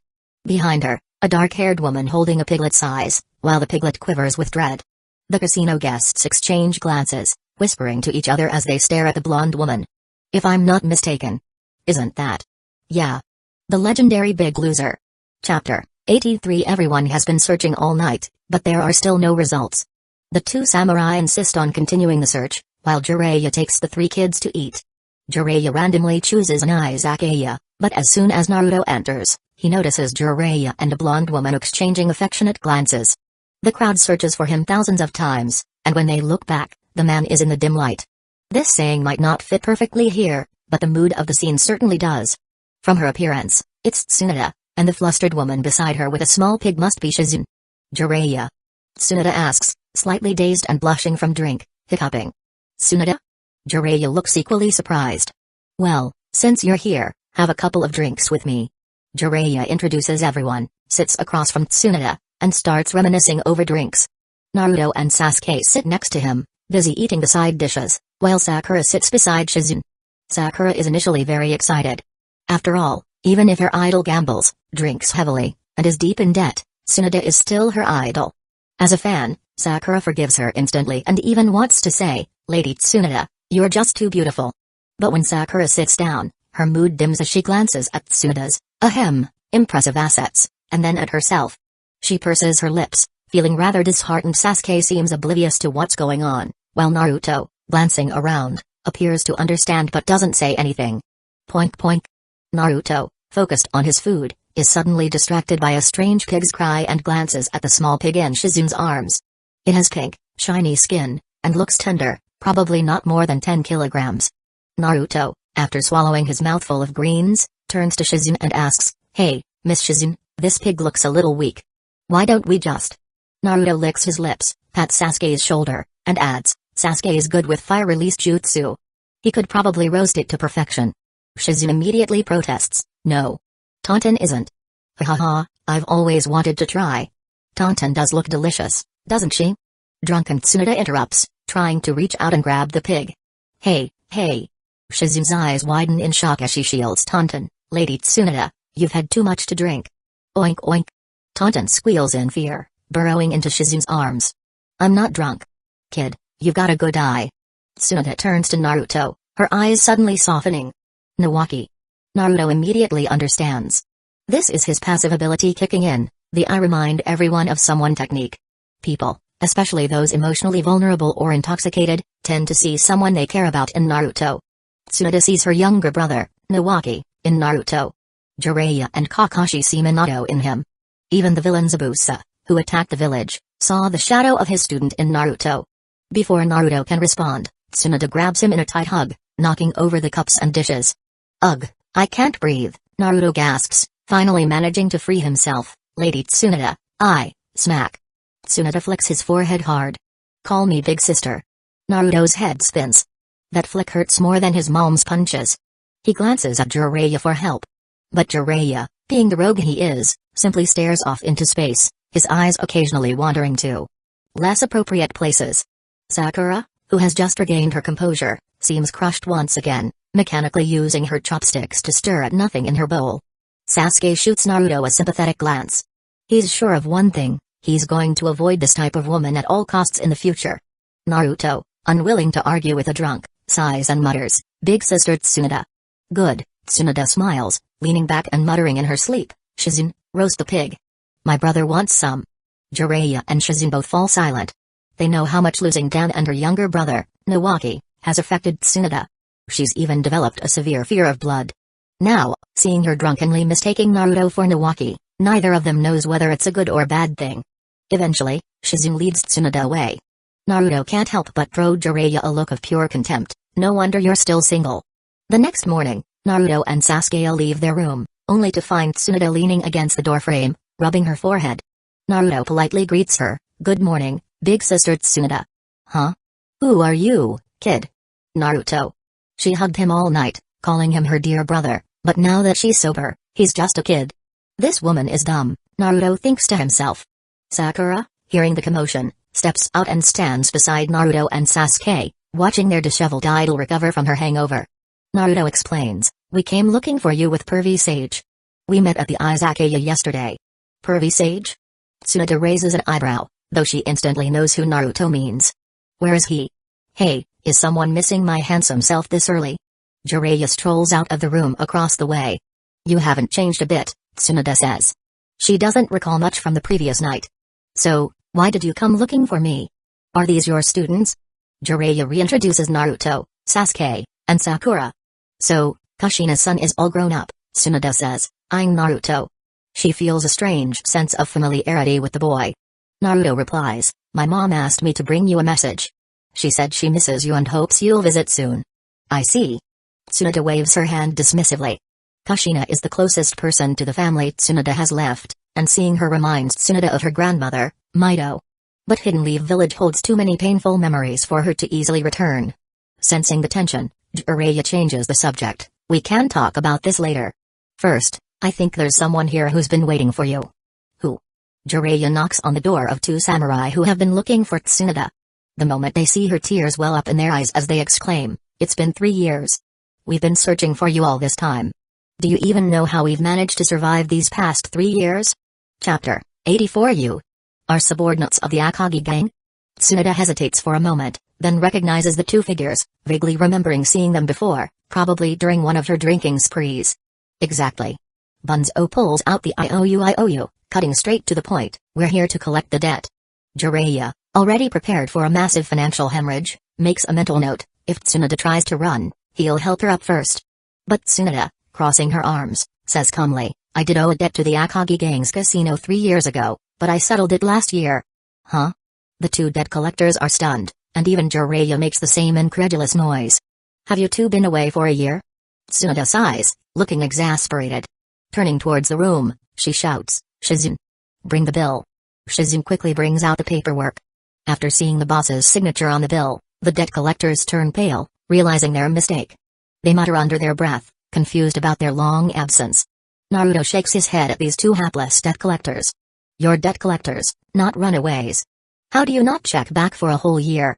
Then, with a sigh, he thinks, in a world where people mostly rely on walking for transportation and shouting for communication, I guess this kind of thing happens. Not everyone has the Flying Thunder God Jutsu or KCN. The two unlucky samurai eventually leave, downtrodden. Jiraiya, feeling sorry for them, hands them some money for travel. Sakura, meanwhile, has a glimmer of hope that her idol, Tsunade, still has some redeeming qualities. It's not that she never repays her debts, she reasons, it's just the timeline for repayment gets a bit stretched. Despite Tsunade's notorious gambling and debt dodging, her character isn't so bad that she refuses to pay entirely. Otherwise, her reputation would be ruined long ago, and no one would lend her money at all.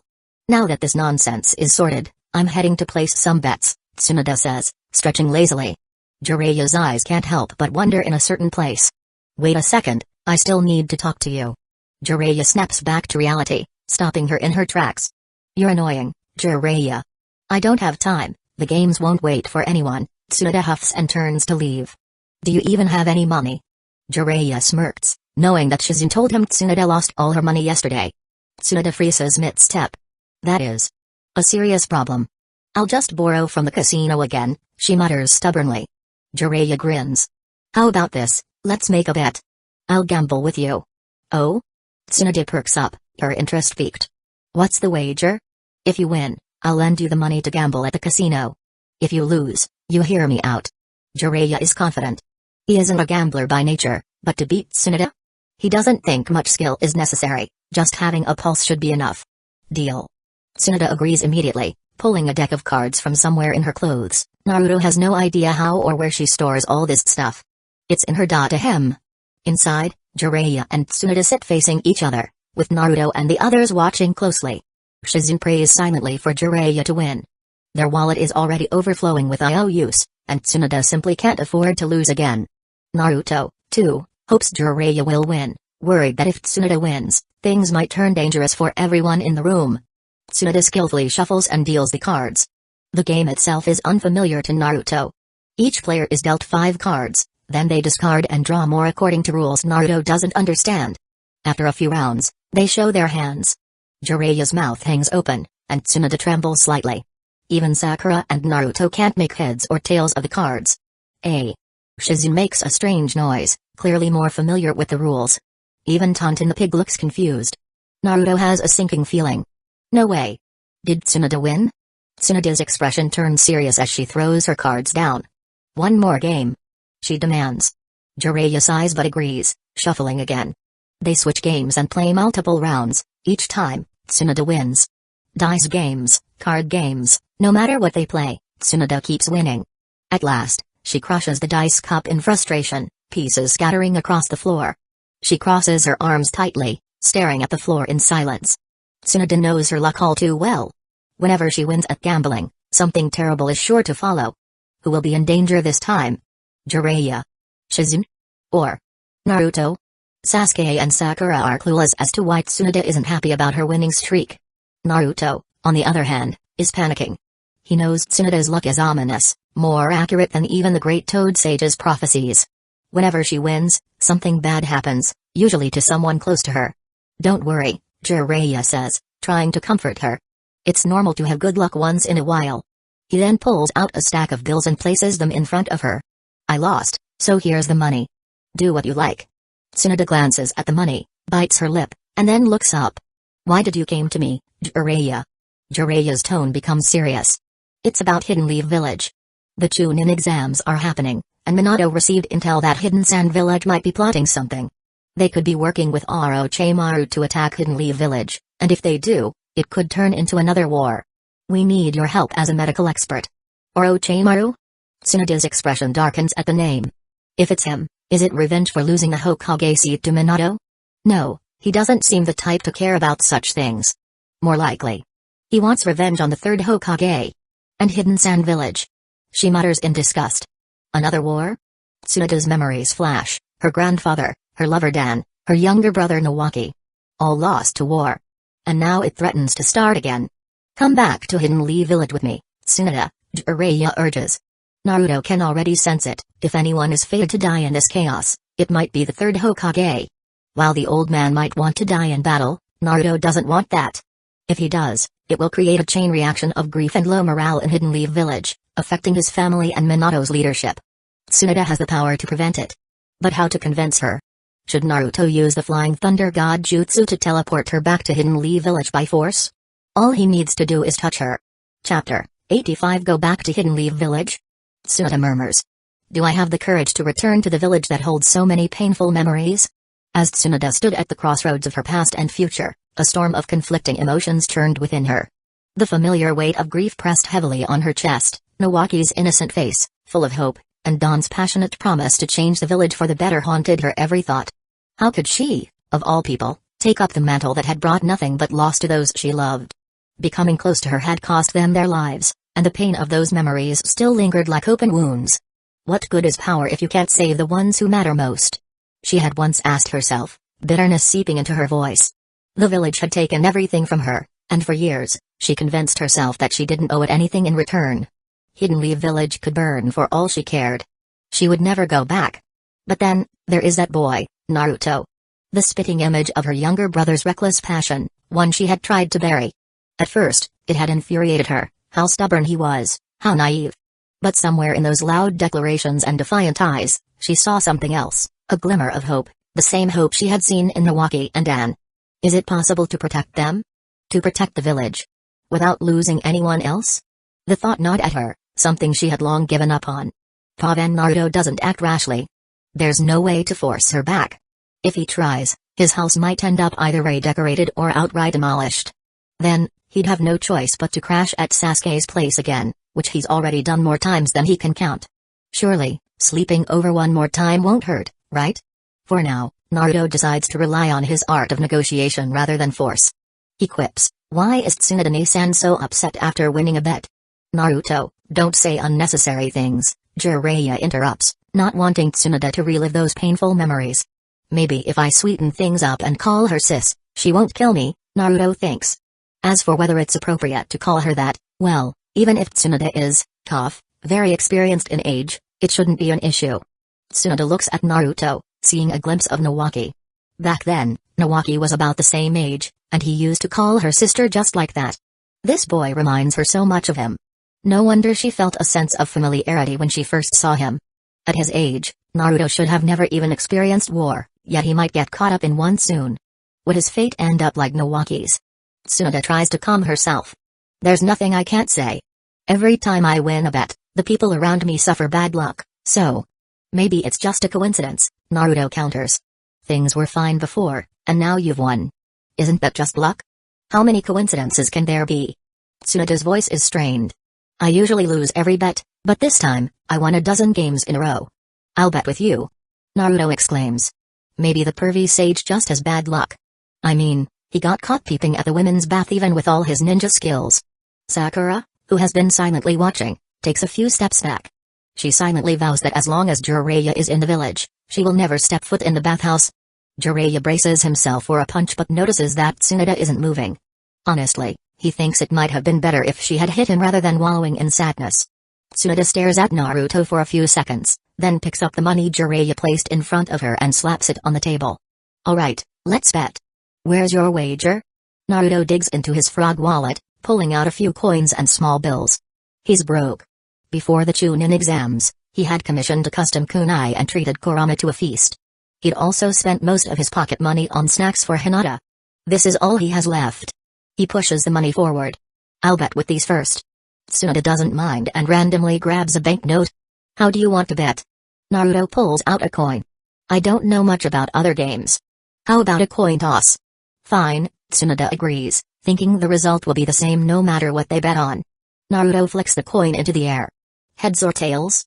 Tsunade watches the coin spin. Heads. Ding, ding, ding.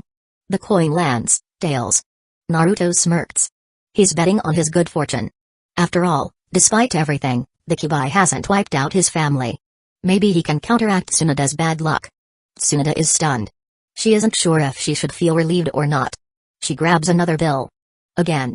Naruto gathers up his small change, leaving only the banknotes on the table. The coin flies up again. Heads. Tsunade guesses. Ding, ding, ding. Tails. Keep going. Heads. Tails. Heads. 8 more times, Tsunade guesses wrong. Frustrated, she slams the table. Are you cheating? Naruto's heart is pounding. The odds of guessing wrong 10 times in a row are slim, but he hands the coin to Tsunade. Wanna toss it yourself? Tsunade tosses the coin, and Naruto guesses, heads. The coin lands, heads. Again. Tails, tails, heads. Naruto is enjoying the game.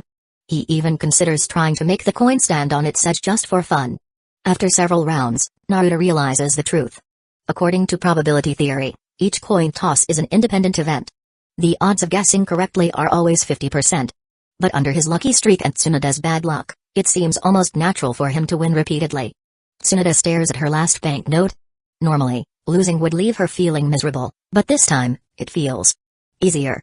Jiraiya, your turn. Tsunade hands the coin to him. Huh? Oh. Jiraiya, still surprised at how things are unfolding, guesses, tails. The coin lands, heads. None of them understand what's happening. Could it be, as Naruto suggested, that Jiraiya just has awful luck? Tsunade tries betting with Shizune and Jiraiya again but eventually returns to Naruto. In the end, only Naruto can win against her. What is this? Tsunade wonders. Why is he the only one who can beat me? Naruto places his stack of winnings on the table, flashing his trademark grin. So, Tsunade-san, maybe luck exists, but you shouldn't be too superstitious. Even if you think your winning streak brings bad luck, didn't you lose to me? Maybe I'm here to break your so-called curse? Tsunade looks at Naruto. She hasn't seen such a hopeful smile in a long time. Maybe I should trust this kid. Let's make another bet. Huh? I said, let's bet again. If you win, I'll return to Hidden Leaf Village with you. If you lose, I'll give you all this money. Naruto shrugs, unfazed by the idea. No. If you lose, you have to call me big sister. Naruto meets her eyes with a serious expression. I'm not Nawaki, I'm Naruto. Pretending to be Nawaki, playing on her emotions, that's not something Naruto can do in good conscience. Tsunade smiles. I know. Naruto grins back. Alright, big sister. Chapter 86. Winning or losing the game no longer matters. In the end, Tsunade has a reason for returning to Hidden Leaf Village, and Naruto has gained an older sister. And Jiraiya. By the way, Naruto, didn't you say that you caught Jiraiya peeking at the women's bath? Jiraiya immediately becomes alert, discreetly distancing himself from Tsunade, thinking, this kid promised not to mention this. What is he up to? Yeah, he even taught me a jutsu and told me not to mention it to my mom, Naruto says, completely betraying Jiraiya, though not specifying that he wasn't supposed to mention it to his sister. So, sis, you'll keep this a secret, right? Don't tell mom. Hey, no problem, Tsunade grins, clenching her fist. I'll help him keep that secret. Jiraiya takes a few steps back, sweat forming on his forehead. Wait, I can explain. Before he can finish, Tsunoda's fist slams into his chest. Jiraiya. A human-shaped hole appears in the wall of the inn. Across the street, Jiraiya is embedded in the wall. Tsunoda cracks her knuckles in satisfaction. Much better. Sasuke and Sakura, who have never seen anything like this, stand frozen in shock. Will he die? Sakura asks. Naruto feels a bit guilty. We were just playing around. I didn't want to get him killed. He tugs at Tsunoda's sleeve. Granny, did you hit him too hard? It's fine, Tsunoda says confidently. At most, he'll break a rib. He's not going to die. Wait, what did you just say? Oh.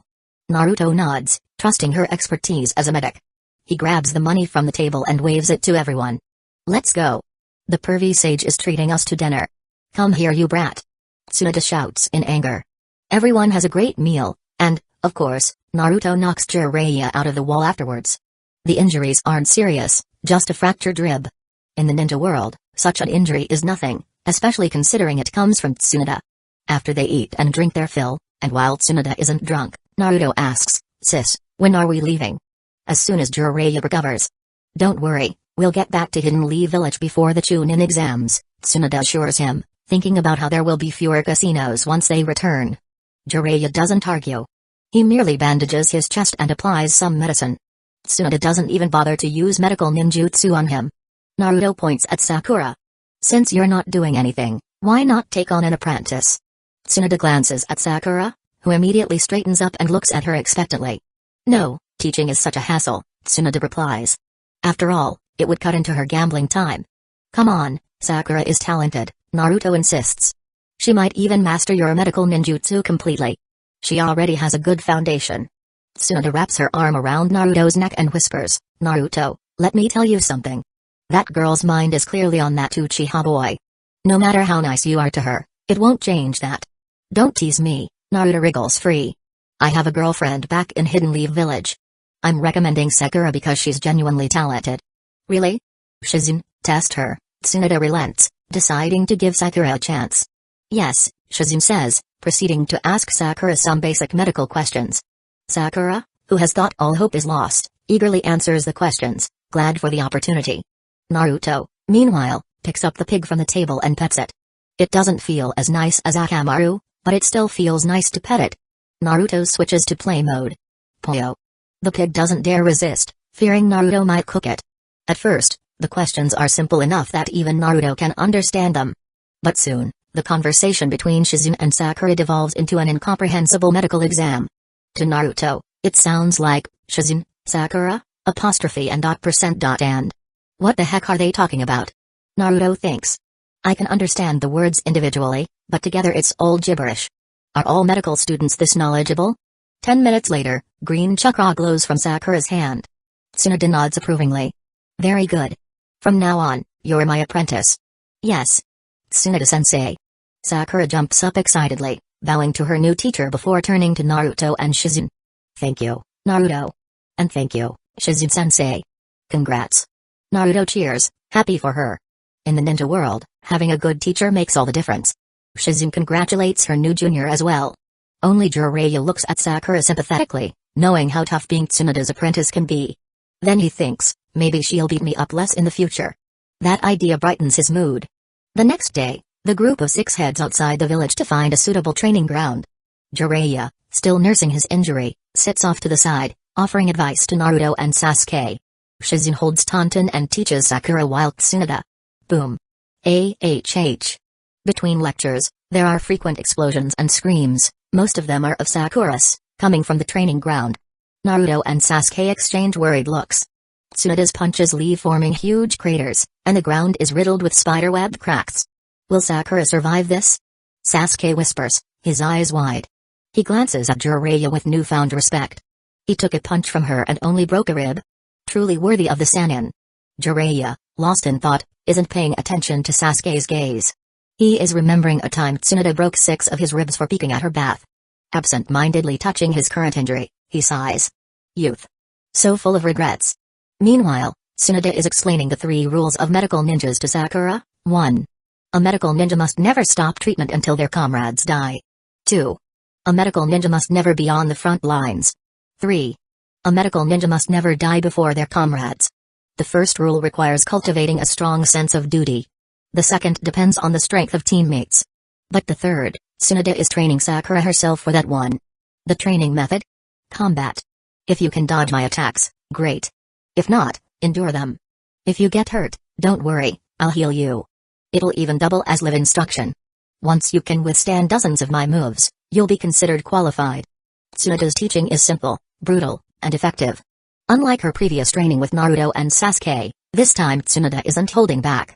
By the end of the day, the training ground is devastated, filled with deep craters and cracks.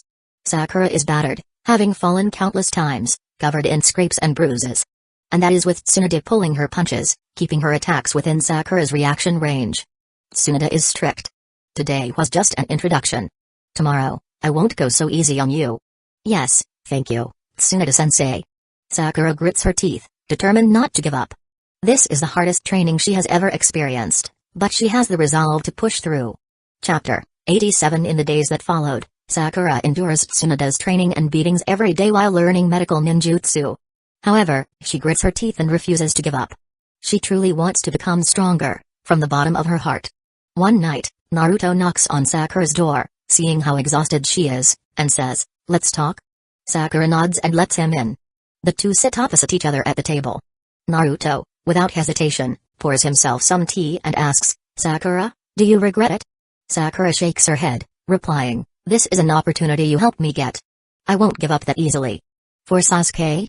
Naruto guesses right away. Sakura hesitates for a moment, then smiles. Maybe at first, but not anymore. Naruto is taken aback. "You don't like Sasuke anymore?" "Of course I do," Sakura quickly denies it. Naruto eyes her suspiciously. "Then why did you say that?" Sakura sighs, feeling the need to talk. "I've realized something lately." Naruto sits up, interested, and pours her a cup of tea. "I'd like to hear more." Sakura, used to Naruto's quirky behavior, begins, "When I first graduated from the academy, I had no real goals. My only dream was Sasuke." She reminisces. Sasuke was handsome, confident, strong. Everything about him seemed perfect. Naruto sets down his tea, interrupting, "I didn't come here to listen to you praise him." Sakura chuckles. Alright. I always admired him, but I never really knew him. To him, I might just be a familiar face.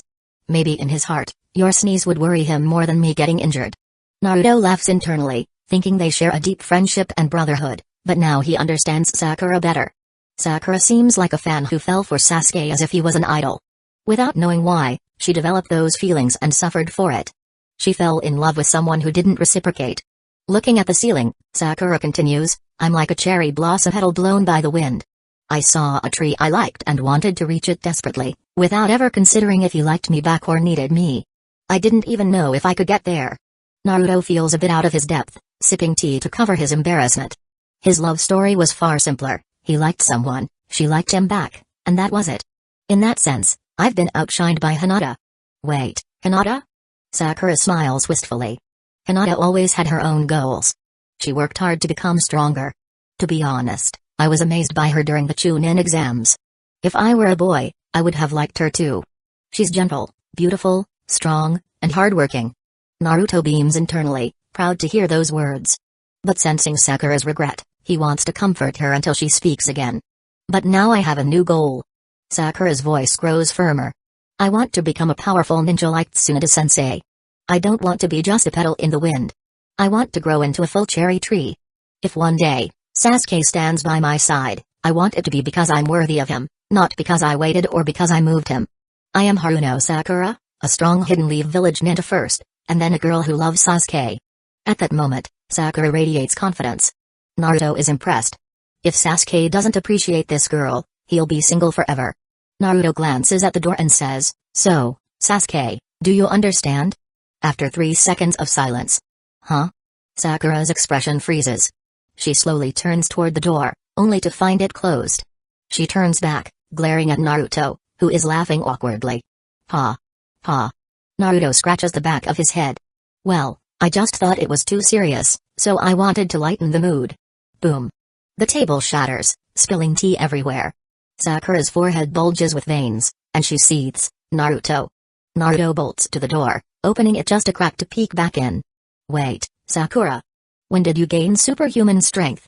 Tsunade-sensei has been teaching me techniques recently. Sakura cracks her knuckles with a malicious grin. Wanna practice with me? No, I have something to do. See ya. Naruto declares, fleeing. 3 seconds later, his head pops back around the corner. Sakura? You broke the table. You'll have to pay for it. Naruto Uzumaki. Sakura yells, shattering the table further, before chasing him to the door. This time, Naruto makes a true escape. Sakura clenches her fists and mutters, how has Sasuke put up with him all these years without killing him? Sasuke, maybe because I couldn't beat him? Sakura calms down, preparing to clean up the room. After venting and sharing her thoughts, the frustrations from the past few days ease. She laughs thinking about how Naruto came to talk to her and lighten her mood. It's nice, she whispers. As time passes, Jiraiya's injury heals, and Sakura's training intensifies. She gets hurt less by Tsunade, who is pleased with her progress, feeling that Sakura is more suited to inherit her techniques than Shizune. Perhaps, after gaining more experience, Tsunade may even teach her the Yin Seal. Jiraiya watches Sakura smash a boulder with one punch, and with her long pink hair, he briefly imagines a younger Tsunade. Wait, pink?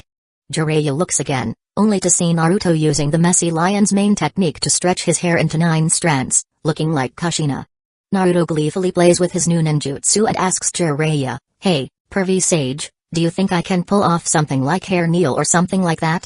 Chapter 88. I'm Naruto Uzumaki, and I'm being chased by Sasuke Uchiha, but I'm not panicking. Why? Because, believe it or not, I run faster than him. Here's how it all starts. After Big Sister Tsunade heals Jiraiya-sensei's injury, we all head back to Hidden Leaf Village from Tensaku Town. The journey back is smooth with no twists or trouble, much easier than traveling home during a mission. By noon, we reach Hidden Leaf Village. Tsunade and Jiraiya go straight to the Hokage office, while Sakura hurries home to report to her family. Naruto, being Naruto, finds out through a phone call that Kushina has led a team on a mission, so the house is empty. With Hinata busy, he decides to tag along with Sasuke and grab a meal at his place. However, once they arrive, Sasuke's mother informs him that on the day he was kidnapped by Naruto, his brother Itachi had taken leave to train with him. But since Sasuke wasn't there, Itachi ended up spending the day with Izumi instead. Naruto senses that things are about to go bad and tries to slip away quietly. Sasuke, on the other hand, doesn't even catch his mom's next remark about Itachi spending more time with Izumi lately. His mind is fully occupied by one thought: he has missed an entire month of training and private time with his brother, all thanks to Naruto. And so, there it is, Sasuke, furious and filled with regret, starts chasing Naruto down with Sharingan flaring red. Feeling a little guilty, Naruto just runs. Why are you running? Why are you running? Sasuke yells, his voice echoing through the streets. Why should I stop when you're chasing me? Naruto shouts while continuing to run. No way is he going to make this easy for Sasuke. If you weren't running, I wouldn't be chasing. And if you weren't chasing, I wouldn't be running. I'm going to kill you. Like you can even catch me. The two shinobi dash through the alleys of Hidden Leaf Village, sprinting across rooftops, circling the village again and again. Sparks fly as their feet hit the ground. Along the way, they run into Gai-sensei's team of 3 and Kimimauro's group, who seem to get fired up by the sight of Naruto and Sasuke's wild chase. Naruto could have sworn he heard Gai shout something about the power of youth. After hours of high-speed pursuit, Sasuke's stamina gives out. He realizes, once again, that no matter how angry he gets, a regular human's endurance can't compete with Naruto's insane chakra reserves. Exhausted and out of breath, he hasn't even noticed that his Sharingan has evolved during the chase. You. Huff. Better. Stop. Sasuke pants, barely able to stand as his pace slows. You done yet? Naruto asks, equally tired but still pushing ahead. He isn't about to stop, not unless he wants to get beat up. I swear, if I didn't feel a bit guilty, I'd have flattened you by now. So Naruto keeps running, not daring to stop in front of those blazing Sharingan eyes. Eventually, Sasuke collapses from exhaustion, leaving Naruto to carry him on his back as they head to Sasuke's house. Naruto, unable to resist teasing his friend, mutters, "Why'd you go nuts? I didn't even know Itachi took leave to train with you." Humphrey, Sasuke grumbles. He knows it isn't entirely Naruto's fault, and as much as he hates it, Naruto has good intentions. And, even if you did catch me, what could you do? I can't time travel, you know. Plus, you've gotten a lot stronger this month. Humphrey, Sasuke mutters again, trying to brush it off. He knows Naruto is right, but he isn't about to admit it. Hey. Are you a girl? It's disgusting if a boy pouts. You know I will kill you next time, Uzumaki. Naruto shakes his head. Man, you are stubborn. You're always picking fights, and then you wear yourself out and make me carry you back. I didn't ask for a ride. Sasuke turns his head, too proud to admit defeat. Naruto almost drops him right there. Seriously? I haven't even carried Hinata yet, but I'm stuck carrying your sweaty, grumpy self. When Naruto finally arrives at the Uchiha compound with Sasuke, they run into Itachi and Izumi, who are just saying goodbye. Brother? Sasuke tries to get down but is too worn out to stand on his own. Naruto has to help him stay upright. Yo, little Sasuke, Naruto. Izumi greets them with a smile. You two seem close as always. What happened to Sasuke? Itachi asks, noticing his younger brother's state. Sasuke turns his face away, too embarrassed to explain. Naruto, ever the bro, steps in. Just some physical training. Pushed himself too hard. Sasuke doesn't argue. After all, long-distance running is physical training, right? Let me take him, Itachi says, lifting Sasuke onto his back without breaking a sweat. Sasuke doesn't resist, leaning against his brother, feeling his anger drain away. Naruto, curious as ever, asks with a grin, you two have been on a date or something? Izumi blushes instantly. No. We just had a meal together. Itachi, always composed, calmly replies, that's all it was. Naruto, channeling his inner Kushina, narrows his eyes at the pair. Really? Kazat Mikoto told me, you've been spending a lot of time together lately. Flustered, Izumi stammers, we've just been hanging out. Well, goodbye. She says quickly, before rushing off, clearly embarrassed. Goodbye, Sister Izumi. Naruto calls after her. Itachi chuckles and turns to Naruto. Take care, Naruto. Naruto waves and makes his way home. When Naruto arrives home, the place is packed. Tsunade has just finished checking up on Kinamaru's health. Naruto had asked her to take a look at him for signs of his bloodline disease, and apparently, Tsunade had taken it seriously. Jiraiya and Minato are chatting on the couch, while Kakashi is reading one of Jiraiya's books, though not Paradise for once, but a collection of stories Minato has written. In the kitchen, Karen is helping Kushina cook, while Haku is already setting the table. The atmosphere feels warm and familiar, just like always. But then Naruto does a double take. Haku? What are you doing here? Chapter 89 Haku, why are you here? Naruto looks at Haku, who is helping in the kitchen, his eyes narrowing with curiosity. Did I miss a chapter or two of my own life? Naruto, call him your brother. Kushina corrects him, holding a spoon in her hand. Brother? Naruto raises an eyebrow, feeling a bit confused. Isn't his turning into a strange, extended ninja family? Yes, Haku officially became my son a few days ago, Kushina says, her face lighting up with happiness. Haku tilts his head slightly, showing a smile so beautiful it could make many girls envious. Naruto-kun, no, Atuto, please take care of me from now on.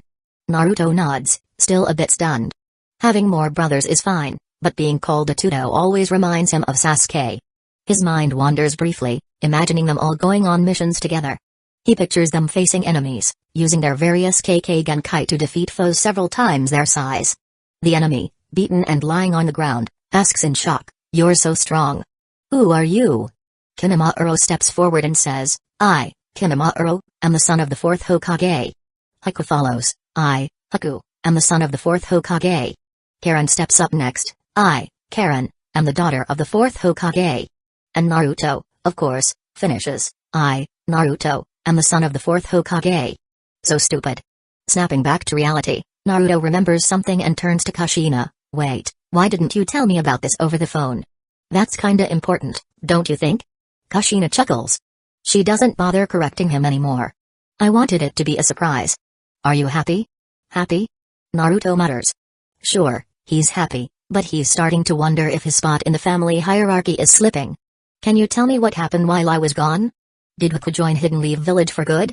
Minato appears at that moment. "Let me explain. Before Zabuza and Haku were captured, they were both considered rogue ninjas." Naruto notices that Haku doesn't react at all to the mention of his past. He just smiles softly.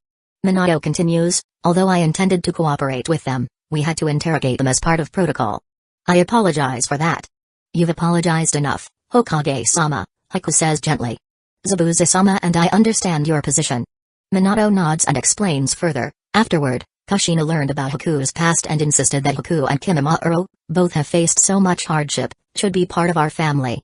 Naruto already knows Haku's backstory, how his entire village feared and persecuted him for his ice-style KK Genkai. Haku's father killed his mother upon learning of her abilities and was about to do the same to Haku. In his panic, Haku unleashed his ice style, turning the entire house into an ice sculpture. He survived but is later taken in by Zabuza, who treats him as a mere tool, though they eventually grow to care for each other in their way. So, did Haku just agree to this? Naruto asks, turning to Haku. Well, Zabuza-sama was about to leave for a mission and insisted that I stay in Hidden Leaf Village. He told me that he used to see me only as a tool, but after seeing how easily you interact with the Hokage and Jonin here, he realized that Hidden Leaf Village might be a better place for me. You didn't agree right away, did you? Naruto asks. He guesses Zabuza's mission probably has something to do with the Land of Water. His father, after all, is trying to pursue peace across the ninja world. Haku smiles softly. At first, I didn't. I insisted on staying as Zabuza-sama's tool. But then, he gave me one final order as his tool, to become a real person and live for myself.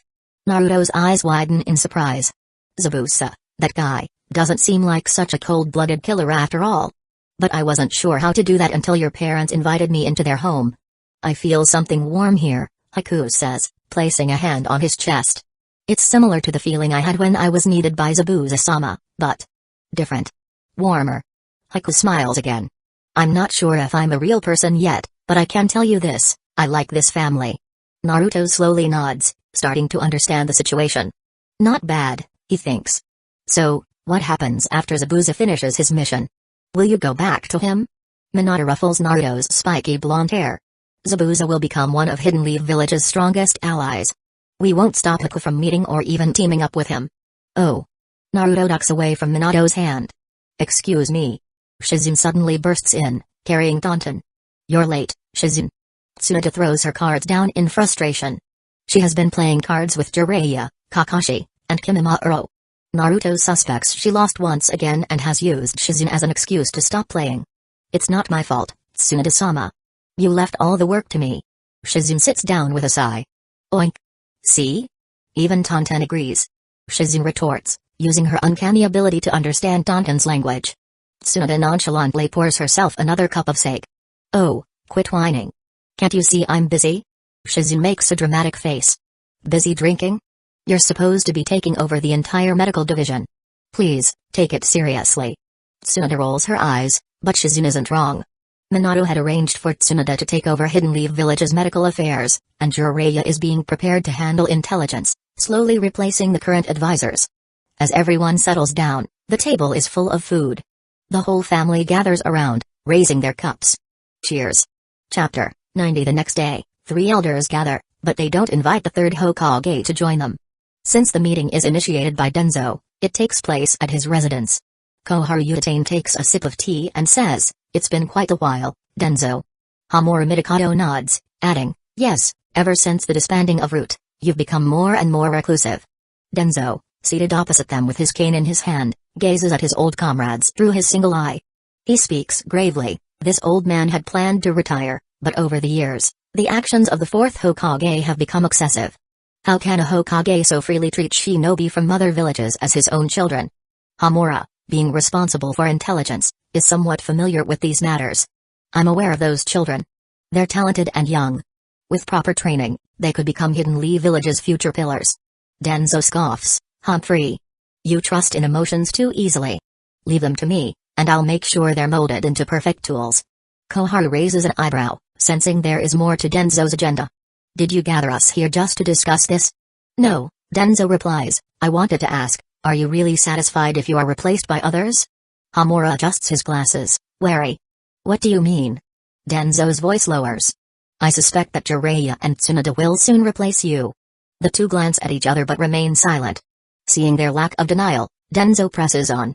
The 4th Hokage is too young and too reckless. It was a grave mistake for Hiruzen to choose him in the first place. Hamura disagrees. But Hidden Leaf Village has grown stronger in recent years. The 4th Hokage has done well. Even the Uchiha clan, superficial strength. Denzo interrupts. The 4th Hokage is too naive. Allowing Uchiha to become the head of the Anbu and captain of the Hokage Guard? If they harbor any ill intentions, Hidden Leaf Village could fall in an instant. Have you forgotten the Nine Tails attack? But the fourth has already proven the Uchiha wasn't responsible for that incident, at least not the Uchiha within the village. The police force is even opening its doors to non-Uchiha now, Homura counters. Their involvement in the police force is irrelevant. That clan can't be trusted. If it were up to me, I'd have handled them much better, Denzo declares with unwavering confidence. Koharu, growing impatient, asks directly, what are you really getting at, Denzo? After a brief pause, Denzo speaks. If the fourth Hokage's decisions lead to disaster, I hope you'll support me. Denzo, don't do anything rash, Koharu warns. That's right. We've dedicated our lives to Hidden Leaf Village, and we won't let you harm the village, Homura adds. Both of them suspect that Denzo, having been sidelined for so long, is eager to reclaim power through drastic measures. Everything I do is for Hidden Leaf Village, Denzo replies sternly, as he always has, convincing himself of this truth for years. Let's hope so, Koharu says.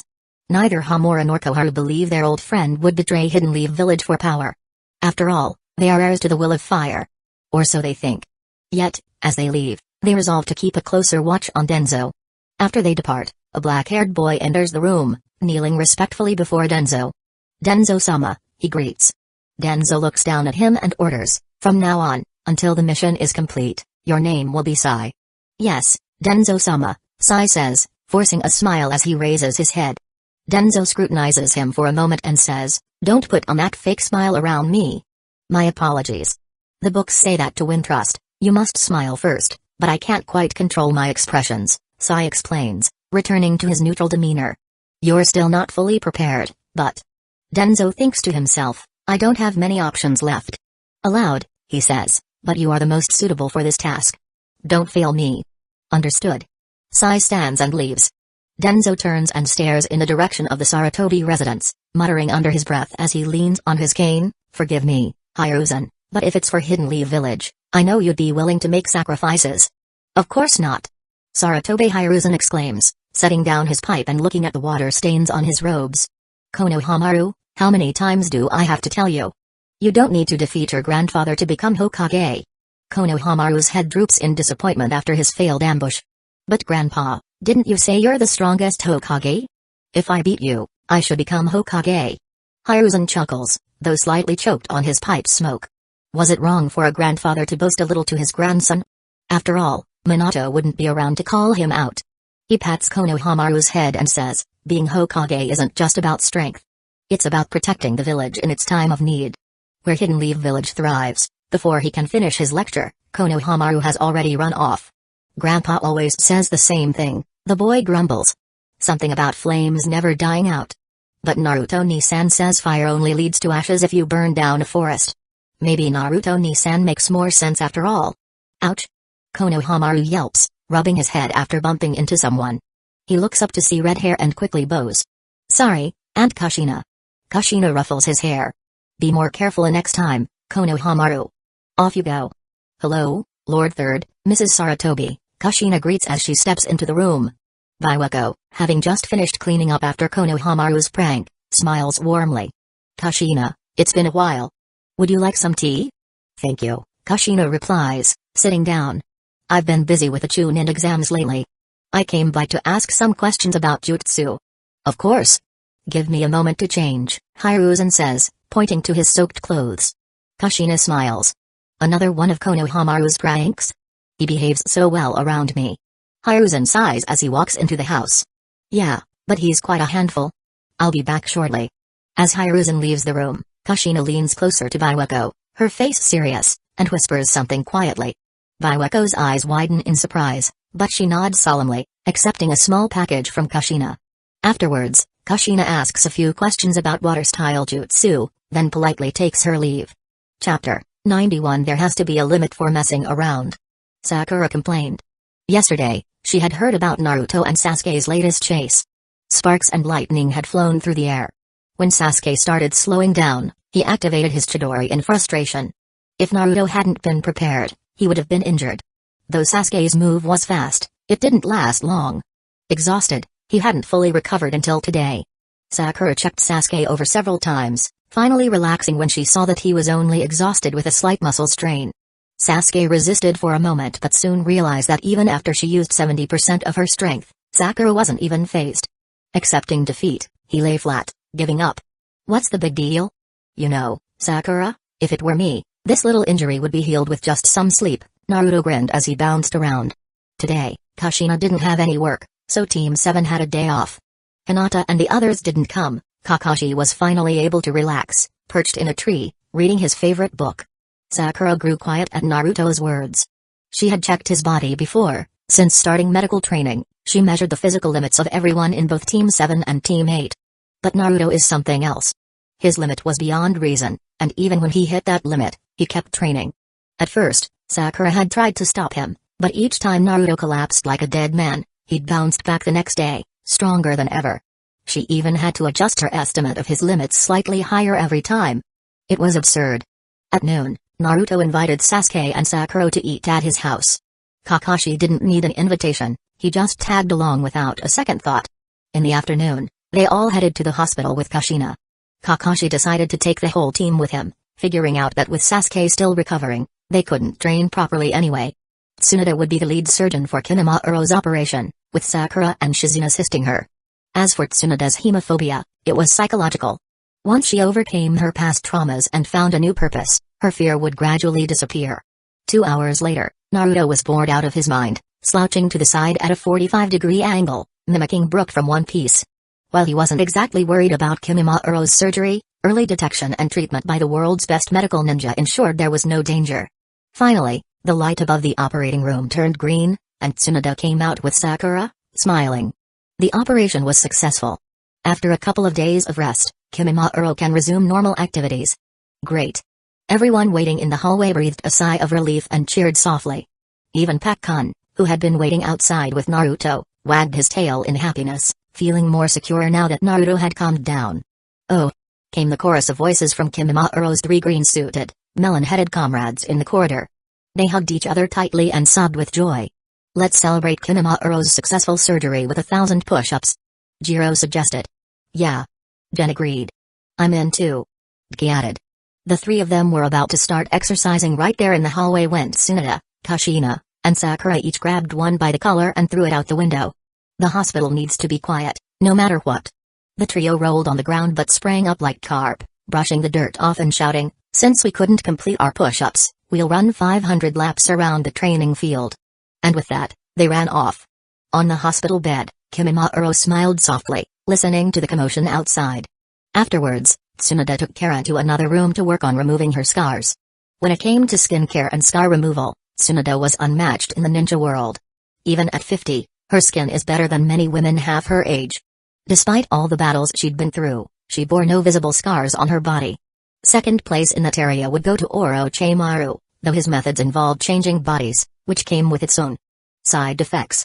Scars weren't an issue if you could just swap to a new body, but you might lose a few other things along the way. Not long after, Karen and Tsunade emerged with smiles on their faces. The scar on Karen's arm had faded significantly, and a few more sessions would remove it completely. With Kimimaro and Karen's issues resolved, the group dispersed. Haku and Karen volunteered to stay and take care of Kimimaro, while Minato dropped by to visit. It was a happy moment for the family of 5. As for why it wasn't 6, well, that was because Naruto had been kicked out by Kushina. With Team 7 and Team 8 on break, there wasn't much for him to do. Naruto left the hospital feeling dejected as if he was being targeted. He is now waiting outside the Hyuga residence, eager for Hinata to finish changing so they can go out together. Naruto didn't understand why she needed to change clothes so carefully for a casual outing. Her usual mission attire was already pretty. After a while, the door opened, and Hinata stepped out in a light pink shirt, a lavender jacket, and a long white skirt. She walked over to Naruto, who stared at her in awe. Naruto wasn't sure if Hinata had put on makeup, he only knew a girl was wearing makeup if she had lipstick on, but it didn't matter. In his eyes, she is beautiful, and he had been waiting for over an hour. Hinata blushed at his gaze and softly murmured, Naruto-kun. Ah. Oh, Hinata, you look amazing today, Naruto said, feeling like his vocabulary was too limited. Maybe he needed to go back to his dad for more lessons. Hinata hadn't expected Naruto to recite poetry like some eloquent nobleman. A simple compliment was enough to make her heart race with happiness. Hand in hand, they set out, leaving behind a small girl training viciously in the yard. Aside from their usual training sessions, this was their first real date. Naruto hadn't planned anything in particular, but Hinata was happy to follow his lead. Before long, they found themselves at Hidden Lee Village's food street. Naruto knew this place all too well, having visited with his shadow clones many times. It was perfect for their first outing.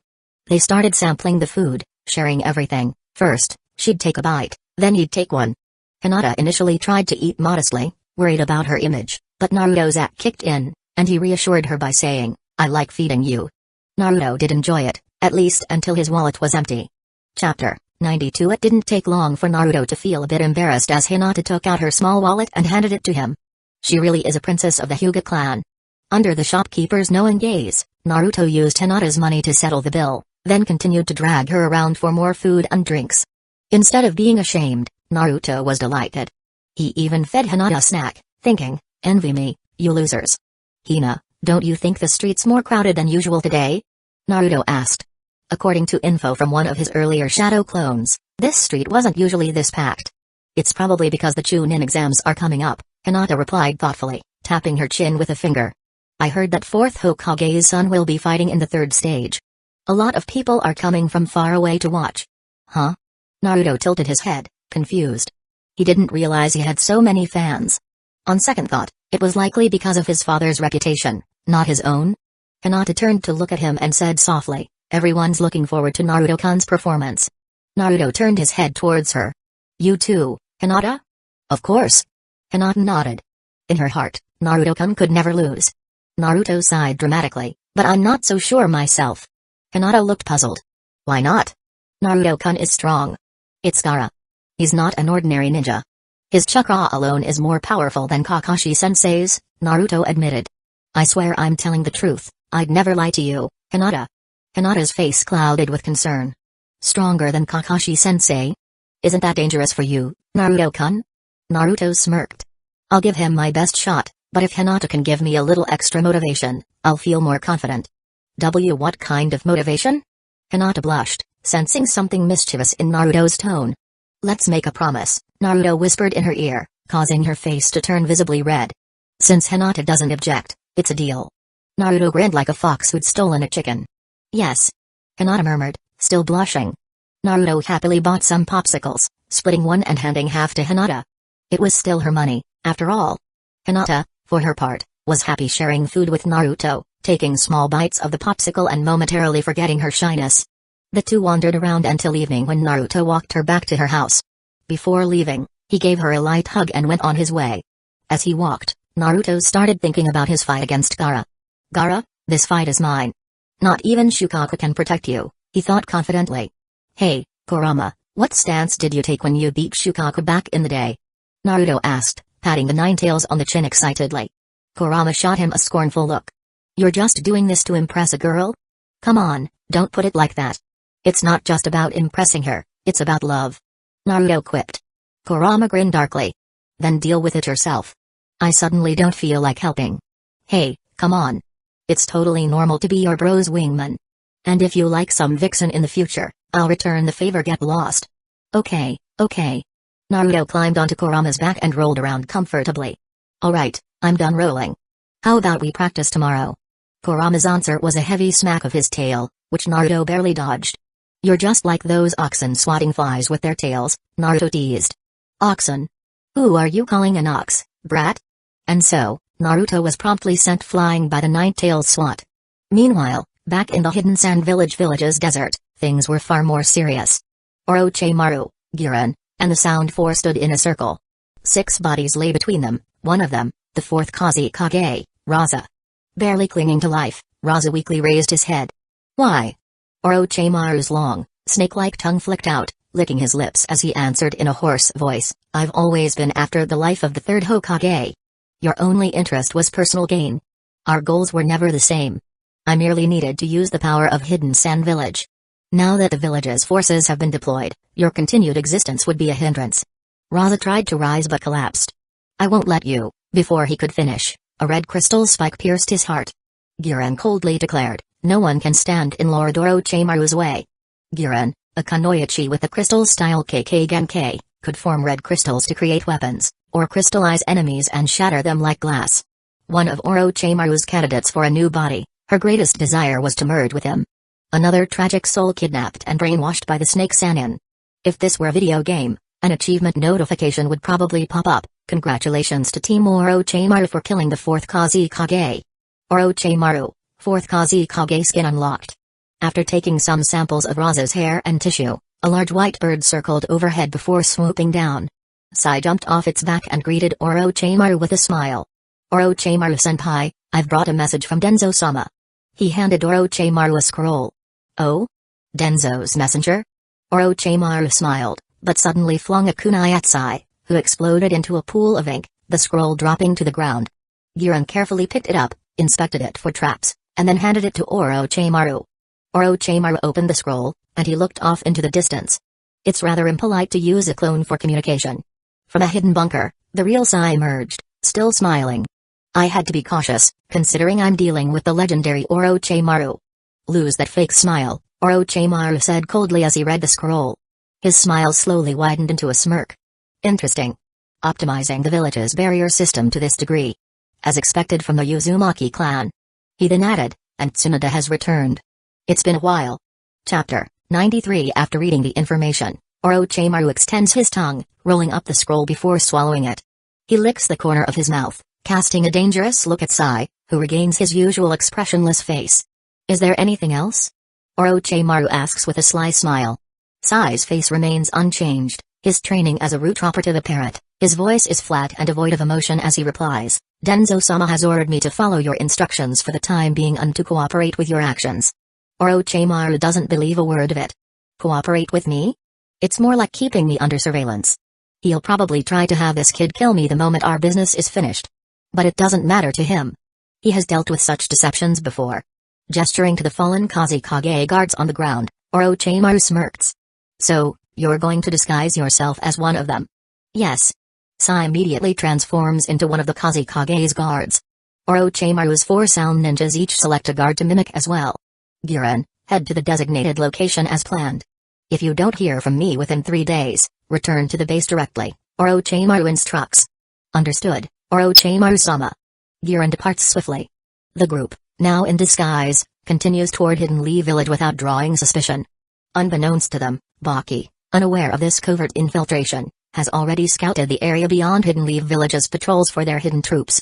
As for how Baki knows the exact patrol range, that's courtesy of Denzo's dark connections. Morning arrives in Hidden Leaf Village, and the villagers step out to go about their daily lives. Everyone is buzzing with excitement for the 3rd round of the Chunin exams, which feels as momentous as the Olympics being hosted in their own village. The list of participants has been announced, and the villagers are proud that Hidden Leaf Village has the highest number of gay men making it to the finals. This boosts their sense of security, as it is proof of Hidden Leaf Village's superiority over other villages. They feel their future will be brighter and safer with such skilled shinobi protecting them. Meanwhile, an influx of wealthy merchants, nobles, and tourists swarms into the village, further benefiting Hidden Leaf Village's economy. Business is booming, well, except for arms dealers like Tenton's family, who don't quite fit into the general commerce of the village.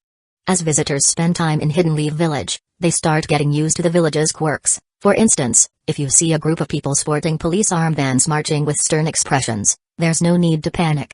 That's Hidden Leaf Village's police force, known for its impartiality. They don't arrest the innocent, nor do they let the guilty go free. Or, if you notice their strained attempts at smiling, don't be alarmed. The police force has recently initiated a smile training program, though some members haven't quite mastered it yet. And if you witness a group of shinobi in green jumpsuits sprinting through the streets in strange poses, rest assured, those are Hidden Leaf Village's green beasts, and they are as friendly as they are eccentric. All in all, Hidden Leaf Village is a thriving village, a peaceful and hopeful place.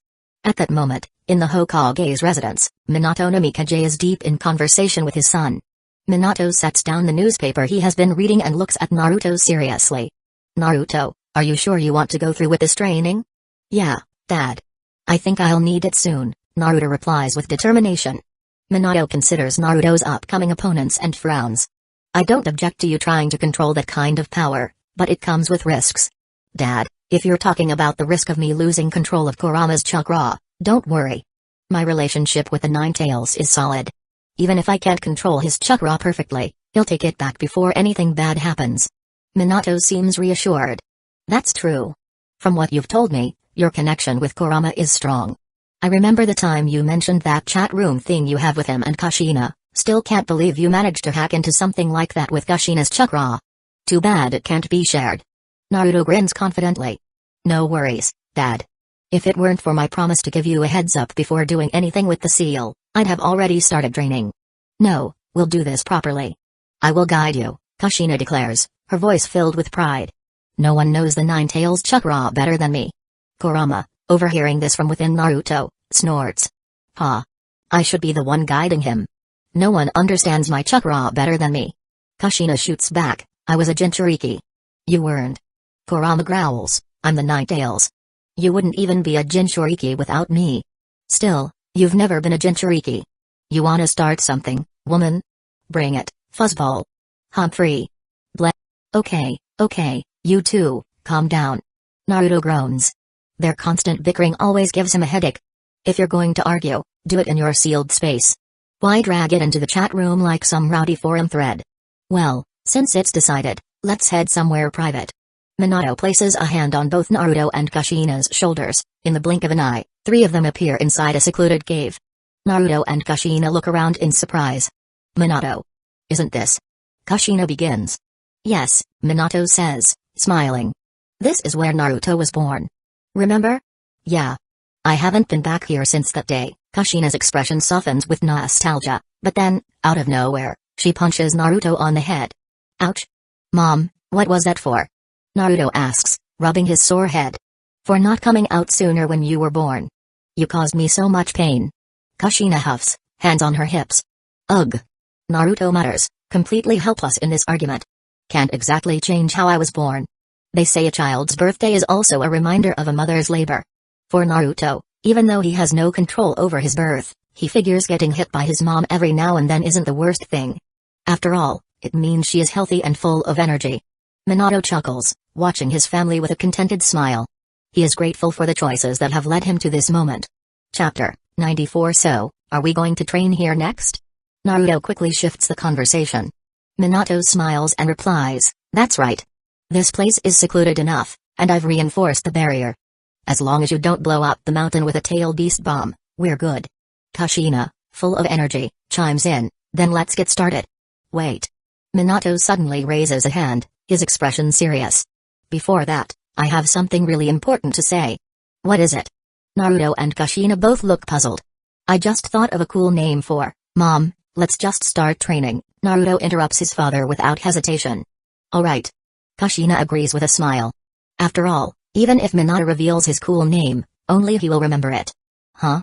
Minato's face falls, his enthusiasm deflating as he watches Naruto and Kushina have already begun the training. His expression turns somewhat goofy. Scratching his head, he mumbles, well, whatever. I've got other things to do. He turns to leave. Meanwhile, Kushina switches into full teaching mode, speaking seriously to Naruto, even though you've probably figured out some of it already, I still want to explain in detail how to use the Nine Tails chakra. First, you can draw a portion of its chakra through the seal. This filtered chakra can be used directly, and it doesn't change your appearance much, like this. Naruto watches as Kushina's chakra spikes, though her appearance remains the same. Inside Kushina's mindscape, the Nine Tails, Kurama, lets out a growl, clearly annoyed. Hey, you! At least warn me before you use my chakra. Kushina blinks, suddenly remembering. Oh, right. Kurama, I'm borrowing your chakra. Say that before you use it. Kurama snaps, his sharp teeth gnashing in frustration. Ignoring the grumbling fox, Kushina continues her explanation to Naruto. The next step is drawing more chakra, which will form a chakra cloak around your body. It'll look like bubbling energy, with a fox-like shape. As it progresses, you'll see changes like longer nails and sharper canines. Big Fox. Kushina calls out. Kurama's eyes narrow. Big Fox? Since when do you call me that? I'm used to Naruto calling you that. Just go with it, Kushina says as she opens the seal's gate. Kurama grumbles but doesn't budge from his comfortable spot in her mind. Whatever. Naruto watches in awe as a bubbling cloak of chakra envelops Kushina, and a chakra tail sways behind her. She slams her fist into the ground, leaving a crater in the rock. Whoa, super strength? Naruto asks, recognizing the technique. No, Kushina corrects. It's just raw physical power. In this form, your strength and speed increase dramatically. You also have an advanced healing ability. Naruto nods, remembering how he healed from near-fatal injuries. Like being pierced by Sasuke's Chidori, without leaving a scar. Kushina continues, if you keep pushing, you can increase the number of tails, up to 3. But beyond that, when you reach the 4th tail, something changes. Changes? Naruto latches onto the word. Well, I've never gone that far, Kushina admits sheepishly. The pain when I reached the 4th tail was unbearable, so I stopped and went straight to mastering the perfect form. Kurama snorts inside the mindscape. That wasn't the perfect form. It wasn't? Of course not. You were forcefully taking my chakra. As you used my chakra, I was draining yours in return. If you used too much, you would have run out of chakra and died. Without my cooperation, it wasn't a true perfect form. Kushina frowns. What? You were holding back on me? You never asked me back then. You just threw chains at me and tried to take my chakra by force, Kurama says, clearly still irritated. I didn't know you had feelings other than hatred back then, Kushina says, her voice softening. Kurama grins, sensing victory. And you acted all high and mighty, saying, Kurama, I'll restrain you like no one else in the world. You thought you were the savior of the world. Ah. Stop, stop. Don't remind me of that embarrassing stuff. Kushina groans, turning red. That was so cringe, worse than anything Minato has done. Kurama chuckles, relishing her discomfort. It's funny seeing you like this. Clearing her throat, Kushina regains her composure. Kurama, for all the times I mistreated you, I sincerely apologize. Will you help me train Naruto? Kurama looks at her, sighing. You're making it hard for me to stay mad. He raises a giant paw, gesturing for a fist bump. Let's put the past behind us. But don't think this means I'm going easy on you. Kushina smiles and bumps her fist against his. Deal. In that instant, a bond forms between them, and a brilliant chakra cloak, golden with hints of black, surrounds Kushina's body. Naruto stares in awe. She looks even cooler than the female superheroes. Kushina inspects her chakra-clad form and stretches out several large chakra arms.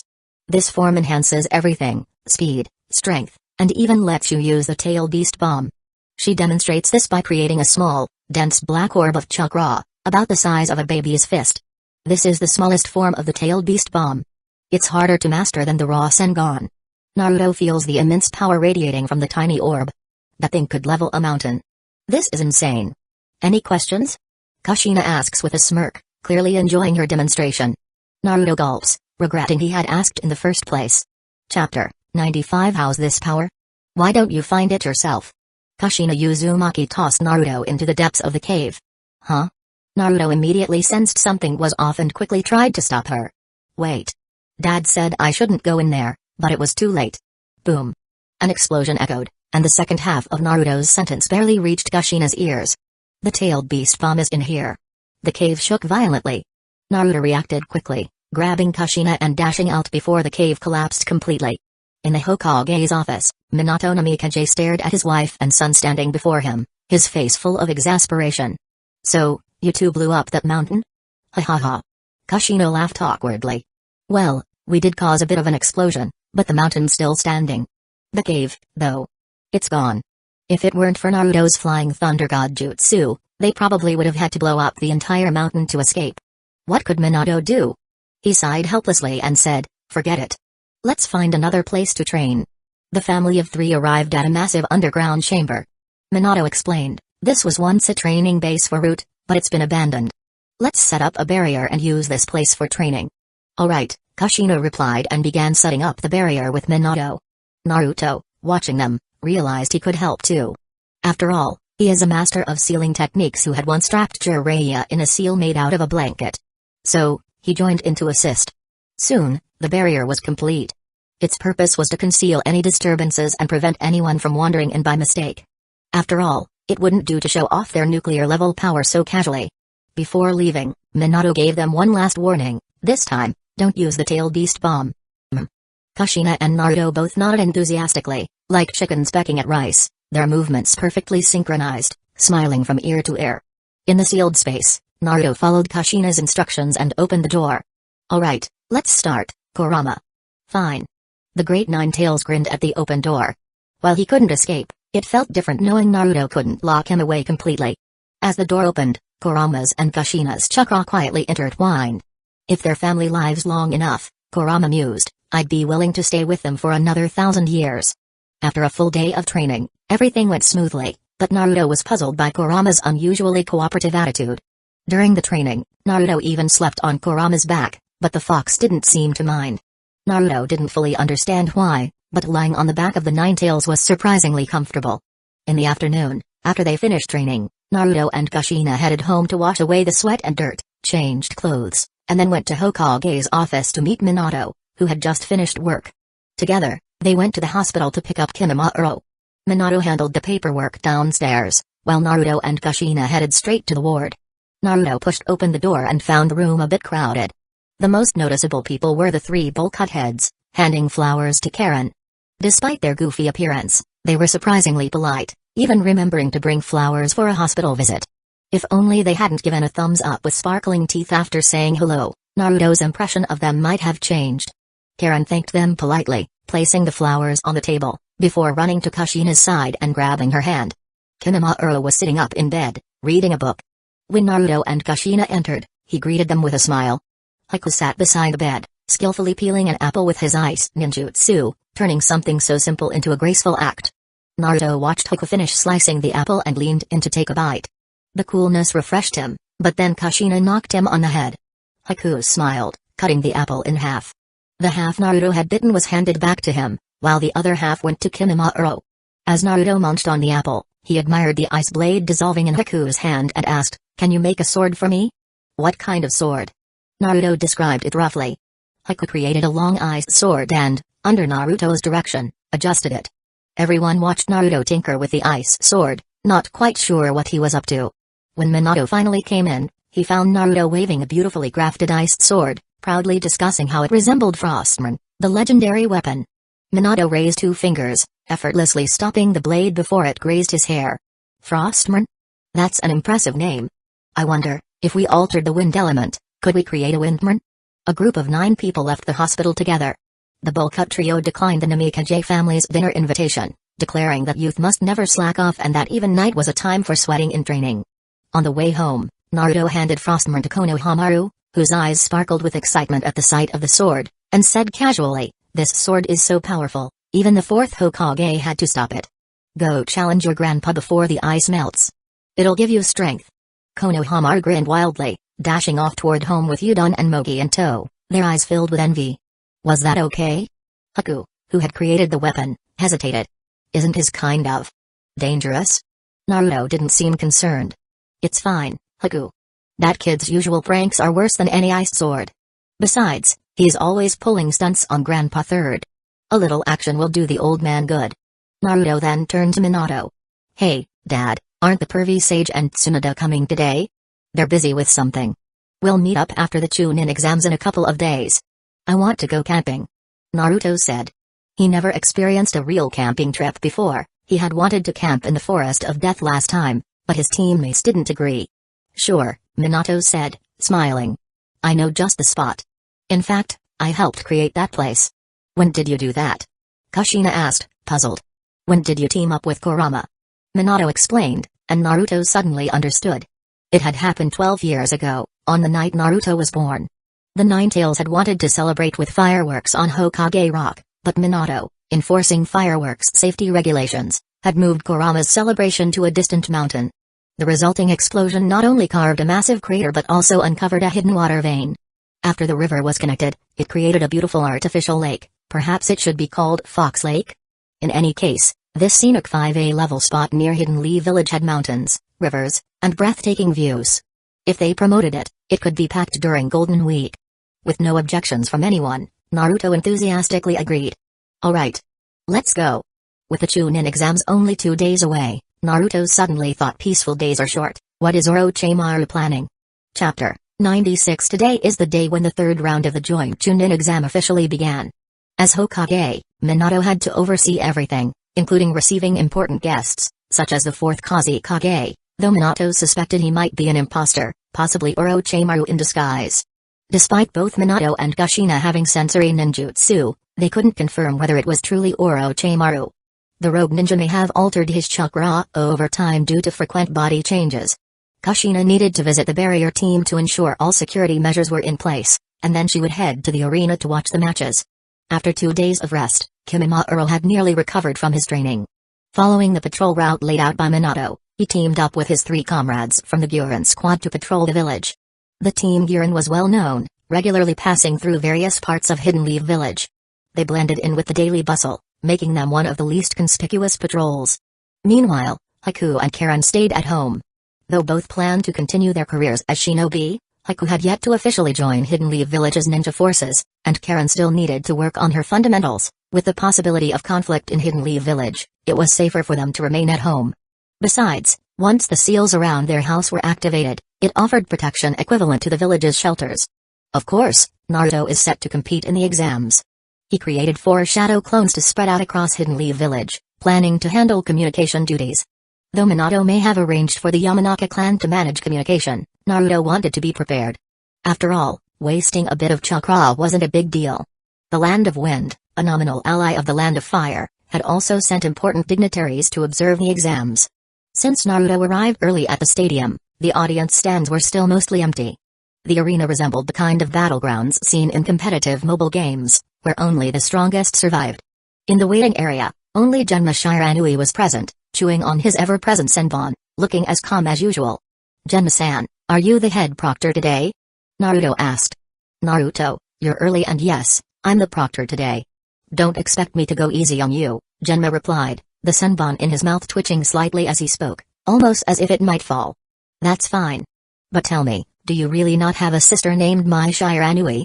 Genma Shiranui, one of the Hokage's personal guards, was someone Naruto had grown familiar with over time.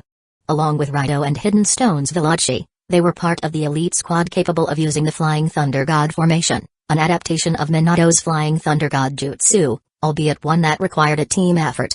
"You've asked me that 100 times, and no, I don't have a sister, let alone someone named Mai Shiranui," Genma replied, though he made a mental note that it wasn't a bad name if he ever had a daughter in the future. Compared to Naruto's name, it seemed more grounded. The day before yesterday, Hiruzen Sarutobi, who had failed his attempt to wield Frostman, said, "You're too naive, where's Hayate?" "I didn't get a chance to settle things with him after our last encounter," Naruto asked, recalling the coughing proctor from previous exams. "He's been assigned another task," Genma explained. "Can't have someone coughing through the whole exam, it wouldn't look good for Hidden Leaf Village's reputation." After some light banter with Genma, Naruto finally spotted his first teammate arriving. "Shikamaru. What are you doing here so early? Where's Choji?" "Choji ate so much last night that he ended up with a stomachache. He's in the hospital now," Shikamaru sighed. Shikamaru had calculated his timing perfectly that morning, planning to laze around at home. But after a scolding from his mother and some complaints about the Nara clan's laid-back attitude, he figured it was better to leave the house early to avoid further nagging. Typical Choji, Naruto chuckled. He could already imagine how Kiba would react upon hearing that Choji missed the finals because of overeating. One by one, the other participants and spectators arrived. In the stands, Hinata sat with Hayashi, Hizashi, and Hanabi. The rest of their friends who didn't make it to the finals were also scattered throughout the audience. At this point, the third Hokage, Hiruzen Sarutobi, dressed in a ceremonial robe picked out by his wife, stood behind Minato. Though he had passed the title of Hokage to Minato, Hiruzen still made public appearances during important events. As the fourth Kazekage took his seat, Minato greeted him, "It's an honor to have you here, Kazekage-sama. I hope your journey went well." The Kazekage briefly glanced at Minato, then shifted his gaze to the third Hokage. "It's been a long time, Lord Fourth, and I see the third is still in good health. Though I've aged, it brings me joy to see Hidden Leaf Village's future generations flourish," Hiruzen replied, thinking the Kazekage's words were just polite formalities. He glanced down at the arena, where the Hidden Leaf Village candidates dominated the roster, reassured that his decision to entrust the village to Minato was the right one. As the crowd settled, Minato stepped forward and announced in a clear voice, "Thank you all for attending the joint Chunin exams. The third round of the exam will now officially begin." A roar of cheers erupted from the stands. Genma stood before the 8 remaining participants, reading from a sheet of paper. Dasu and Seku from the Sound Village are disqualified for not showing up. Choji Akimaki from Hidden Leaf Village is absent due to illness, so the matchups have been adjusted. Please confirm your opponents. Naruto glanced at the updated list: Sasuke vs Rock Lee in the first match, Neji vs Kankuro in the second, Naruto vs Gaara in the third, and Shikamaru vs Shino in the fourth. After the participants had taken note of the changes, Genma announced, "Sasuke Uchiha and Rock Lee, please remain on the field. The rest of you, head to the waiting area." As Naruto made his way off the field, he glanced up at the sky. It was a clear, sunny day. He looked over at Sasuke, who wore his usual serious expression. Naruto couldn't help but wonder if Sasuke would be able to handle Lee's speed and power. Don't underestimate your opponent, Sasuke. Be careful, Naruto called out, offering a friendly reminder. Chapter 97 I won't lose to this guy. When Sasuke laid eyes on the green jumpsuit, bowl-cut ninja, he was reminded of the 3 lesser-known Uchiha. Though he was furious, he had to admit that these odd-looking shinobi were quite formidable. If Naruto were here, he'd probably sum it up by saying, that green jumpsuit freaks are terrifying. Sasuke would never underestimate this thick-browed opponent. Rock Lee stood tall and said earnestly, Sasuke Uchiha, my seniors, Gen, Gi, and Gero, are also from the Uchiha clan. I hope you won't tarnish their names. You bastard, it's because of them that I've been humiliated. Sasuke snarled, clenching his teeth. He swore on the Uchiha name that he would win this battle. Sasuke knew his brother was watching. As he entered the arena, he scanned the crowd, confident he could spot Itachi in his Anbu gear. No mask or cloak could conceal him from Sasuke's sharp eyes. Genma raised his hand and announced, the first match of the Chunin exams, Sasuke Uchiha vs Rock Lee, begin. Leaf Whirlwind. Lee started with his signature move. It was a test of strength. If you couldn't handle it, you were done for. If you could, then you deserved his respect. He's fast, Sasuke muttered to himself, impressed but not overwhelmed. He had seen this move before and had copied it using his Sharingan. Naruto loved to use it in their sparring matches, but Sasuke found it didn't suit his fighting style, so he hadn't practiced it much. Recalling his fights with Naruto, Sasuke opted to dodge and hurled 3 shurikens at Lee. Lee dodged the shuriken with ease and charged forward, hands on the ground as he launched an upward kick toward Sasuke's chin. Sasuke blocked with both arms, stepped back, and countered with a sweeping kick. Lee leapt into the air, flipped, and aimed a sharp kick at Sasuke, who sidestepped the blow, leaving Lee's foot to create a small crater in the ground. The two traded a flurry of blows, 20, 30 moves passed. Just as Sasuke was about to smirk, Lee suddenly stopped and glanced up at Gai-sensei, who stood watching from the high platform.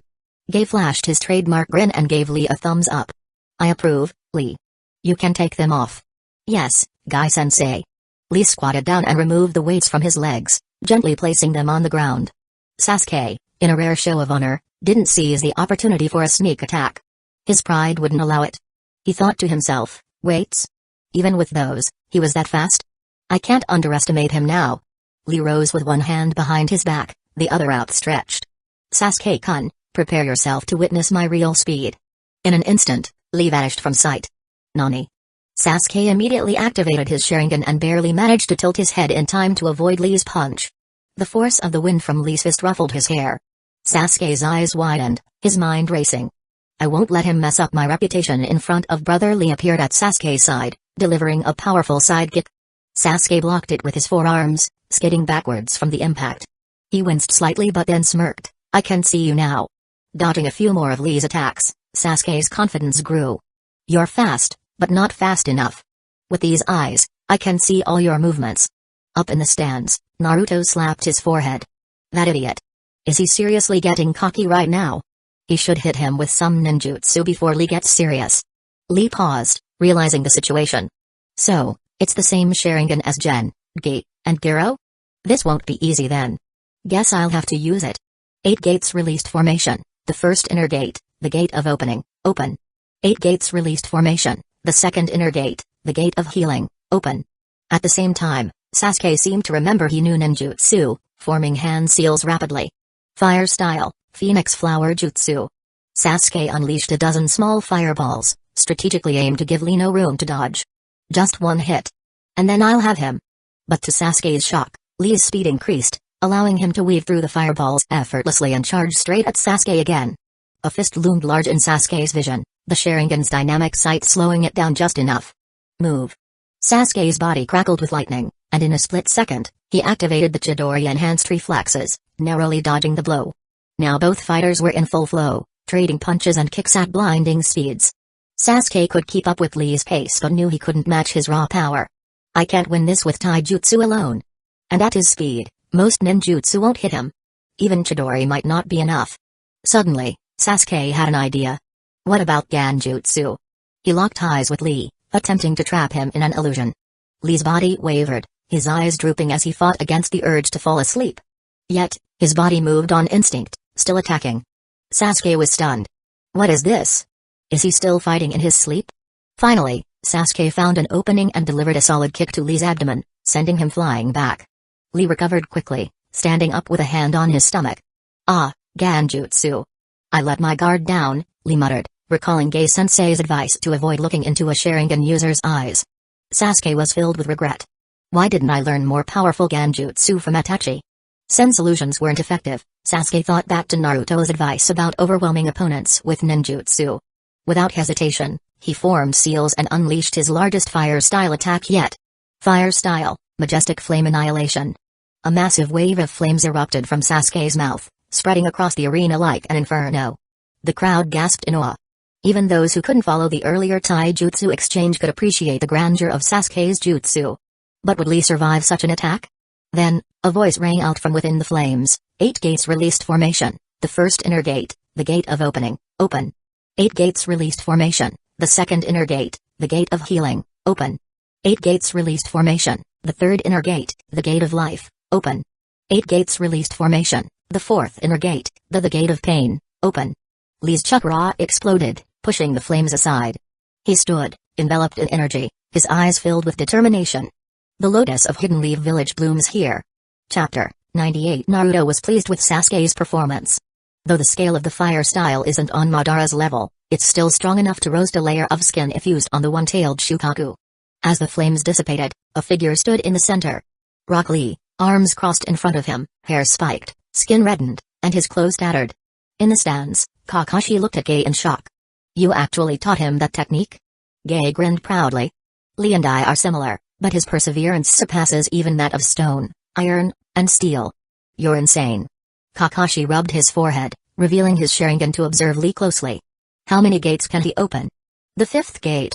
Lee is my most prized student, Gai said with a thumbs up. But don't worry, Lee won't use the 5th gate recklessly against comrades. Sasuke was startled at the sight of Lee. Is he cooked? No, his Sharingan could see the chakra surging through Lee, intense and erratic. What is this? This technique was meant to defeat an edgy. Sasuke-kun, you're strong, but I want to win. Lee's foot struck the ground, shattering it as he charged towards Sasuke. Uh-oh. Sasuke immediately recognized Lee's speed was beyond his own. Using the fastest seals he'd learned in 12 years, he created a dozen clones to scatter. Lee struck a clone, only for it to disappear. A clone technique? Even my eyesight can't tell the difference, but if I break them all. Lee moved like an afterimage, smashing through Sasuke's clones, but none were the real ones. What is this? Sasuke's voice echoed around Lee.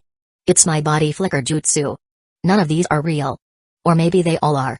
Isn't his Shishui's signature move? Kazekage commented, glancing at Shishui behind Minato. Exactly, Shishui replied, while Minato did not object. Sasuke's talent is remarkable. Kazekage watched Sasuke with admiration. Such talent. Sasuke Uchiha, eh? I'll have to find an opportunity to bring him under my wing or maybe his body. In the arena, Lee continued his assault, but he couldn't catch Sasuke. Despite his speed, Sasuke's strategy was making Lee desperate. Sasuke, for his part, is genuinely frightened. Even with the Sharingan, he could barely track Lee's movements, and his body couldn't keep up. If his real position were exposed, one punch from Lee would be the end of him. But Lee's body had reached the limit. Opening the 4th gate had torn his muscles, and the strain on his bones was immense. Sasuke noticed Lee's movements becoming sluggish. When Lee's fist passed through another clone, Sasuke suddenly appeared, grabbing Lee's wrist with his left hand. He hadn't anticipated the sheer force behind Lee's movements. Sasuke barely managed to stay standing and immediately struck Lee in the face with his right fist. At the same time, Lee's knee smashed into Sasuke's abdomen.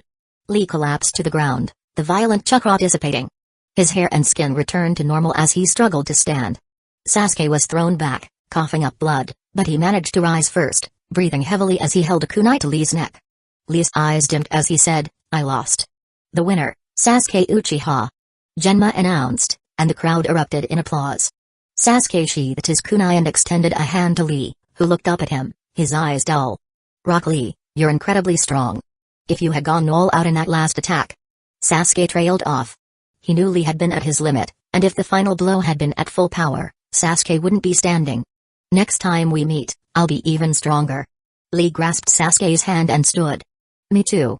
Sasuke helped him to the stands, stopping the medics.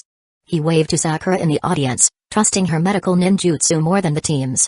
The medical staff recognized Sakura as a disciple of Tsunade and allowed her to assist.